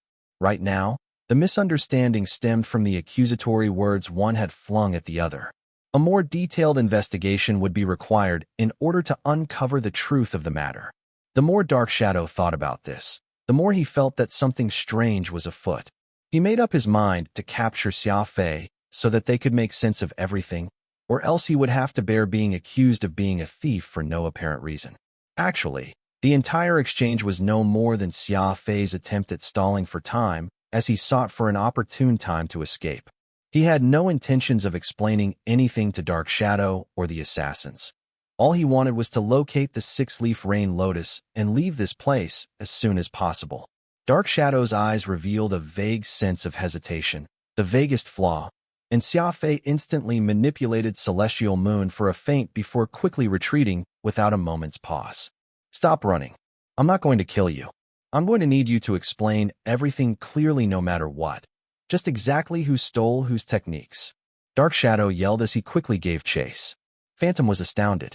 His confused second sect brother had actually treated the lies that Xia Fei spouted as the truth, and was most likely not about to let this go without making sense of the entire matter. Like a flash of lightning, Xia Fei kept sprinting between the caves as if his life depended on it. Unfortunately, the more anxious he was to escape, the harder it was for him to locate the right path. There was also that old man Dark Shadow, who was using some unknown technique, hot on his heels. A sword had suddenly appeared in the elderly assassin's hand, and it was only because he still had plenty of doubts that caused Dark Shadow to be light with his attacks, allowing Xia Fei to evade them each and every time. This won't do. I need to calm down, Xia Fei muttered inwardly. Regulating breath control once more, Xia Fei kept fleeing as he repeatedly tried to compose himself. As it began to clear, the details of his surroundings became very prominent. Xia Fei's keen senses promptly picked up the sound of a crashing waterfall some distance away. That's the exit. Xia Fei was slightly surprised as he shifted his head in the direction of the sound. It did not take long for Xia Fei to find his way out of the convoluted system of caves, but what greeted him was not an exit. Instead, it was an underground lake. This lake was in the heart of the entire cliff, its water dark and murky, so deep that Xia Fei could not make out its bottom. Countless caves connected to this cavern, and many of these caves had water flowing through them, which then converged into a waterfall. Don't you run away. You'd better clearly explain everything to me. Dark Shadow's distant voice could be heard, a mix of uncertainty and outrage. Xia Fei gritted his teeth, and with a light push of a button on his combat suit, an air tube extended out. Xia Fei took this tube to his mouth and jumped off. A beautiful dive right for the depths of the lake below, disappearing without a trace. The combat suit was not just an outfit to be worn. It had plenty of tools necessary for one's survival, and all would be incorporated into such a suit. An example was the night vision goggles fitted into the face mask, the air filter mask, etc. Meanwhile, there was a small tank of compressed air by his waist. Normal people would think that the air tanks that divers carried on their backs would be filled with oxygen when, in fact, they were not. Having a pure oxygen tank was actually very dangerous, and it might even induce oxygen poisoning. As such, these tanks would all be filled with the normal balance of air, and this was no exception. Xia Fei's compressed air tank was not even half the size of a fist, and it could at most last him 20 minutes or so. It could only be used underwater for a short while. Any longer, and he would need a larger, more specialized air tank. Splash! Xia Fei plunged into the water head first, his posture vertical and streamlined, so it did not make too loud a sound. This lake at the heart of the cliff was wide. All he could hear was water flowing from every direction, yet he was unable to see its edges. Xia Fei was like a nimble loach, swimming right for the center of the lake, maintaining a depth of about 50 meters beneath the surface. The water was numbingly cold, so it was a good thing he had the combat suit for protection. With the suit, the low temperature could not harm him while it also ensured that the water pressure would be negligible to him. Xia Fei turned on the night view function of his combat suit to see in the underwater surroundings, which had very low light visibility that even his superhuman vision could hardly afford him any sight. There were many schools of fishes swimming about in the water. These fishes were all snowy white, a strange and soft horn on each of their heads. Due to the lack of light, their eyes had devolved into small, black dots, about the size of sesame seeds. What made this quite odd was the fact that the closer Xia Fei got to the center of the lake, the number of fishes became fewer and fewer. It was as if they were intentionally avoiding the middle. Don't you want to clear up the air about who really stole those martial arts techniques from whom? Dark Shadow stood by a cave opening as he yelled across the lake. It was evident that Xia Fei's words had greatly stirred the old man, and it was already no longer that important who killed Green Shadow. Dark Shadow was occupied with helping clear up the discipleship from being wrongfully branded as thieves, determined not to let the assassins bear the charge of thievery. There was a skill or technique behind how he could speak so penetratingly, such that even Xia Fei could hear him loud and clear despite being underwater. Xia Fei did not have the mind to explain things to Dark Shadow. He was even more unconcerned if the old man would get depressed for not getting his answer. He sped up his swimming toward the opposite shore of the lake, where there were plenty of cave entrances tightly packed together. He would eventually be able to escape as long as he had the patience to search through them. However, just as Xia Fei made it to the center of the lake, the water current abruptly accelerated, and a whirlpool quickly formed right there in the middle. The lake water pulled at Xia Fei constantly, and the originally calm surface was now subjected to churning waves. Xia Fei knitted his eyebrows tightly. All of the water began changing when they reached the center of the lake, without any bias. This might not be a natural phenomenon, but artificially created. In order to avoid being detected, Xia Fei intentionally suppressed his swimming motion in the water. But with this sudden change, he no longer paid heed to such matters and began applying great strength to move all his limbs, rapidly making his way to the water surface. Xia Fei was a speed ability user and had quite the explosive strength to boot, which was why the force of the pull from the whirlpool was not enough to prevent him from making progress. Xia Fei broke to the water surface and swam effortfully toward the nearest shore. He had a nagging feeling toward this abrupt change of water current, and he was unsure if there was some unknown organism living at the center of the lake. Dark Shadow spotted him from afar and directed his yell Xia Fei's way. "Don't run. You have yet to explain yourself." Splash! Dark Shadow impatiently leaped into the lake as well, continuing his pursuit of Xia Fei. This was when that violent whirlpool on the lake suddenly disappeared, and what replaced it was a powerful aura that very clearly came from under the water. Be it Xia Fei or Dark Shadow, both were shocked by this immense killing intent. Xia Fei looked at the bottom of the lake and peered at it intently.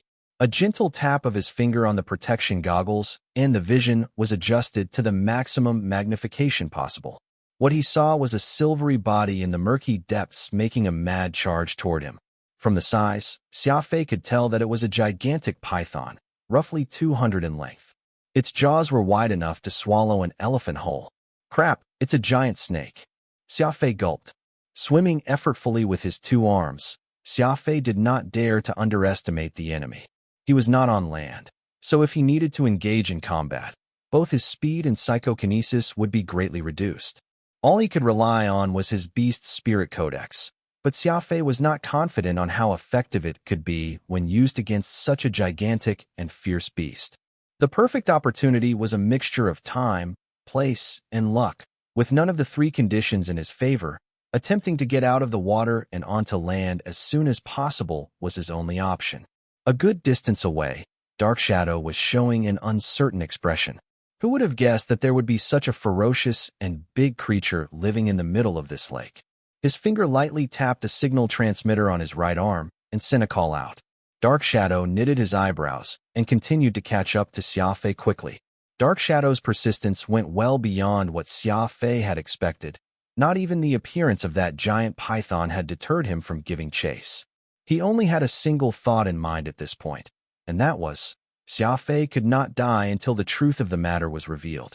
He simply could not accept his discipleship bearing the guilt of thievery for no apparent reason.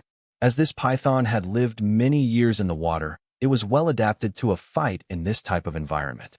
The place was its backyard, and it knew everything about it like the back of its figurative hand. Though Xia Fei was fast, the python was even faster. Xia Fei could thoroughly appreciate the severity of this situation. When a speed ability user faced an opponent with an even greater speed than they did, even the slightest disparity could be enough to be a death sentence. He needed to get out of this awkward situation as quickly as he could. Celestial moons suddenly sprang out into the air and formed a series of steps leading to the safety of land in the distance. Xia Fei rose from the water and landed fitfully on one of his disc blades. Since there was no way for him to leverage on his speed while in the water, Xia Fei decided to bring this fight into the air. The giant python very quickly understood Xia Fei's intention and opened its jaws, flashing its sizable fangs as it shot out a jet of white water. Like a beam of white light, this powerful jet of white water shot forth. Instantly, several steps from that flight of stairs he made with his disc blades got pushed off several hundred meters as they could not withstand the powerful impact. Xia Fei's special ability was speed, not flight. So he had no way of getting across when faced with a space of a kilometer wide, unless he somehow miraculously grew a pair of wings on his back. Those disc blades could only withstand Xia Fei's weight for a short time, and he was completely unable to fly with them. While he could forcefully use Demon Axe to increase the explosive force of his celestial moon, each use would require him to expend a large amount of mental energy, and using it back-to-back would very well be too much of an expenditure and cause him to faint. Besides, Demon Axe was a powerful move used to kill his foes, and he was not in the least bit willing to use it just to escape his current predicament. FCK it. Xia Fei bellowed. He used 0.01 second to come to this decision and resolved to go all out against this silver giant python. Though his chances of victory were slim, he still had some chance, while fleeing would only leave him in a passive state. Dark Shadow was already catching up from afar, and Xia Fei had no wish to fight two strong foes at once. It was best if he took one down first. Xia Fei closed his two eyes. When he next opened them, a ray of light shot forth. It was an exclusive technique from the Beast Spirit Codex that was an ancient and unexplainable transmission signal sent through ocular cognition. He activated Demon Axe at the same time. Silver disc blades sliced through the water, leaving a stream of bubbles in their wake. Using both the third stage of the Beast Spirit Codex and Demon Axe brought significant mental stress to Xia Fei, but there was no time for him to hesitate. When the failure of making a decision could result in suffering, a voice in his head would tell him that only by dealing a powerful blow with all his might could take down the powerful enemies he faced. Any hesitation or cowering on his part would ultimately cost him his life. When the silver giant python felt the assault of the Beast Spirit Codex, its mind descended into chaos. It was like a severed earthworm, writhing in pain in the water as if it had been subjected to an electric shock. Whoosh! Celestial Moon did not let this perfect chance slip by. Its blades did not disperse and attack separately this time. Instead, all of them went straight for the python's head, because that was its most fatal spot. Just as Xia Fei calculated, the 18-disc blades plunged into the head of that enormous python. Fresh blood spurted out at that instant, painting the lake water red. The giant python was hidden in that cloud of red, making it difficult to tell the state of injury it had suffered. Because he did not have any disc blade left under his feet to support his weight, Xia Fei splashed into the water, his eyes alert as he observed the situation underwater. All this while, Dark Shadow was still rushing over to Xia Fei, and he was about to reach him. Misfortune truly came in droves. Xia Fei gritted his teeth and retracted his celestial moon, ready to take on Dark Shadow's challenge. All of a sudden, that silver python came charging vigorously towards Xia Fei from underwater. It turned out that the beast was still alive. Blood was flowing out from its head non-stop, and its eyes had turned even more savage as a result of its rage. It opened its jaws wide.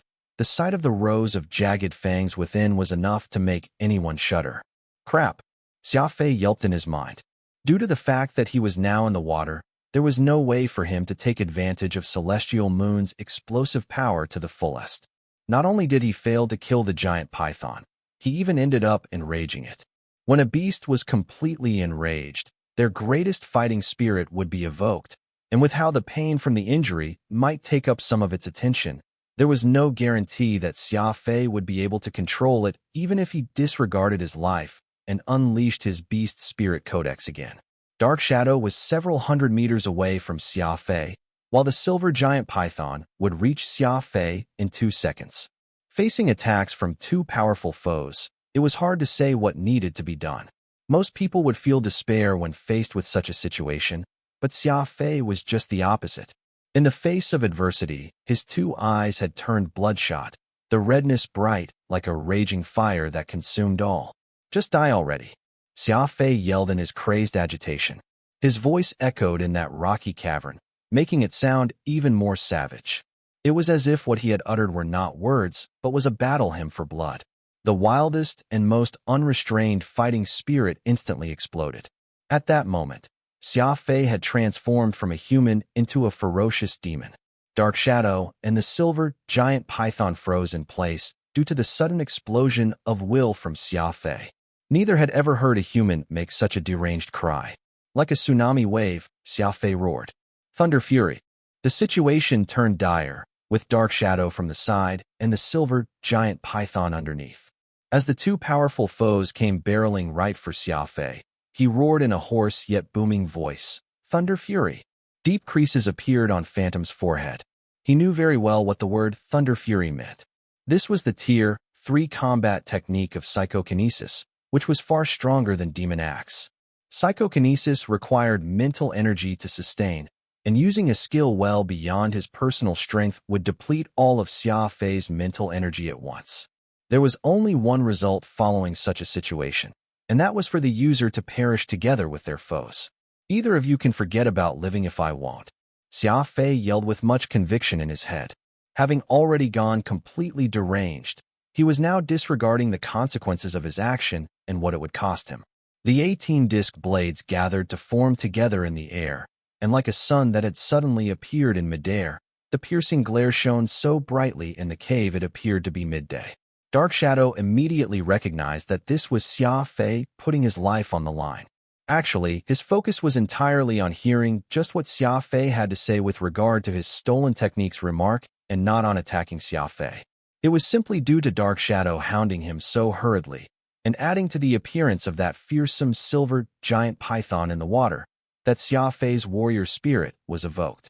Having sensed that he was in a desolate situation, ignoring everything else, Xia Fei unleashed his most powerful move. Everything was as a result of his warrior instinct. He did not even give in to a moment's hesitation.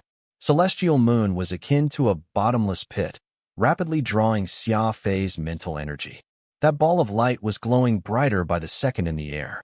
It was so much so that a layer of mist began to drift on the surface of the lake due to the rise in temperature. A careful observant would discover that the light Celestial Moon was giving off was a result of all the disc blades, which were presently in a single pile, rotating at an unimaginable speed that dazzling sparks formed from the vigorous friction between them. Fortunately, Celestial Moon was a top weapon among weapons in terms of quality. Most weapons would be torn to shreds on the spot, unable to withstand such a powerful combat technique in play. This was Thunder Fury, the powerful Tier 3 combat technique of psychokinesis. It had its pros and cons. Everything in the universe was about balance, and while there was no doubt just how strong Thunder Fury was, it took some time to unleash the move due to how much mental energy needed to be gathered. Before Xia Fei's suicidal attack struck, both Dark Shadow and that silver giant python made their moves. The silver giant python intensified its attacks after experiencing a moment of shock and hesitation.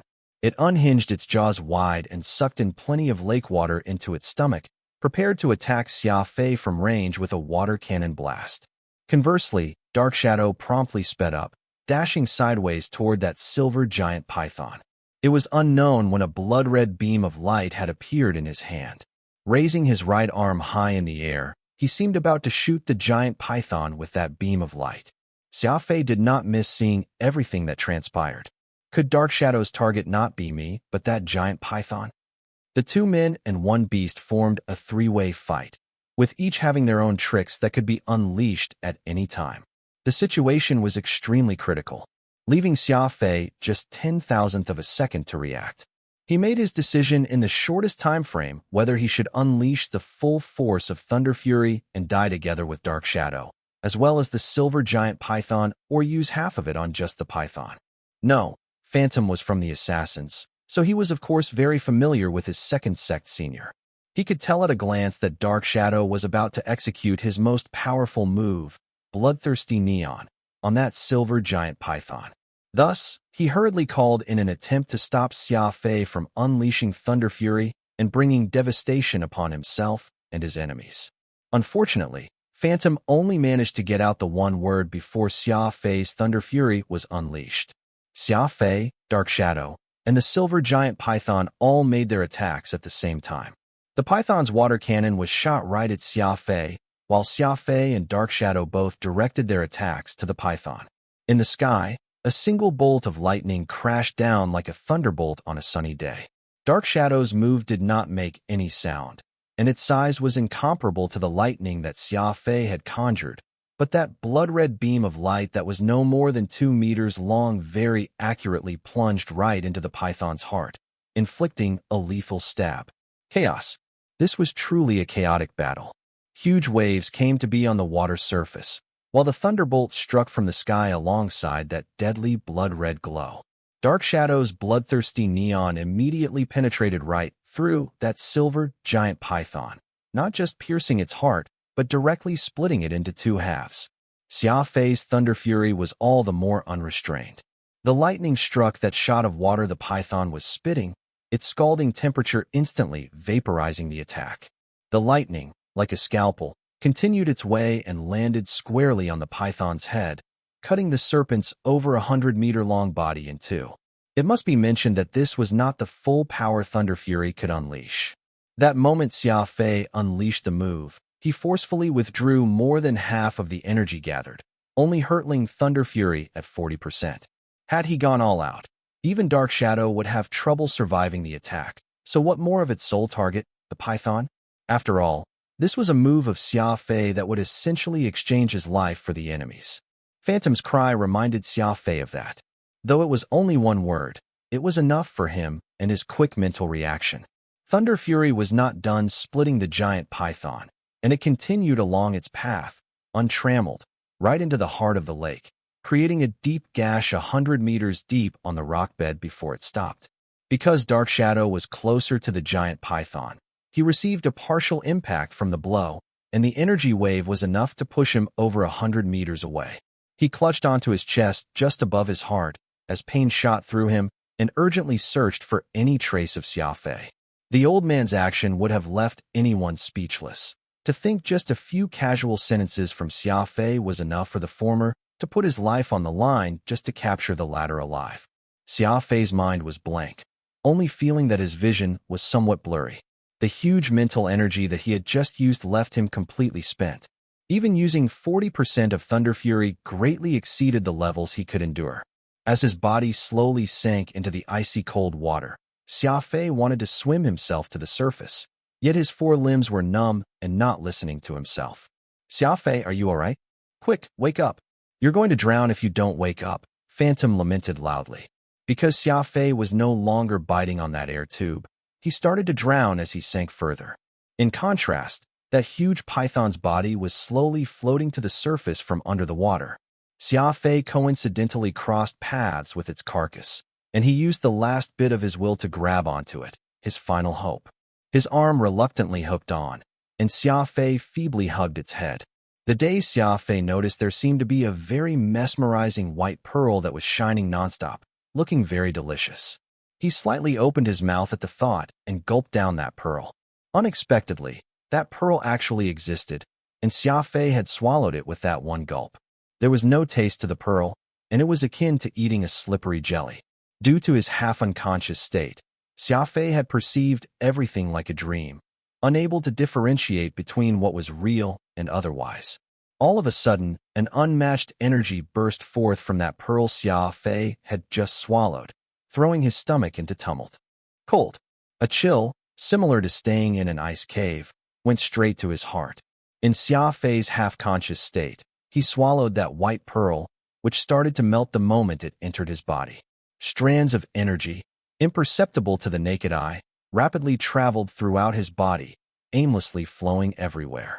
He felt an intense pain in his internal organs, and the cold aura left Xia Fei looking very pale. The pain he was feeling far surpassed any of what he had experienced taking Phantom's medicines before, and it was essentially an inhumane torture. Xia Fei abruptly opened his eyes while still in that lake water, his mind regaining clarity. Those strands of energy had agitated him and accelerated his mental energy recovery. However, the amount of energy released was simply more than what his body could take in. He felt a stab of pain on his chest, as if something was about to gush out from his abdomen. It was like a steam building up in a boiler that surpassed its limit, ready to explode at any time. As Xia Fei was recovering, he could vaguely smell the scent of death. He ignored the pain and chill on his body as he made a fitful attempt to surface. All the while, he did what he could to suppress that overwhelming energy coursing through his body. Unfortunately, as the energy did not belong to Xia Fei, he had no means by which to control it no matter how hard he tried. The energy constantly flowing through him turned even more crazed. and he could feel numbness slowly creeping into his forelimbs. The situation was extremely dire. That was when Xia Fei's seventh brain region came alive once more. Like a dam opening its floodgates, the swell of energy in Xia Fei's body suddenly found catharsis. Everything began to madly rush toward the seventh brain region. The seventh brain region was merely a tiny piece of brain tissue that not even a high-powered microscope could observe. Yet it was this minuscule space that absorbed all the energy that his body could not withstand. It was like a black hole, where not even a massive star could escape its draw.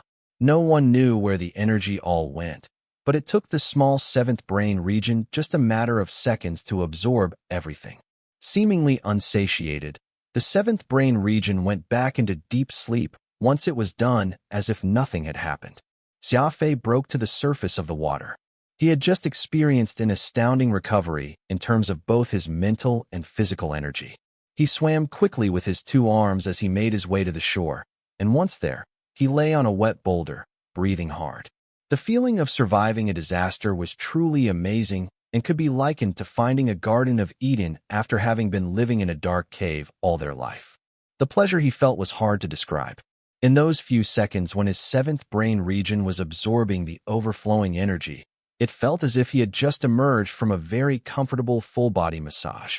Every single cell in his entire body felt absolutely rested, as if he had just finished a very pleasant sunbath.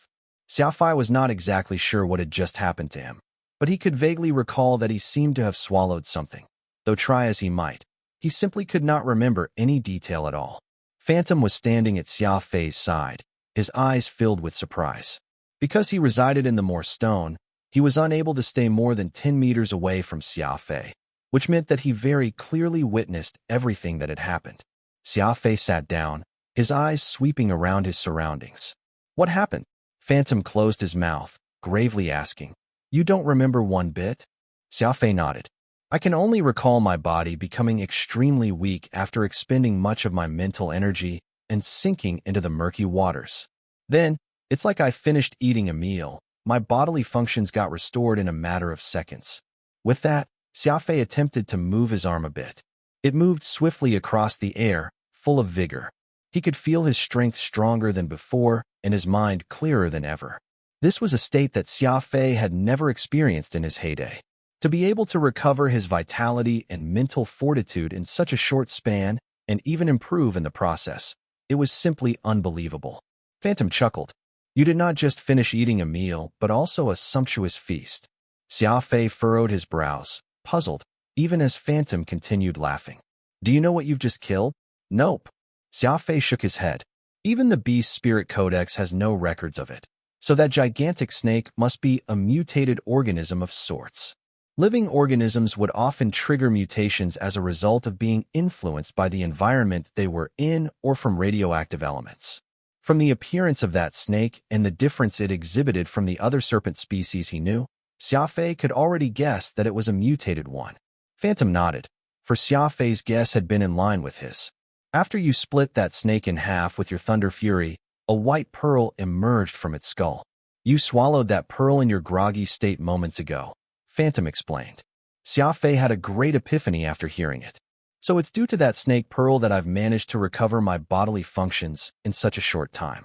Looks like that snake pearl is really amazing.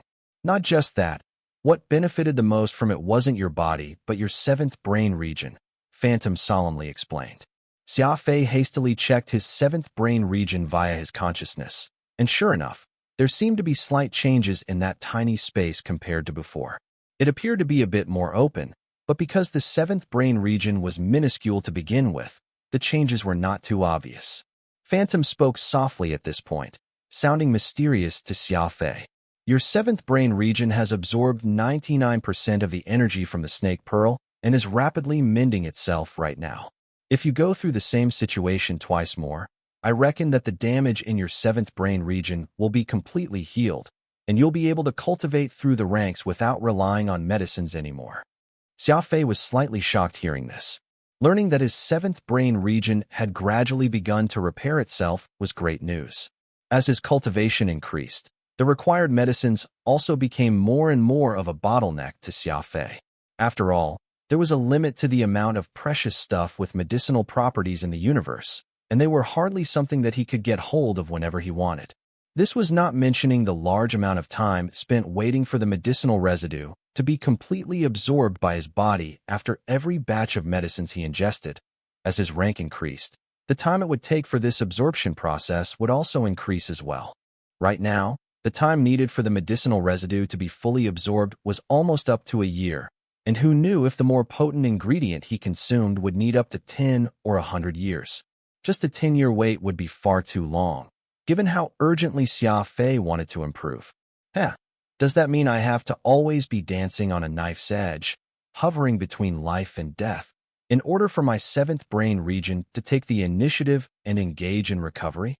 Xia Fei grimaced. Every time Xia Fei was met with a crisis, his seventh brain region would secretly be helping him. It was through the countless life and death battles that Xia Fei obtained his second special ability, psychokinesis. Now, after having narrowly escaped death, his seventh brain region once again attempted another round of self-recovery. It was as if only extreme danger was enough to agitate his seventh brain region into waking, and it was changing Xia Fei in its own way, slowly but surely. Phantom pursed his lips grimly. That does appear to be the case. The seventh brain region was too mysterious. Be it Phantom or Harris, and even Xia Fei himself had not been able to accurately describe it, much less control it. Aside from it providing humans with powerful abilities, no one knew what else the seventh brain region offered, and Xia Fei could only keep searching in the dark to make progress, with no one out there able to give him any sort of help. After all, Xia Fei's seventh brain region was completely opened, and there was no precedence for its occurrence. Xia Fei got up, and his gaze swept across his surroundings again. Let's be on our way. Though that sect senior of yours, Dark Shadow, lent me a hand, I doubt he will let me off easily seeing him like that. Phantom shook his head anxiously. No, we have no idea how my second sect senior is right now. We need to first locate him, confirm that he isn't in any danger before we leave. Phantom was not really an obstinate person, but since this concerned his discipleship, and once something was related to the assassins, he would become very serious. Xia Fei could only go according to his request and follow along the lakeshore, searching for any trace of Dark Shadow. All of a sudden eagerness came over Xia Fei. Acting upon it, he ran at his top speed for a short burst. Phantom, don't you think my speed is faster than before? Xia Fei asked, somewhat puzzled. Indeed, that appears to be the case. The snake pearl not only helped repair a portion of your seventh brain region, it also increased your speed by about 50%, meaning that you're already very near Star River rank. Your speed nearing 6,500 meters per second, Phantom said. Xia Fei nodded, happiness flooding his heart. Just 1% of that snake pearl had effectively increased Xia Fei's speed to a standard near Star River rank. Achieving such an effect was simply beyond words. Not only did it help repair his seventh brain region, it also increased Xia Fei's speed by 2,000 meters per second. He had essentially killed two birds with one stone. Phantom was worried about Dark Shadow's safety, so he did not care to discuss Xia Fei's improvement, hurrying him to search for his second sect senior after a brief overview of the situation. Over by a shoal that was covered in gravel, Xia Fei spotted Dark Shadow, wheezing painfully. It appeared that he had been struck by Thunder Fury's impact and was thus injured from it. The injured Dark Shadow hardly posed a threat to Xia Fei, so the latter walked to a point several meters away from the former, squatting to ask, "Are you all right?" Dark Shadow knitted his eyebrows together. He had clearly witnessed Xia Fei suffering from more grievous injuries than he did moments prior. Yet the young man was suddenly looking completely lively and spry in the blink of an eye. This left Dark Shadow feeling very unsettled. "I'm fine. I've broken 4 of my ribs, so it's a little inconvenient for me to move about," answered Dark Shadow in a deep, rasping voice. "How are you unscathed?" Xia Fei smiled. "Perhaps I was a little luckier." Democrat Minnesota luck, Dark Shadow complained internally. Phantom's second sect brother would only be even more unsettled if he found out that. Not only was Xia Fei uninjured, the entire incident had been a blessing in disguise to the young man, for part of his seventh brain region got repaired, subsequently increasing his cultivation. They both entered the cavern and encountered the giant python, and each man had fought with the huge snake, and ended up severely injured, yet the difference in the outcome for either man was heaven and earth. Xia Fei profited for no apparent reason, while Dark Shadow ended up having trouble with even just walking. Just what sort of fairness was this? Xia Fei pondered for a moment before he stepped forward and moved Dark Shadow's 2 arms to his back, using a thin metal wire to bound them together. I'll carry you out, but you'll have to suffer this indignity for a bit in order for me to ensure that you won't be able to attack me as we make our way through these caves. Dark Shadow was speechless. He was already having difficulties moving because of his broken ribs, so he could only acquiesce and be at Xia Fei's mercy. There was no way he could hope to win given the current state he was in. Phantom sighed. Xia Fei was simply too cautious, tying the old man despite his injured state. At the end of the day, the man was his sect's senior, so he could not help but feel disgruntled seeing how he was treated. Still, Xia Fei did not care for this. In his eyes, Dark Shadow was still a threat, and though he fulfilled Phantom's request to save the old man's life, it did not mean he needed to reveal his back to this stranger. Dark Shadow was soon bound tightly. Xia Fei then gingerly lifted the man as he began his search for an exit. After several more turns, that red rainforest once again appeared before Xia Fei. He was just wondering if he should leave Dark Shadow here or secretly send him back to the assassin's camp when something abnormal suddenly occurred. Xia Fei set Dark Shadow down by the cave entrance. Then the old man winced and let out a moan. Due to his broken bones, every movement caused him to feel a stinging pain in his chest. Looking far out, Xia Fei noted that this was not the same valley he had initially come in. They had spent a lot of time navigating through the spiderweb-like network of caves, and now, he had no idea where they ended up coming out. Xia Fei contemplated whether he should leave Dark Shadow here to wait for assistance or deliver him somewhere near the assassin's camp. If he sent Dark Shadow back to the assassin's camp, he would run the risk of being discovered. Though his speed had improved, the assassins were engaged in a large-scale trial right now, and they had plenty of people around. There was no telling if they had some strange ability users who were capable of countering his speed. Just as Xia Fei was pondering on his next move, several figures came striding over from the forest in front, not at all hiding their presence. These men were all dressed in the same combat suits as Dark Shadow, except that they were all wearing black masks which covered their heads, so Xia Fei could not make out their faces.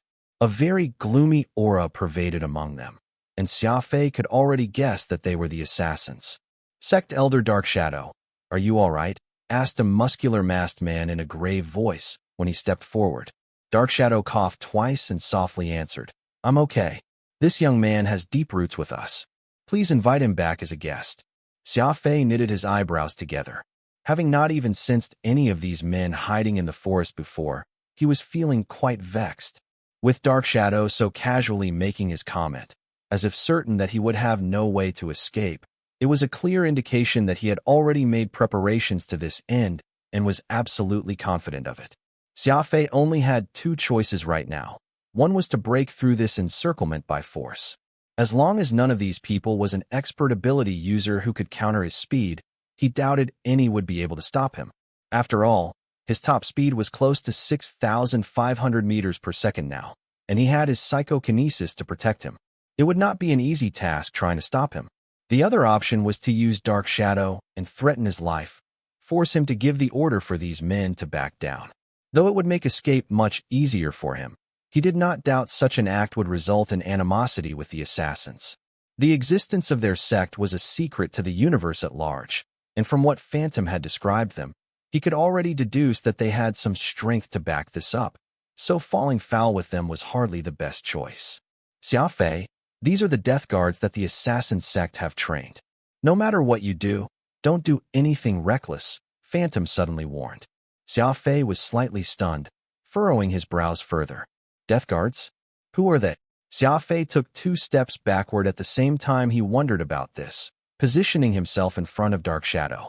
As long as any of these men made any sudden movement, Xia Fei would be able to use Dark Shadow as a meat shield based on the speed advantage he possessed. There are assassination missions that need to be executed with the determination to sacrifice one's life to kill the target, and these men exist for this sole purpose. Don't assume that, with your fast movement speed, they won't be able to catch you. They will have their unique methods to exchange their life for an unrivaled attack power. You don't have a snowball's chance in hell going up against these death guards, for they are more than willing to give up their lives in exchange for your demise, Phantom warned in a deep voice. Xia Fei was shocked. To think there were people out there who would be willing to give up their lives just to kill off some strangers. Just what exactly did these death guards exist for? Could it truly be just to die? This planet doesn't have any working communication, so how did these men find me? Xia Fei asked. Phantom glanced at Dark Shadow's wrist. Second Sect Senior must have secretly activated his nether bell, which was how these death guards tracked us, ready to outflank you. I was too naive in my thinking. Seems that every time we went out for training and trials, my Second Sect Senior and his men would all be here to monitor our every move secretly. Xia Fei followed Phantom's gaze and saw a thin thread looped around Dark Shadow's wrist, which a small bell was tied to. What's the use of the nether bell? Could the signal interference here not be able to stop them? Xia Fei asked.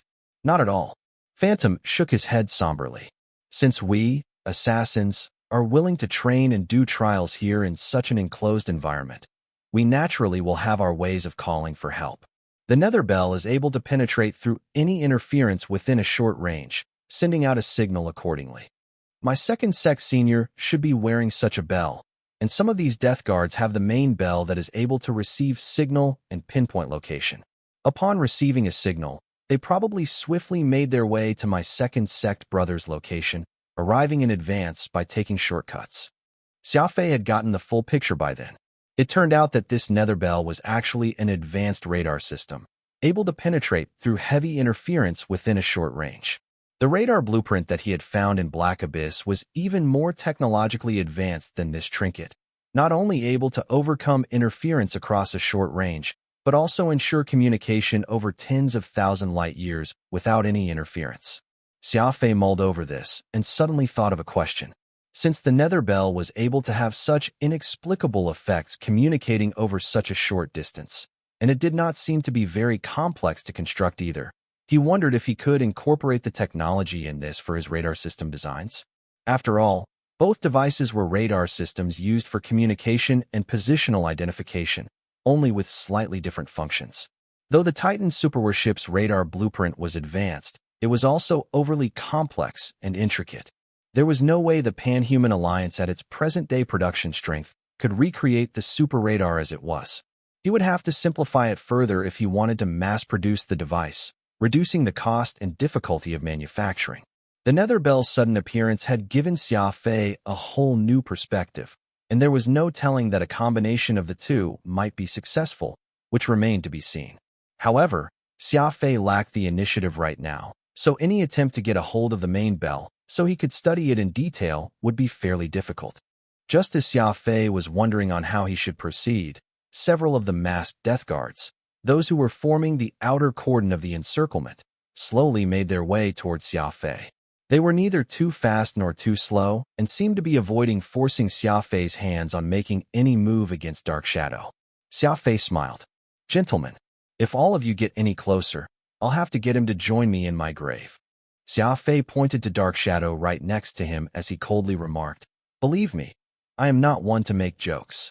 Letting his raw killing intent surge forth, his nameless dagger abruptly appeared from out of nowhere, its sharp edge pointed right at Dark Shadow's throat. Even a fool could tell that Xia Fei was not joking. However, the death guards remained unmoved and continued to slowly encroach and surround him from a distance. Dark Shadow chuckled feebly. I've given them the order to escort you back to our camp, so that is precisely what they'll be doing. This outcome won't change even if you kill me. Xia Fei's heart promptly sank. He noted the calmness in Dark Shadow's voice and could tell that he was telling the truth. Phantom also nodded, concurring with what Dark Shadow had just said. I don't have a lick of chance. Xia Fei frowned and asked Phantom. None whatsoever. Death guards use their very lives in exchange for frightening lethality. No one is able to fight them, Phantom solemnly explained.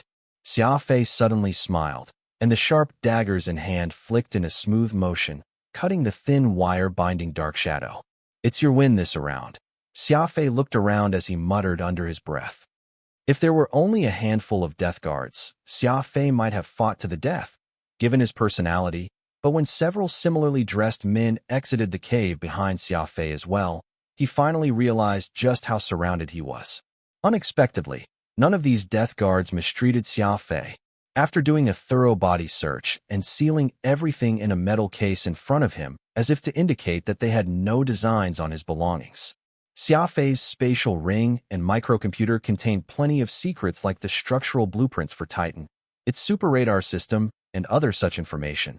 But because Xia Fei had very cautiously set additional permissions for their access, he was not particularly concerned that anyone else aside from him could gain access to them. Once everything was done, Xia Fei was led to a Caldarian Cormorant-class destroyer. He was then assigned to a cabin, with 3 meals being delivered to him, even providing a daily change of clothes. Unfortunately, his cabin did not have connection to the interplanetary internet, so Xia Fei had no way of contacting Avril, nor was he able to keep updated on the progress of Quantum Holdings. It suddenly dawned on Xia Fei that this cabin was in no way different from a prison, with only the conditions of his confinement being slightly lax. This was already the 3rd time Xia Fei had been imprisoned, his journey beginning with that small cell on his trip to the Blue Sea Star, where he obtained that strange gene optimization fluid, which allowed him to take his first step to the stars and begin his tumultuous, yet interesting life story.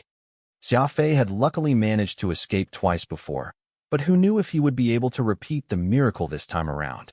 Xia lay in bed, staring up at the ceiling in contemplation. It was as if his life was destined for an inextricable link with incarceration, along with the endless troubles that could no longer be separated from his life at this point. That was when his cabin door opened. It was around the time for his dinner, and he figured this to be its delivery. Xia Fei got up from his bed and looked over, watching a masked man push in a food trolley and lay out plates on the table.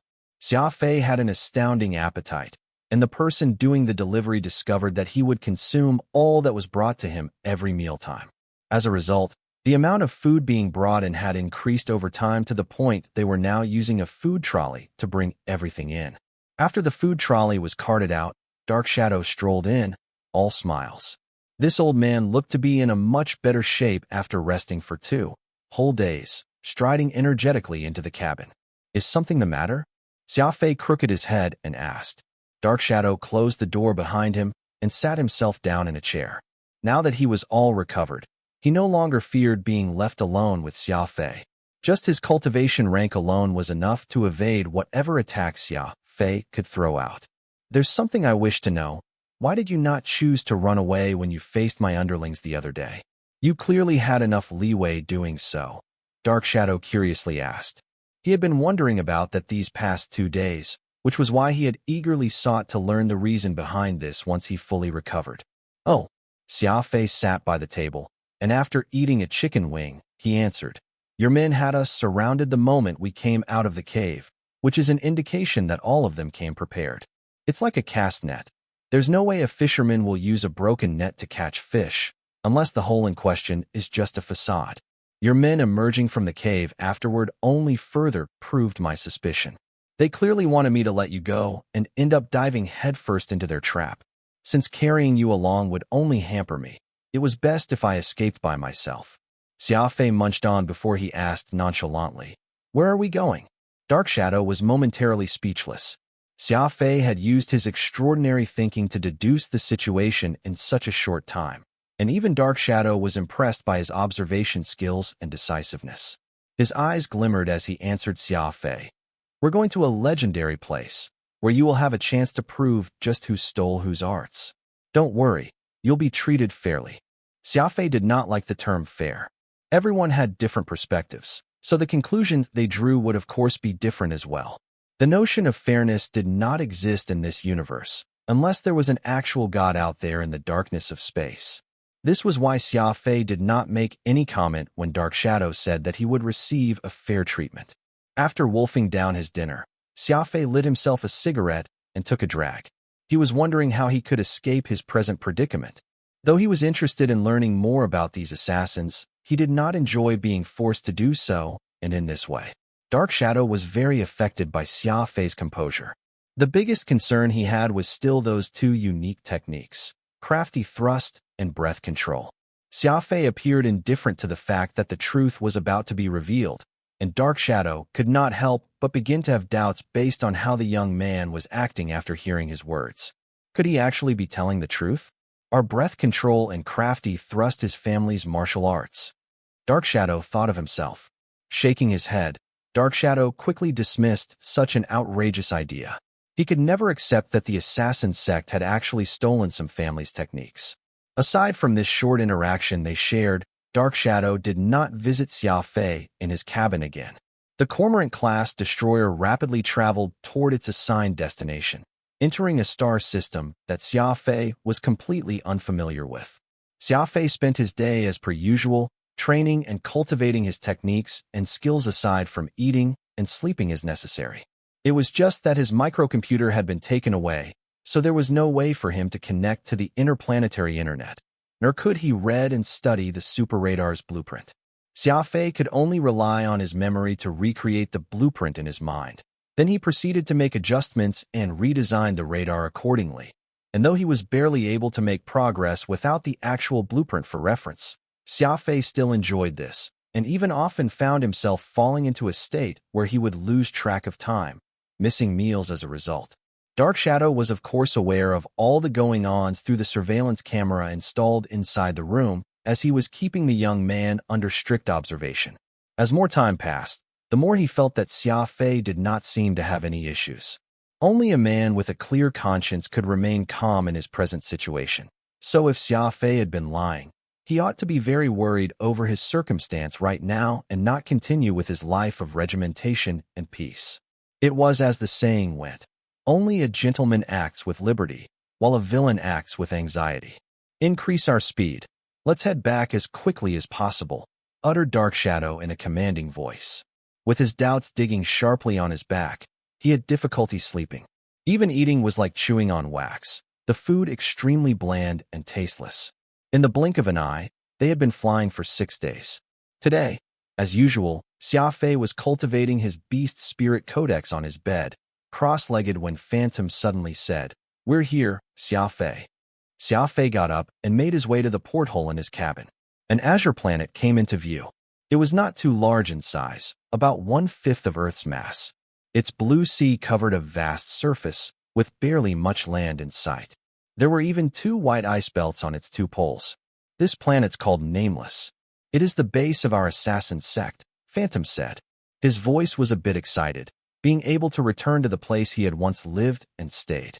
Killing without making their names known, nameless assassins, Xia Fei muttered to himself. Phantom, your ancestors are far more poetic than you. The assassins are part of a secret hitman organization. It's fitting that their main base will be on a planet called Nameless. There was only one continent on Nameless, and it was not too large. It looked like a long and narrow island from a high altitude, surrounded by the azure sea, with patches of green here and there, like seaweed floating on the salty waters. The destroyer slowly made its landing on a landing apron at the heart of a jungle. In the backdrop was a mountain covered by dense trees. The flora and fauna in the surroundings were sparse, but the mountain was quite majestic, reaching to the clouds as it stood aloof in a prominent position. Verdant greenery covered the foot of this mountain. Its snow-capped peak looked even better than the Himalayas. After the warship landed, Dark Shadow led Xia Fei off the ship. Xia Fei took a deep breath and looked into the distance, spotting the well-maintained small warships parked around. Most were well-equipped frigates despite their small sizes. The cost of maintaining and retrofitting a warship far outstripped its purchase price. As an expert in that particular field, he could tell at a glance from the cost of the equipment, including the expensive black crystal alloy used for the landing apron, that the assassins were fairly well-to-do. A warship abruptly arrived, and it was Xia Fei's Vampire. The assassins had men separately piloting this ship over and did not just leave it on the trial grounds. 6 death guards surrounded Xia Fei, maintaining their distance the entire time. Dark Shadow walked shoulder to shoulder with Xia Fei as he brought him to the top of the mountain. Along the way, Xia Fei came across plenty of disciples from the assassin sect. They were mostly very young, with some not even past the age of 5 or 6, clearly still children. All of them wore the same outfits, not making any sound with every step they took, which evidently demonstrated their good training. Perhaps it was because they rarely saw any outsiders, but they all gazed at Xia Fei strangely, as if he were a precious panda bear. Xia Fei was unperturbed, smiling at them as he gave each a friendly greeting.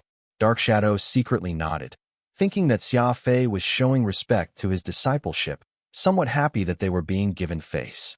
The mountainous road was long, and a platform could be seen after a certain distance.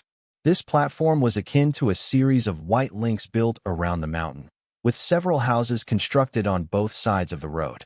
From an architectural standpoint, the residences and training facilities of these assassins could be called practical, a little too Spartan yet decent.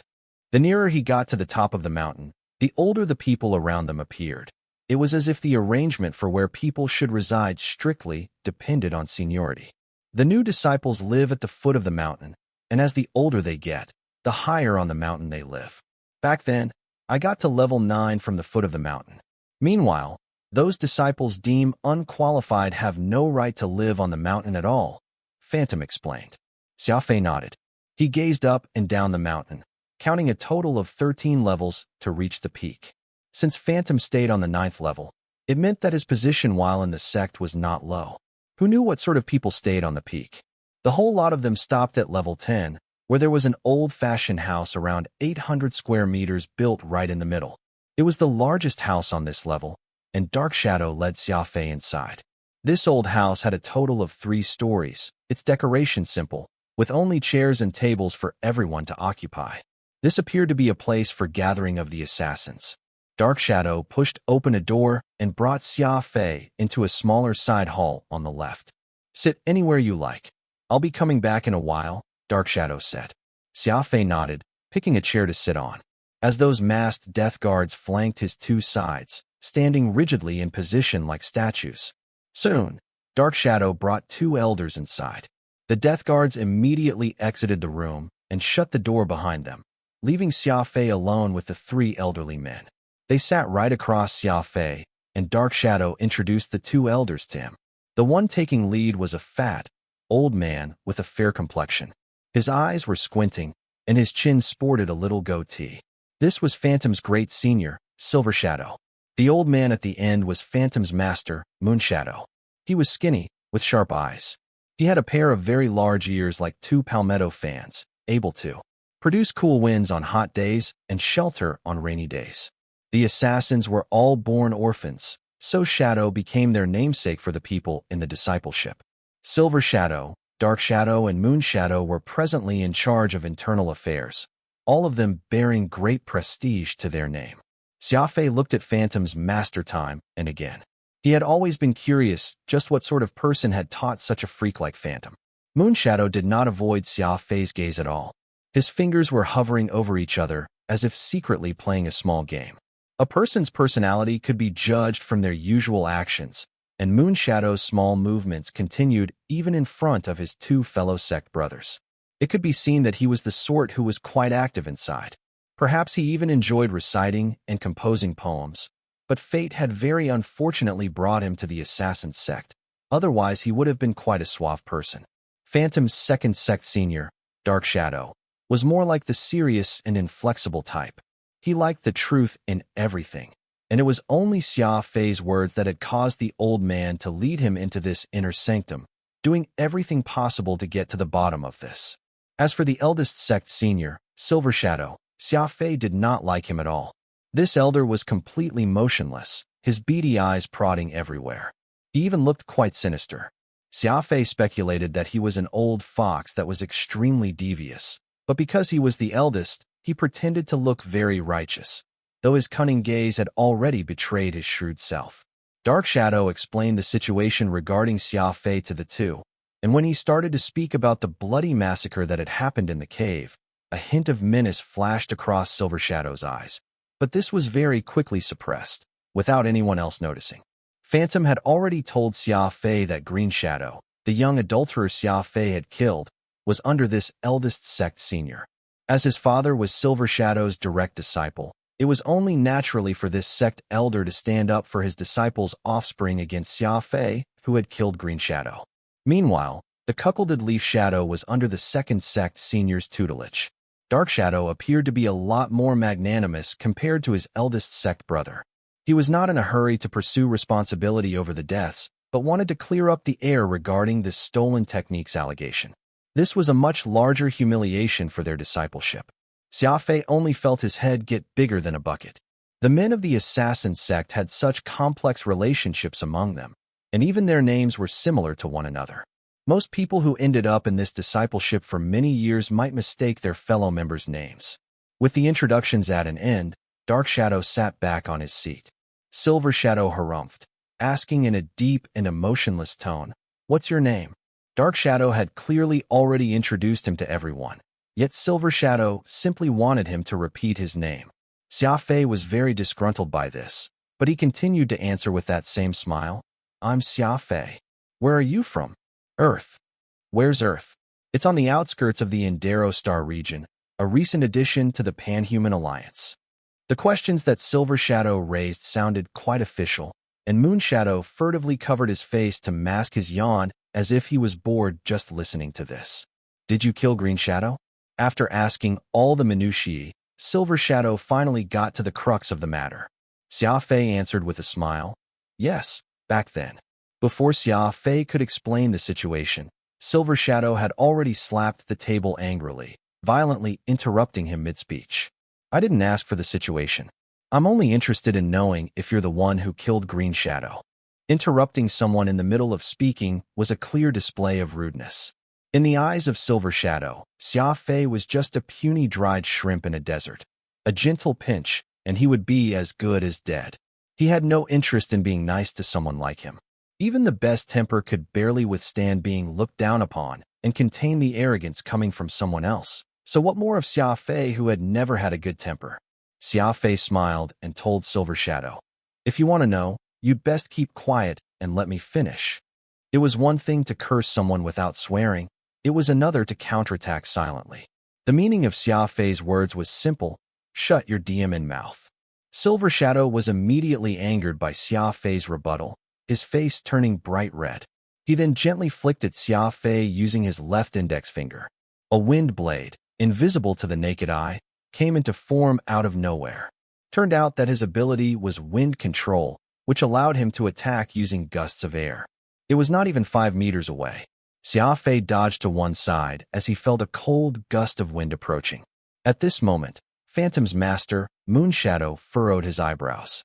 With a gentle wave of his sleeves, the wind blade, which was less than 2 meters away from Xia Fei now, disappeared to who knew where. Silver Shadow glared at Moon Shadow. "Third brother, what are you trying to do?" Moon Shadow laughed and said with a cheeky smile on his face, "Big brother, you must let him finish. The second brother's disciple is already dead, yet he's not even as worried as you are. Plus, the origin on his breath control and crafty thrust is still unclear." Xia Fei could feel that Moon Shadow and Silver Shadow were not on the best of terms as they spoke to each other with undertones of aggression.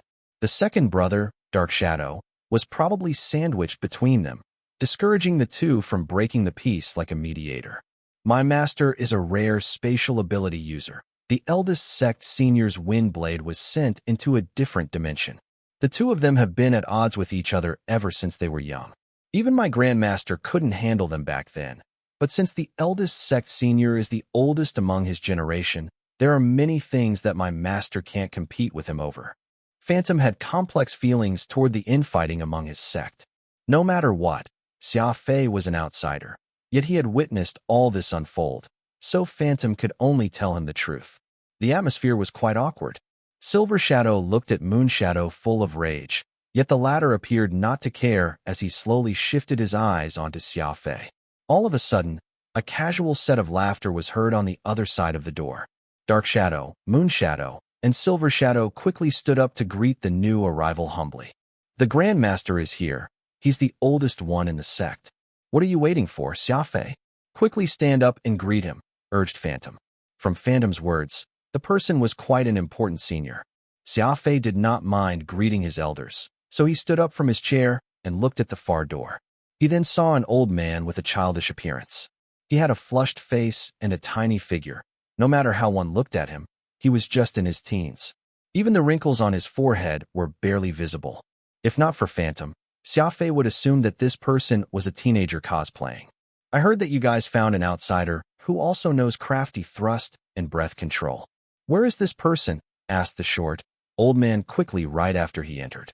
He was quite light on his feet, totally unlike an old man. Grandmaster, you're here, quickly greeted the three shadows. The old man waved his hand, gesturing them to skip the formalities. He then took a few huge steps and sat down on the main seat in the living room with quick and swift motions. This is Crane Shadow, the Grandmaster. He himself has no idea how old he was, while even my master's master refers to him as Sect Senior. His cultivation is unimaginable. My master can't last 3 rounds against him, Phantom said in a deep voice. The assassin sect was quite strange. Outside of Crane Shadow, Moon Shadow and the other 2 were the most senior, yet they were 3 generations apart from Crane Shadow. In order to show their respect, the 13th level was reserved to Crane Shadow alone, while Dark Shadow and the others stayed on the 10th level, skipping over the 11th and 12th levels. For some reason, this matter had shocked this sect master, and he had come down to find out more for himself. Xia Fei smiled, approaching him as he greeted. Elder, my name is Xia Fei. I'm the person you're referring to. Crane Shadow nodded and asked, You're not one of us. Why do you know crafty thrust and breath control as well? Xia Fei replied, These 2 techniques are passed down onto me by my ancestors. As for why your sect knows it, too, I really have a clue. Xia Fei insisted that his techniques were passed down onto him by his ancestors. As there was no proof, Xia Fei did not fear being investigated by them. Xia Fei also avoided mentioning thievery, for there was nothing to be gained in angering these people. Crafty thrust and breath control are the ultimate techniques of this assassin sect. When did it become something from your ancestors? Demanded Silver Shadow angrily. Crane Shadow waved his hand. We'll talk more about that later. Could you go through how my grand-disciples died? Xia Fei could not continue hiding the fact in front of these many people, so he went through everything he saw and heard in the cave. As for the reason behind him being in these assassin training grounds, Xia Fei claimed that he liked adventuring. He spotted a weird bug and inadvertently ended up following it through the red stardust out of curiosity. By the time he exited the dust cloud, the bug was gone and he had accidentally wandered there. The 4 of them were incredibly angry. After all, the act of killing people from their sect was incredibly taboo and was quite possibly the biggest disgrace in the entire history of the assassin sect. There were other people present at the time. I was afraid that, if such nasty things got out, it would affect the image of your sect, so I stopped myself, Xia Fei added. Crane Shadow nodded. This little brother knows how to think on behalf of the sect at such a young age. What a rare occurrence. Are your techniques really passed down onto you by your ancestors? Crane Shadow was the oldest in the assassin sect. After all, quickly changing the topic to his techniques, completely disregarding the shameful events that had happened to his sect. It was really quite cleverly done. Yes, replied Xia Fei sternly. How about you demonstrate? Xia Fei then showed off his techniques in the hall. Xia Fei had trained his crafty thrust and breath control for a long time, so naturally, he was well practiced. Crane Shadow secretly shook his head. Judging from Xia Fei's age, he appeared to have been training these techniques since he was younger, or else he would not be this well practiced. After thinking for a few moments, Crane Shadow asked, What about your ancestors? How did they get these 2 techniques? Xia Fei sighed and replied with a sad look on his face. I grew up without parents. It was my grandfather who brought me up. However, when I was 7, my grandfather passed away. I was alone, wandering about afterward. So how would I know anything about my ancestors? My grandfather passed these 2 techniques to me when I was younger. According to him, it's passed down from generation to generation. He even asked me never to stop practicing them. I kept in mind my grandfather's teaching, and I have been practicing it till this day, recounted Xia Fei in a sad tone. I see. Crane Shadow was lost for words. Who knew which crappy martial arts book Xia Fei stole this story from?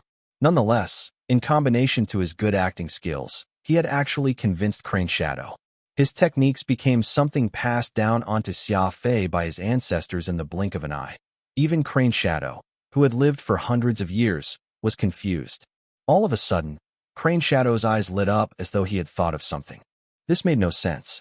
Even though Xia Fei was not in the assassin sect, he knew breath control and crafty thrust, 2 abilities unique to them.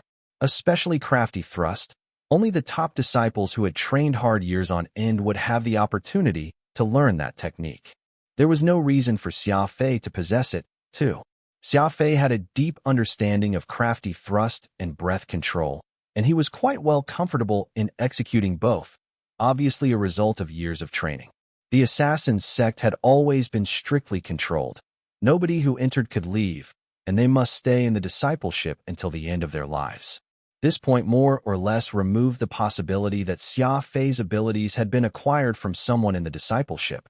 Thus, it could only be someone outside of the discipleship who taught breath control and crafty thrust to Xia Fei. This quickly became an extremely serious matter, for this was the first time in the history of the assassin's sect that two top skills of theirs got leaked out. Nobody suspected Phantom, as everyone knew of his death, and none would think that, despite dying, he had a way to linger on in spirit form, and even passed his abilities to Xia Fei. Everyone furrowed eyebrows, and Crane Shadow, who was sitting on the highest seat, kneaded his temple, utterly confused. "Someone, bring Xia Fei somewhere to rest. We'll talk about it some other time," Crane Shadow ordered in a deep voice. Soon, the bunch of death guards, who were guarding the door, brought Xia Fei to a secluded area on the 10th level, leaving Crane Shadow and his 3 grand disciples behind. "Grandmaster, what should we do about this?" asked Silver Shadow. Crane Shadow thought for a few moments. "I thought of something. Let's talk about this after I get back. Let Xia Fei rest here for now, and don't cause him any trouble." Crane Shadow then walked outside. After sending off their Grandmaster, Silver Shadow and the others returned to their residence. Crane Shadow walked up the stairs leading to the top of the mountain. As he neared the peak, the air gradually became bitingly cold, with the stone road covered in piles of white snow. Compared to the warmth at the foot of the mountain, this place was like a harsh winter. In truth, the life on the peak was quite terrible. Setting the cold aside, even the paths were hard to traverse. There was more to the founder of the Assassin's sect assigning the disciples their residence according to their ranking from top to bottom. He reminded those in power not to abuse it, and that the more authority they had, the more responsibility they must bear. Although Crane Shadow was quite old, he was still nimble on his feet and was not any worse than a younger person in the discipleship. These snow and ice-covered roads were nothing to him. The 11th and the 12th floors were empty and was used to store ancient books and other precious goods. Crane Shadow did not stop on his feet and kept moving toward the 13th level. If the 11th and 12th floors were restricted because they contained many precious ancient books, the 13th floor where Crane Shadow resided was even more forbidden. The elders had the authority to access them, while the ones under them were also given time every month to enter said places for training. Yet even Dark Shadow and the others did not dare enter the 13th floor, as it contained the most important secrets of the Assassin's sect. On the platform of the 13th floor, Crane Shadow took a deep breath and looked toward the lush forest and clear rivers beneath him, taking everything in. White snow drifted in the air. It did not snow hard, but it never ceased all year round.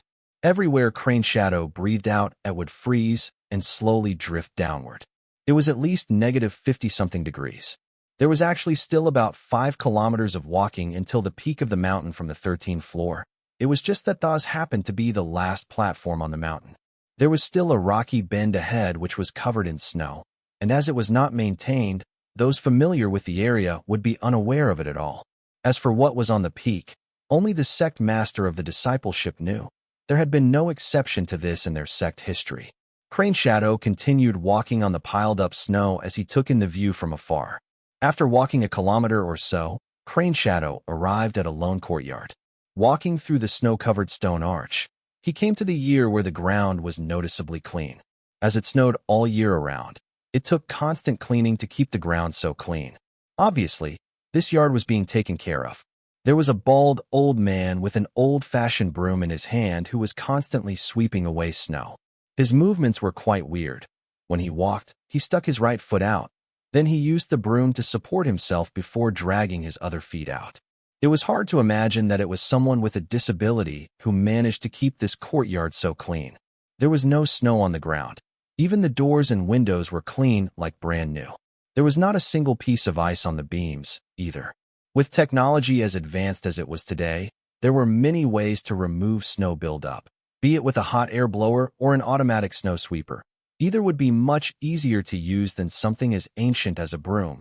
Yet this elder still chose such a cumbersome and ineffective tool to do his work patiently. Crane Shadow tiptoed behind the bald elder to greet him with a lowered voice before he said, "Sect Brother Shadowless, there's something in the pavilion of 10,000 respect that I would like to inquire about.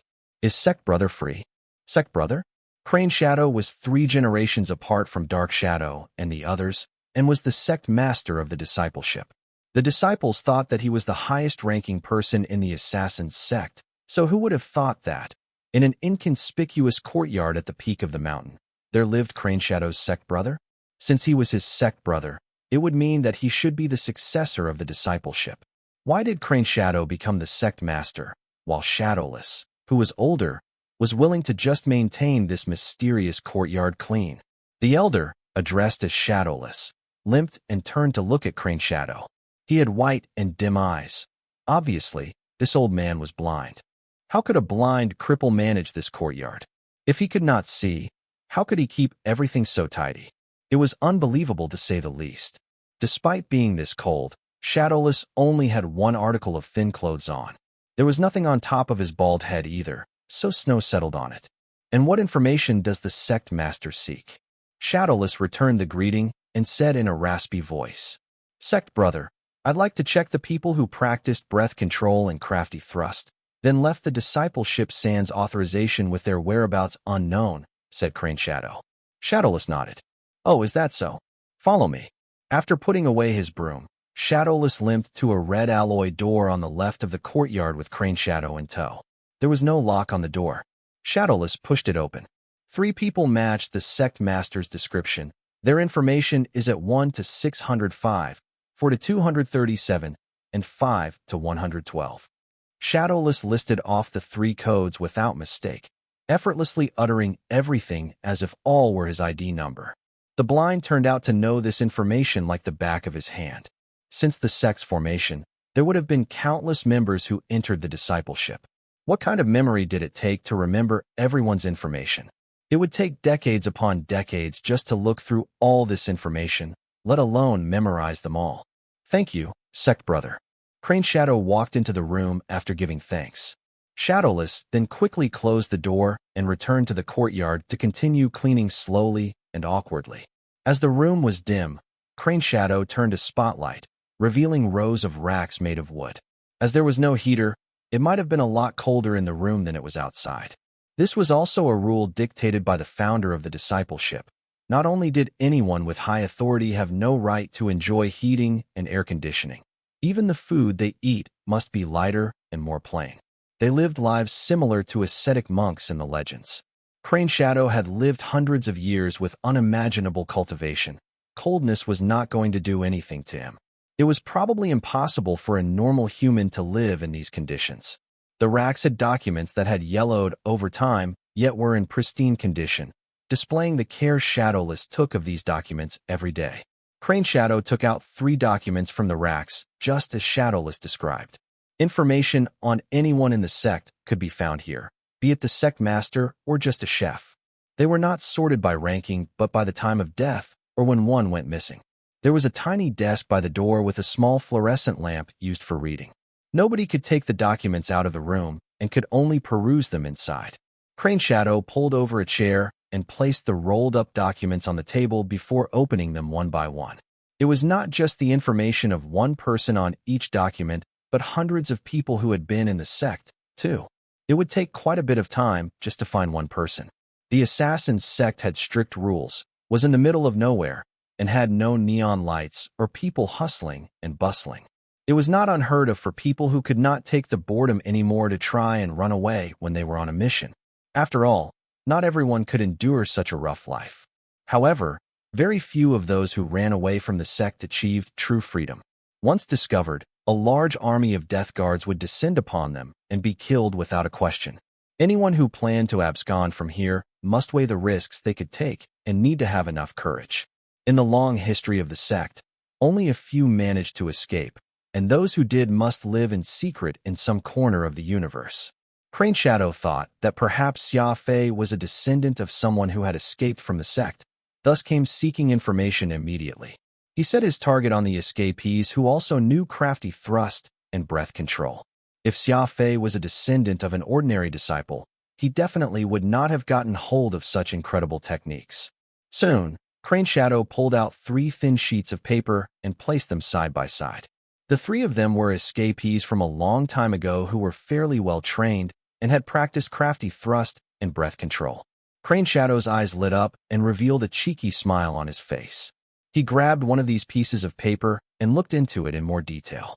Outside of being filled with words, there was a picture of a middle-aged man with brown eyes, black hair, and yellow skin who even slightly resembled Xia Fei. From the documents, this person was known as Blood Shadow and was a disciple who lived on the 11th floor. He was someone who was likely to succeed the sect master in the future. About 3,000 years ago, that person took advantage of being out on a mission to escape. No news had been heard from him ever since then. Just their similar looks alone was not enough to convince Crane Shadow of his guess that Xia Fei was a descendant of Blood Shadow. But he was convinced when he saw that the last known location of Blood Shadow was the Indero Star region, same as where Xia Fei's home planet Earth was in. By some weird coincidence, Xia Fei's lie had involved a runaway disciple of the assassin sect from many years ago. After placing down the document, Crane Shadow thought for a long time with his eyebrows knitted. There was no other logical reason that could explain the present conundrum outside of Xia Fei being a descendant of Blood Shadow. Phantom, who was the catalyst of all this, did not even enter Crane Shadow's consideration, as everybody in the sect knew that Phantom was dead. It was something out of fairy tales for a soul to remain on the realm of the living even after the body died. After returning the documents to their original spots, Crane Shadow left the room and approached Shadowless. Although he was the sect master of the assassin sect, his measure of esteem toward his sect brother was immense. "Sect brother, there's something I'd like to discuss," Crane Shadow said softly. He would intentionally lower his voice when speaking to Shadowless, as if it would be rude to speak loud with him. Shadowless turned around and bowed. "Since you're already the sect master, you can drop this sect brother honorific." Crane Shadow smiled. "Sect brother, if you hadn't made that big mistake years ago, the position of the sect master would have surely been yours. It's been so many years, and the previous sect master had already passed long ago, so why are you still staying in this courtyard, unwilling to leave?" Shadowless had a bitter smile on his face as he shook his head. "A mistake is a mistake, and there's no explaining that.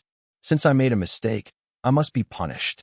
Crane Shadow did not continue trying to talk his elder sect brother out of it. He knew how stubborn Shadowless was, and how the latter would stand his ground whenever he decided on something. He briefly went through the matters regarding Xia Fei, as well as his suspicions regarding a connection with Blood Shadow, then asked, "Sect brother, there hasn't been a precedence for this. I don't know how I should deal with it." After getting an idea of the situation, Shadowless nodded. "Sect master, since you asked, I'll speak my thoughts. Please don't take what I say to heart if it may personally offend you. Please go ahead, sect brother." "All right. The strength of our sect has never been the same since the tragedy last time. The harm it did to the sect was not something that could be regained so easily. Currently, outside of Sect Master, the highest-ranking members are the 3 of Dark Shadow and the others." Crane Shadow quickly waved his hand and interrupted Shadowless. "Sect brother, you're still here." Shadowless said with a stern face, "I'm being disciplined by the former sect master. Although I'm here in person, I can't step an inch outside of this courtyard. I may as well be a shadow in the dark. I'm not even a person." Crane Shadow slightly curled his lips. Indeed, judging by Shadowless's stubborn nature, unless there was something astronomical happening, he might as well be invisible in the sect, never showing himself. "Sect master, have you thought about this? While you're still alive, nobody will dare touch our sect, but since you're getting old, and if something happens to you, can the likes of Dark Shadow, Silver Shadow, and the others really carry the burden of thousands of people in the sect?" Setting aside the bad blood between Moon Shadow and Silver Shadow, the highest ranking among those 3 is just at the intermediate eternal rank. The others may not know, but it should be clear as day to you that one battle in the past cost our sect all the highly skilled members just to ensure our sect's continued survival.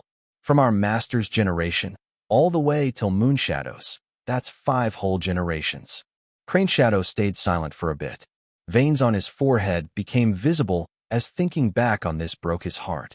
Back then, the sect's enemies came straight to their door, and Crane Shadow and Shadowless's master was still the sect master. The enemies, who had come prepared, took the sect by surprise. In the end, they managed to barely win against their enemies, incurring heavy casualties. It was a Pyrrhic victory. Crane Shadow was on a task in another star region then, so he managed to dodge a bullet. 5 generations of disciples, hundreds of lives were lost in that horrific battle. Shadowless' left leg had also been crippled at that very battle. Shadowless had once made a mistake, so his master had ordered him to guard this place and not move an inch from his position, but because of how urgent the situation was, Shadowless chose to act. In truth, if not for Shadowless disobeying his master's order, the sect might have disappeared then and there. This was one thing that even his master did not think of. After the battle, Shadowless continued to reside in this courtyard, and it became Crane Shadow's responsibility to be the sect master. Crane Shadow knew that the only reason their sect still existed today was due to his sect brother acting as he did that fateful day. After all, he was the sole survivor out of the hundreds who joined the battle. No matter in which aspect, Shadowless was much stronger than he was. It was him who their master had taken the most liking to among everyone in his generation, too. Just from that, it was obvious how outstanding his skills were. Therefore, Crane Shadow was used to discussing everything with his recluse of a sect brother. Shadowless took a few moments before continuing. The sect's well-being has been greatly impacted, and we need to regain our strength as soon as we can. I'm afraid it may not do if we simply follow the old ways. We need to recruit more talent. Shadowless sighed. Although he had no eyes, he had a better view of many things compared to the majority of them. Crane Shadow asked hesitantly, "Sect brother, are you saying we should recruit Xia Fei?" Shadowless did not confirm or deny. Since he's a descendant of Blood Shadow, he can be considered one of us. Even if he doesn't join us, it doesn't hurt if he's just an envoy. Everyone in the sect was a killer and did not care about what was happening outside as they lived a secluded life. But these thousands of disciples needed to put clothes on their backs and food on their tables, so they had to constantly accept commissions from the Alliance. Therefore, outside of the disciples there were envoys in their sect. These envoys were responsible for accepting orders, receiving pay, helping the sect purchase daily necessities, etc. They were with the sect in name, but actually not associated with it at all. Being an envoy of the assassin sect was by no means an easy task. Thus far, most of the envoys working for the sect had been in the business for several, even for dozens, generations as they passed the task from one generation to another.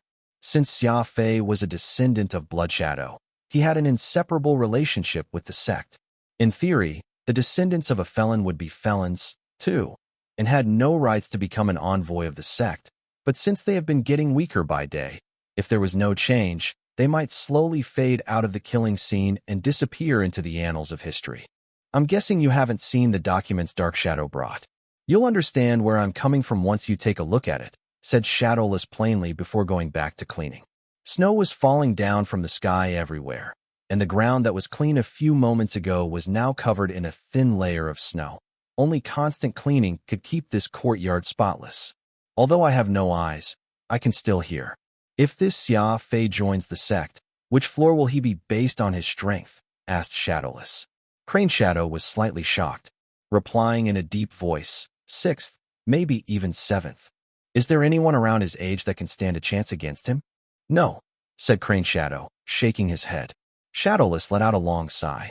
Ever since that time where hundreds of our brothers died, I've always thought that maybe we have treated the brothers in the sect too shallowly.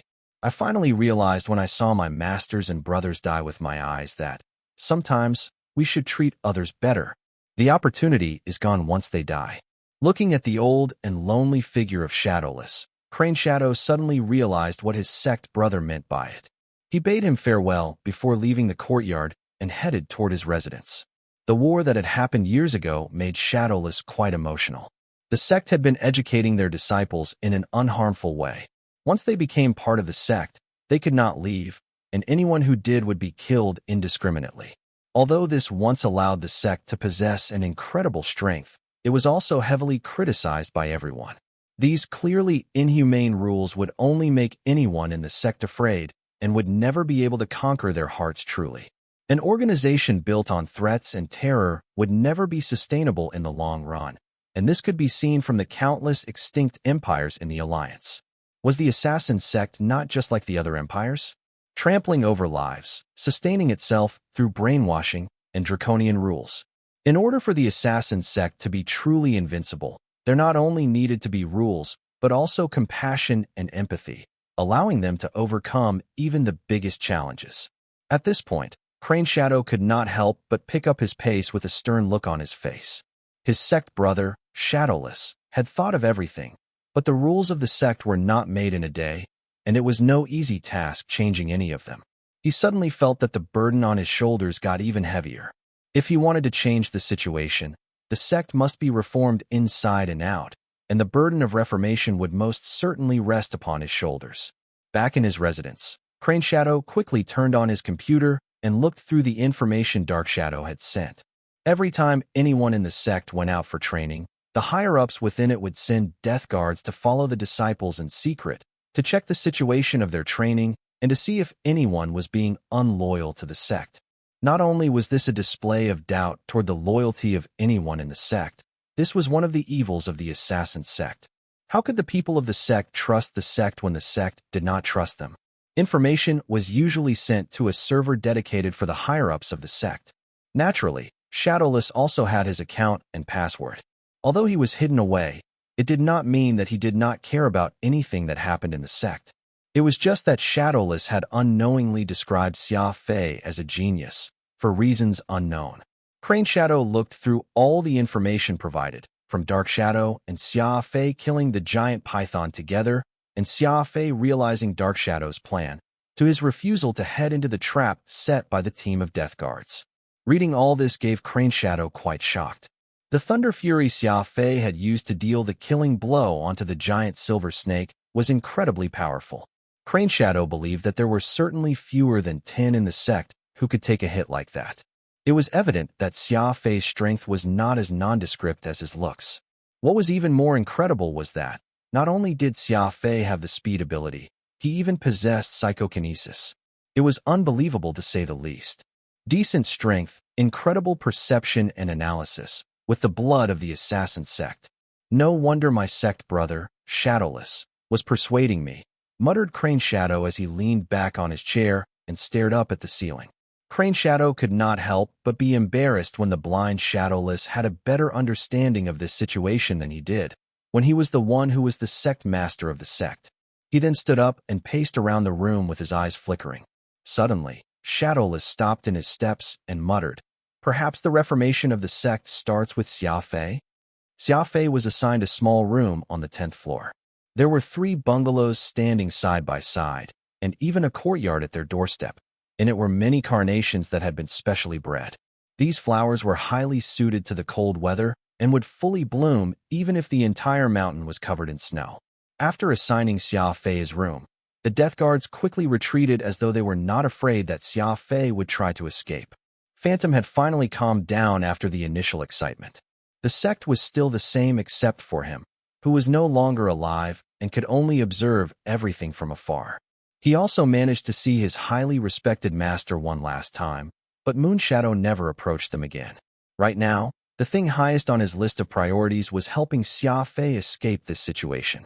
After all, going to the training grounds to find the 6-leaf rain lotus had been Phantom's idea. Although Xia Fei did not blame him, Phantom could just not live that down. Phantom also knew how strict the sect was. First of all, there was the bunch of Death Guards who, after being brainwashed by mental abilities, were almost like machines. They hid in the mountains and observed the movements of every single disciple, immediately reporting to Dark Shadow, who was in charge of them, if anything out of the ordinary happened. Avoiding them was the first step to escaping. Once the warship was parked in the spaceport, it would be locked in by the strong magnet. The magnet must be disabled in order for them to leave. As it was managed by the Death Guards, barging into the control center and destroying the system would be no easy feat. There were other defense systems as well, so it was almost impossible to leave the planet without being ordered to do so. And because of these barriers, they were okay with leaving Xia Fei on the mountain, not fearing that he might escape. Phantom told everything about the sect's defense system to Xia Fei. After analyzing the requirements, Xia Fei concluded that he had no chance of escaping alone. Therefore, he started living in the courtyard. He would train every day and would walk around in the yard if he was feeling bored, taking in the flowers and moon. It was quite relaxing to say the least. 3 days passed by just like that. During the afternoon, Manatee would be over with a cart filled with 4 dishes and a soup as well as fruits and snacks. The food in the sect was not bad at all. At least, the portions were enough to satisfy Xia Fei. As Xia Fei could not leave, he was not as active as he was before and did not need absurd quantities of food to replenish his energy, yet he still insisted on finishing all the food sent to him. After arranging the plates and dishes, Manatee stood at the side with his head lowered as he waited for Xia Fei to finish so he could bring all the dishes back while asking if the latter had any requests. Xia Fei quickly finished all the food on the table while checking the disciple out constantly. Xia Fei knew through some small talk that Manatee was not even 14, yet he was over 1.9 meters tall. He had slightly dark skin, solid muscles, and scruffy beard, none of which fit his age. Because of a lack of talent, Manatee was only doing chores in the sect and had no chance of working under a master to learn martial arts. In the sect, only official disciples who had gone through an assessment were designated a name, such as Windshadow or Moonshadow. Everyone else got a random codename. Apparently, manatees had incredible strength and were quite quick in the water, and that was how he got his name. Xia Fei pointed at a stool and said, "Take a seat. You can't just stand there while I eat." Manatee shook his head honestly. "The master forbid me from sitting anywhere else other than my room. I need to stay standing wherever I go." His so-called master was just a head chef responsible for cooking around here. As for a master who taught him martial arts, he had no rights to go anywhere close to one. Xia Fei poured himself a bowl of cuttlefish soup before drinking all of it. At this moment, a rumble was heard from Manatee's stomach. He scratched his head in embarrassment on his simple face. "What's up? Haven't you eaten yet?" asked Xia Fei. "I accidentally dropped something when I was delivering food to the elder master yesterday, and I'm being punished with 3 days of no food," said Manatee. Xia Fei nodded and gestured at the food on the table with one hand. "I can't finish all this food. Anyway, so how about you accompany me? I'll be punished if the masters finds out." Manatee quickly refused. Xia Fei smiled. "Your master isn't here. Either way, what's wrong with me inviting you to eat?" The feeling of an empty stomach was something one would only understand through experience. Although Manatee was afraid of being punished, his empty stomach was constantly protesting. He carefully grabbed a chicken leg that Xia Fei handed over and ate a third of it in one bite. He even chewed and swallowed the bones. Evidently, he was extremely hungry. Xia Fei lit a cigarette as he watched him eat with a smile on his face. "Manatee, you got injured again today."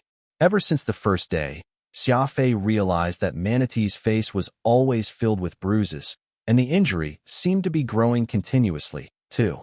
His left eye was bruised the day before yesterday. It was slightly better yesterday, but his right eye was swollen instead. It was even worse today, for there were blood stains on his nose that had not even dried yet, and there was a newly stitched wound on his forehead. "It's nothing. I fell when I was fooling around with the sect brothers," said Manatee. Xia Fei was left speechless.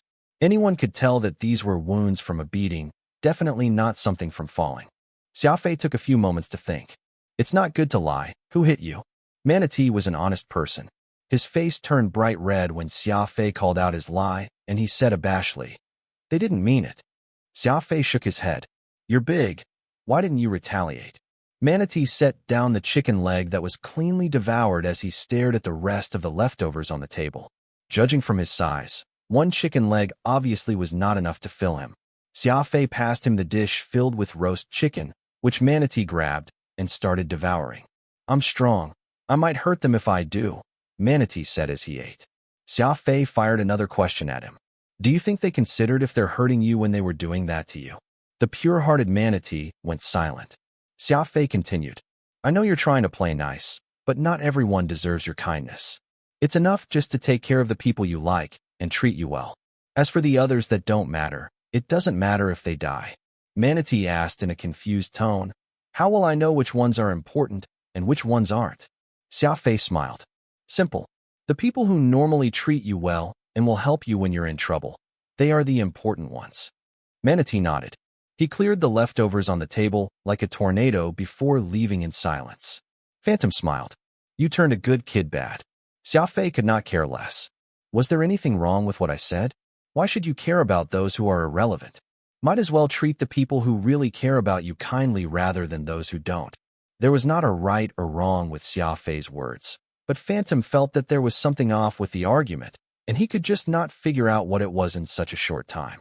At this moment, a disciple entered the room after knocking at the door. Sect Master and the 3 elders would like to speak to you. Xia Fei nodded, leaving through the courtyard after putting on a jacket. There was a drizzle, which felt nice when they landed on the skin. The air was humid yet fresh. They were still in that small meeting room. Crane Shadow and his 3 sect juniors had not taken a moment's rest for 3 straight days. Shadowless suggested a few changes to the sect to Crane Shadow, who felt that it made sense after some contemplation. Therefore, he came forward to Dark Shadow and the others for a discussion. There was always a difficulty when making changes to an old sect like this one. Even after a long discussion, the 4 of them never managed to reach a unanimous decision.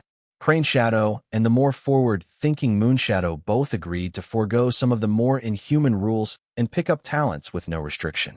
They also agreed to be more lax on their sect juniors, giving them more privacy. The stubborn Silver Shadow and Dark Shadow were strongly against this. Silver Shadow felt that the rules that had been in place for years on years should never be changed. Dark Shadow, on the other hand, felt that once the restrictions were eased, a large number of members would leave immediately. People always sought freedom, and many of their sect juniors were only staying out of fear. Once they eased the restrictions and stopped punishing deserters, it would create a huge weakness in the sect in the short term. Changes like this could not be decided in such a short time. Therefore, Crane Shadow suggested to deal with Xia Fei's matter first. As he was not part of the sect, he could not stay here forever. Who knew what other incidents might even happen if he stayed here for long? Crane Shadow told everyone the results of his investigation. Nobody expected that Xia Fei could very well be a descendant of Blood Shadow. The 3 of them were skeptical as this did not entirely prove the relationship between Xia Fei and Blood Shadow.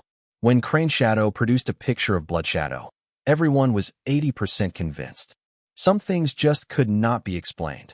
An assassin who had nothing to do with Xia Fei turned out to resemble him, and combining the last sighting not to be far from Earth, as well as the theory that Xia Fei's abilities were passed down by his ancestors, it made them believe that there was indeed some relationship between Xia Fei and Blood Shadow. As they were speaking, Xia Fei arrived. Crane Shadow had Xia Fei sit down and said, Xia Fei, how long has your family been on Earth? Xia Fei took a few moments. I'm not too sure, probably a few thousand years. Crane Shadow nodded. Blood Shadow left the discipleship 3,000 or so years ago, matching up with Xia Fei's timing, further cementing his beliefs. All right. According to my research, it's highly likely that you are a descendant of someone from the discipleship named Blood Shadow. He left us thousands of years ago for the Indero Star region, Crane Shadow said in a deep voice. Xia Fei was left speechless. He said all that casually, but he did not expect for this bunch of old men to actually assign him some ancestors. Nobody would enjoy casually having new ancestors. Xia Fei would have something to say about it if he was not pretending that everything was fine. Ancestors? The assassin sect. Xia Fei muttered in his heart. All of a sudden, Xia Fei had an idea. In a way, it also means that I'm part of the assassin sect? Asked Xia Fei. Now that he was knee-deep, he might as well go along and try to save his life. Who was Blood Shadow? Xia Fei did not know, nor did he want to find out. Yes, technically, you're one of us. Has your family ever mentioned anything about this to you? Asked Crane Shadow. Xia Fei shook his head and said in a pitiful voice, I lost all my kin when I was young. I've never heard any of this. Crane Shadow nodded. Xia Fei's unfortunate past had him quite emotional. It appears that the stars lined up. Since you're already here, have you ever thought of joining the discipleship? Asked Crane Shadow. Xia Fei quickly nodded and said with a serious face, I have the same idea as well. Since my techniques are highly related to the assassin sect, it makes sense for me to follow your teachings. I just wonder if the elders are willing to take me in. As Xia Fei was saying this, he would direct his gaze onto Silver Shadow from time to time. Of course, Crane Shadow knew that Xia Fei killed Silver Shadow's disciples, and he thought that the young man was afraid of Silver Shadow causing some trouble. Phantom was left speechless. Xia Fei's acting was incredible. He was just like a nomad child who finally found his home. He had all the subtleties when he was speaking, fully expressing his intentions yet not being too exaggerated about it. Silver Shadow gave an unfriendly look to Xia Fei. Silver Shadow was already quite unhappy when Crane Shadow suggested letting Xia Fei live. So of course Silver Shadow was not about to agree to Xia Fei joining the discipleship. But as long as Crane Shadow had no objections, there was no need for him to voice his opinions. Crane Shadow spent a few moments thinking. He then observed Silver Shadow's expressions and sighed. Xia Fei, although you have strong connections with our discipleship, it's not quite right accepting you, too, for you have never gone through our teachings. How about you be an envoy for us instead? An envoy? Xia Fei was confused. Crane Shadow patiently explained the tasks of an envoy, exaggerating slightly. He thought that Xia Fei, who had finally found this place after a lot of trouble and was eager to join the discipleship, but found that he could not, must be feeling quite sad. He had no idea that Xia Fei was actually getting happier the more he explained. If he was an envoy, he would not need to stay holed up in this dump. No matter how one thought about it, it was much better than joining the sect itself. But on the surface, Xia Fei made his face look sadder and sadder, so as to appear quite upset that he could not join the discipleship. When Crane Shadow finished speaking, Moon Shadow furrowed his eyebrows. Currently, we have plans to reform the discipleship. I think that we should get rid of everything that we are standing for right now. However one views it, Xia Fei fulfills all the criteria of joining the discipleship. Why don't we take this opportunity and make the first step toward reformation? Phantom was hating on the fact that Xia Fei was lying to his discipleship, but Moon Shadow's words made Phantom think that it might not be a bad thing for Xia Fei to join his assassin sect. A big part of Xia Fei's abilities was taught by him, so it would almost be equivalent to him helping his discipleship if Xia Fei could return the favor in one way or another as he cultivated a qualified assassin. However, trouble followed wherever Xia Fei went, and this made Phantom slightly worried. It was not a good thing to bring trouble back to the discipleship, after all. Silver Shadow let out a cold snort. Sect Brother Moon Shadow. Xia Fei has the blood of 2 members of the discipleship on his hands. We're already being nice by not taking his life. If we let him in and be trained as an assassin, many of our disciples will surely be unhappy. Moon Shadow laughed. Heh, Sect Brother, I'm afraid that you're the unhappy one, aren't you? Green Shadow and Phoenix Shadow's secret has long been known to us from a long time ago. You're being too nice by giving them pity instead of death. For me, Xia Fei isn't guilty of anything by killing those shameless, useless things. On the contrary, why can't Xia Fei, who took action against those bad people, join our discipleship? Silver Shadow gave the armrest a strong slap and demanded angrily. Third Brother, are you saying that I don't know how to discipline the people under me? Moon Shadow let out a sly smile and replied plainly. You were the one who said that. I didn't say anything. Xia Fei was getting nervous. He did not actually want to join the discipleship and become an assassin. He wanted to leave this place as soon as possible, as there were many things awaiting to be done by him. Aside from the magnificent plan of building Titan, the competition was only a few weeks away, and it was up to him to put the name of Quantum Holdings out there. Please stop your quarrel. I'll follow the sect master's order. Crane Shadow thought that Xia Fei did not want an internal fight because of him and chose to back off. This made him admire Xia Fei more as the young man knew to think for the greater good, as well as when to advance and retreat. All right, that's decided, Crane Shadow said, feeling slightly irritated. Xia Fei will be an envoy of the discipleship from today onward. According to the rules, the assassin sect will give you a skill to protect yourself with. You can pick the one you want at Seaview Tower early tomorrow morning. Xia Fei was slightly shocked.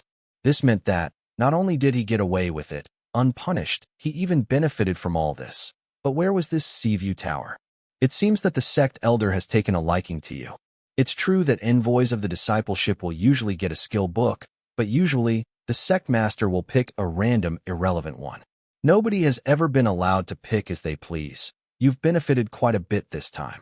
Silver Shadow was obviously angry and said to Crane Shadow, Sect Elder, I think that isn't quite by the rules. Crane Shadow retorted with a serious look on his face. It's about time that we change the rules. Although Silver Shadow hated Xia Fei to the bones, no matter what, he did not dare disobey Crane Shadow's orders. He pretended that everything was fine but kept this incident in mind. No matter what, he could not let Xia Fei be too full of himself. Xia Fei woke up early the next morning. After having breakfast, he got a chair and sat in the yard as he enjoyed the white carnations with a cigarette. "What's up? Are you in a hurry to return?" asked Phantom. Xia Fei nodded. "After getting the skill book from Seaview Tower, I'll find an excuse to set out. I don't want to stay here a second longer than I need to." Phantom curled the corner of his mouth. He did miss his discipleship and was quite worried when the sect master said that he wanted to reform the discipleship. Who knew what he was planning? Phantom would be even more shocked if he found out that Crane Shadow planned to reform the discipleship from top to bottom. He grew up on this mountain, after all, so he had gotten used to everything quite early on and could not even imagine anything changing. Still, where is that Seaview Tower? Xia Fei asked. "Oh, Seaview Tower is one of our skill book storages. It's on the 11th floor. Although it's not the most comprehensive or the biggest collection, it's the oldest one. Rumor has it that someone once found a space-tier hidden weapon technique. Who knows if that's true," said Phantom. Skill books were separated into 5 tiers: man, earth, heaven, space, and time. Space-tier skill books were incredibly rare in the Alliance. If he was able to get one of those skill books, this would have been a worthwhile trip. The discipleship was as old as the stars, and they had countless skill books in their collections. Even the people who looked after these books had no idea just how many of them there were, so what he found was completely up to luck. If he was lucky, he might get a decent find. To Xia Fei, the potential benefits were secondary. The most important thing was to leave here as soon as possible to return to Earth. After all, Quantum Holdings was presented with the biggest opportunity in its history. Whether it could grab this opportunity or not, and become a notable company in the Alliance, all depended on its performance in the next few months. Xia Fei did not want the slightest mistake to occur after pouring in blood, sweat, and tears for this potential harvest. After waiting nervously for an hour, an old man approached Xia Fei's courtyard and led him up the mountain. There was not much land on this planet, so one could start to see the sea beyond from the 6th floor onward. It was because of this that the Seaview Tower got its name. The mountain the discipleship resided on did not have a name, just like the planet. It was as though the founder wanted to remind the disciples to forget their names in order to become killers and be used to being alone. The sun shone on the front side of the mountain. Lush greenery was at the bottom, a cliff was behind him, and the endless ocean with waves stretched before him beyond the horizon. After walking around the mountain, they arrived at an old 5-story building that had the mountain close behind it. The Loki assassin sect usually lived in square bungalows, so 5-story buildings were a rare sight. The design of Seaview Tower was quite interesting. It utilized the mountain behind it, and despite being 5 stories tall, there was not a single drop of dew on it. One could easily miss it if they did not take a close look. The old man brought Xia Fei to the front of Seaview Tower, pointed at a closed door, and left.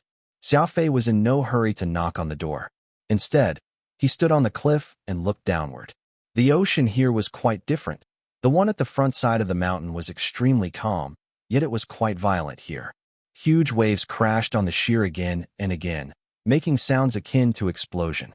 "What violent water," Xia Fei muttered. He turned around and faced the door. There were 2 huge bronze rings on the wooden door, of which the paint had long faded. Boom, boom, boom. Xia Fei knocked on the door thrice using the hoops before taking a few steps back as he awaited someone to open the door. A few moments later, the door finally opened and a wretched-looking person poked their head out to look at Xia Fei. He had a red nose, 2 rows of crooked teeth, eyes the size of soybeans, and messy, unshaven, white facial hair. He also had a hunchback that almost touched the ground. It was even more extreme than the hunchback of Notre Dame, and his looks were even more wretched, too. The inside of Seaview Tower was quite dim. The old hunchback brought Xia Fei to the basement without a word. Xia Fei furrowed his eyebrows and asked, "Are the skill books underground?" Phantom shook his head. "It's my first time here. How would I know?" The hunchback opened the basement, and a rotten smell filled the air, but Xia Fei continued pushing on. The old man then closed the door, leaving Xia Fei alone inside. Watching Xia Fei being delivered into the basement, Silver Shadow, who was hiding in a dark corner, finally revealed himself. He nodded at the hunchback before leaving with a satisfied smile on his face. I'd love to hear from you. Thanks so much for watching. Did you enjoy this video? If you did, make sure to hit that notification bell so you never miss an update. And don't forget to subscribe and give this video a big thumbs up. Your support means the world to me, and I can't wait to see you in the next one. Thank you.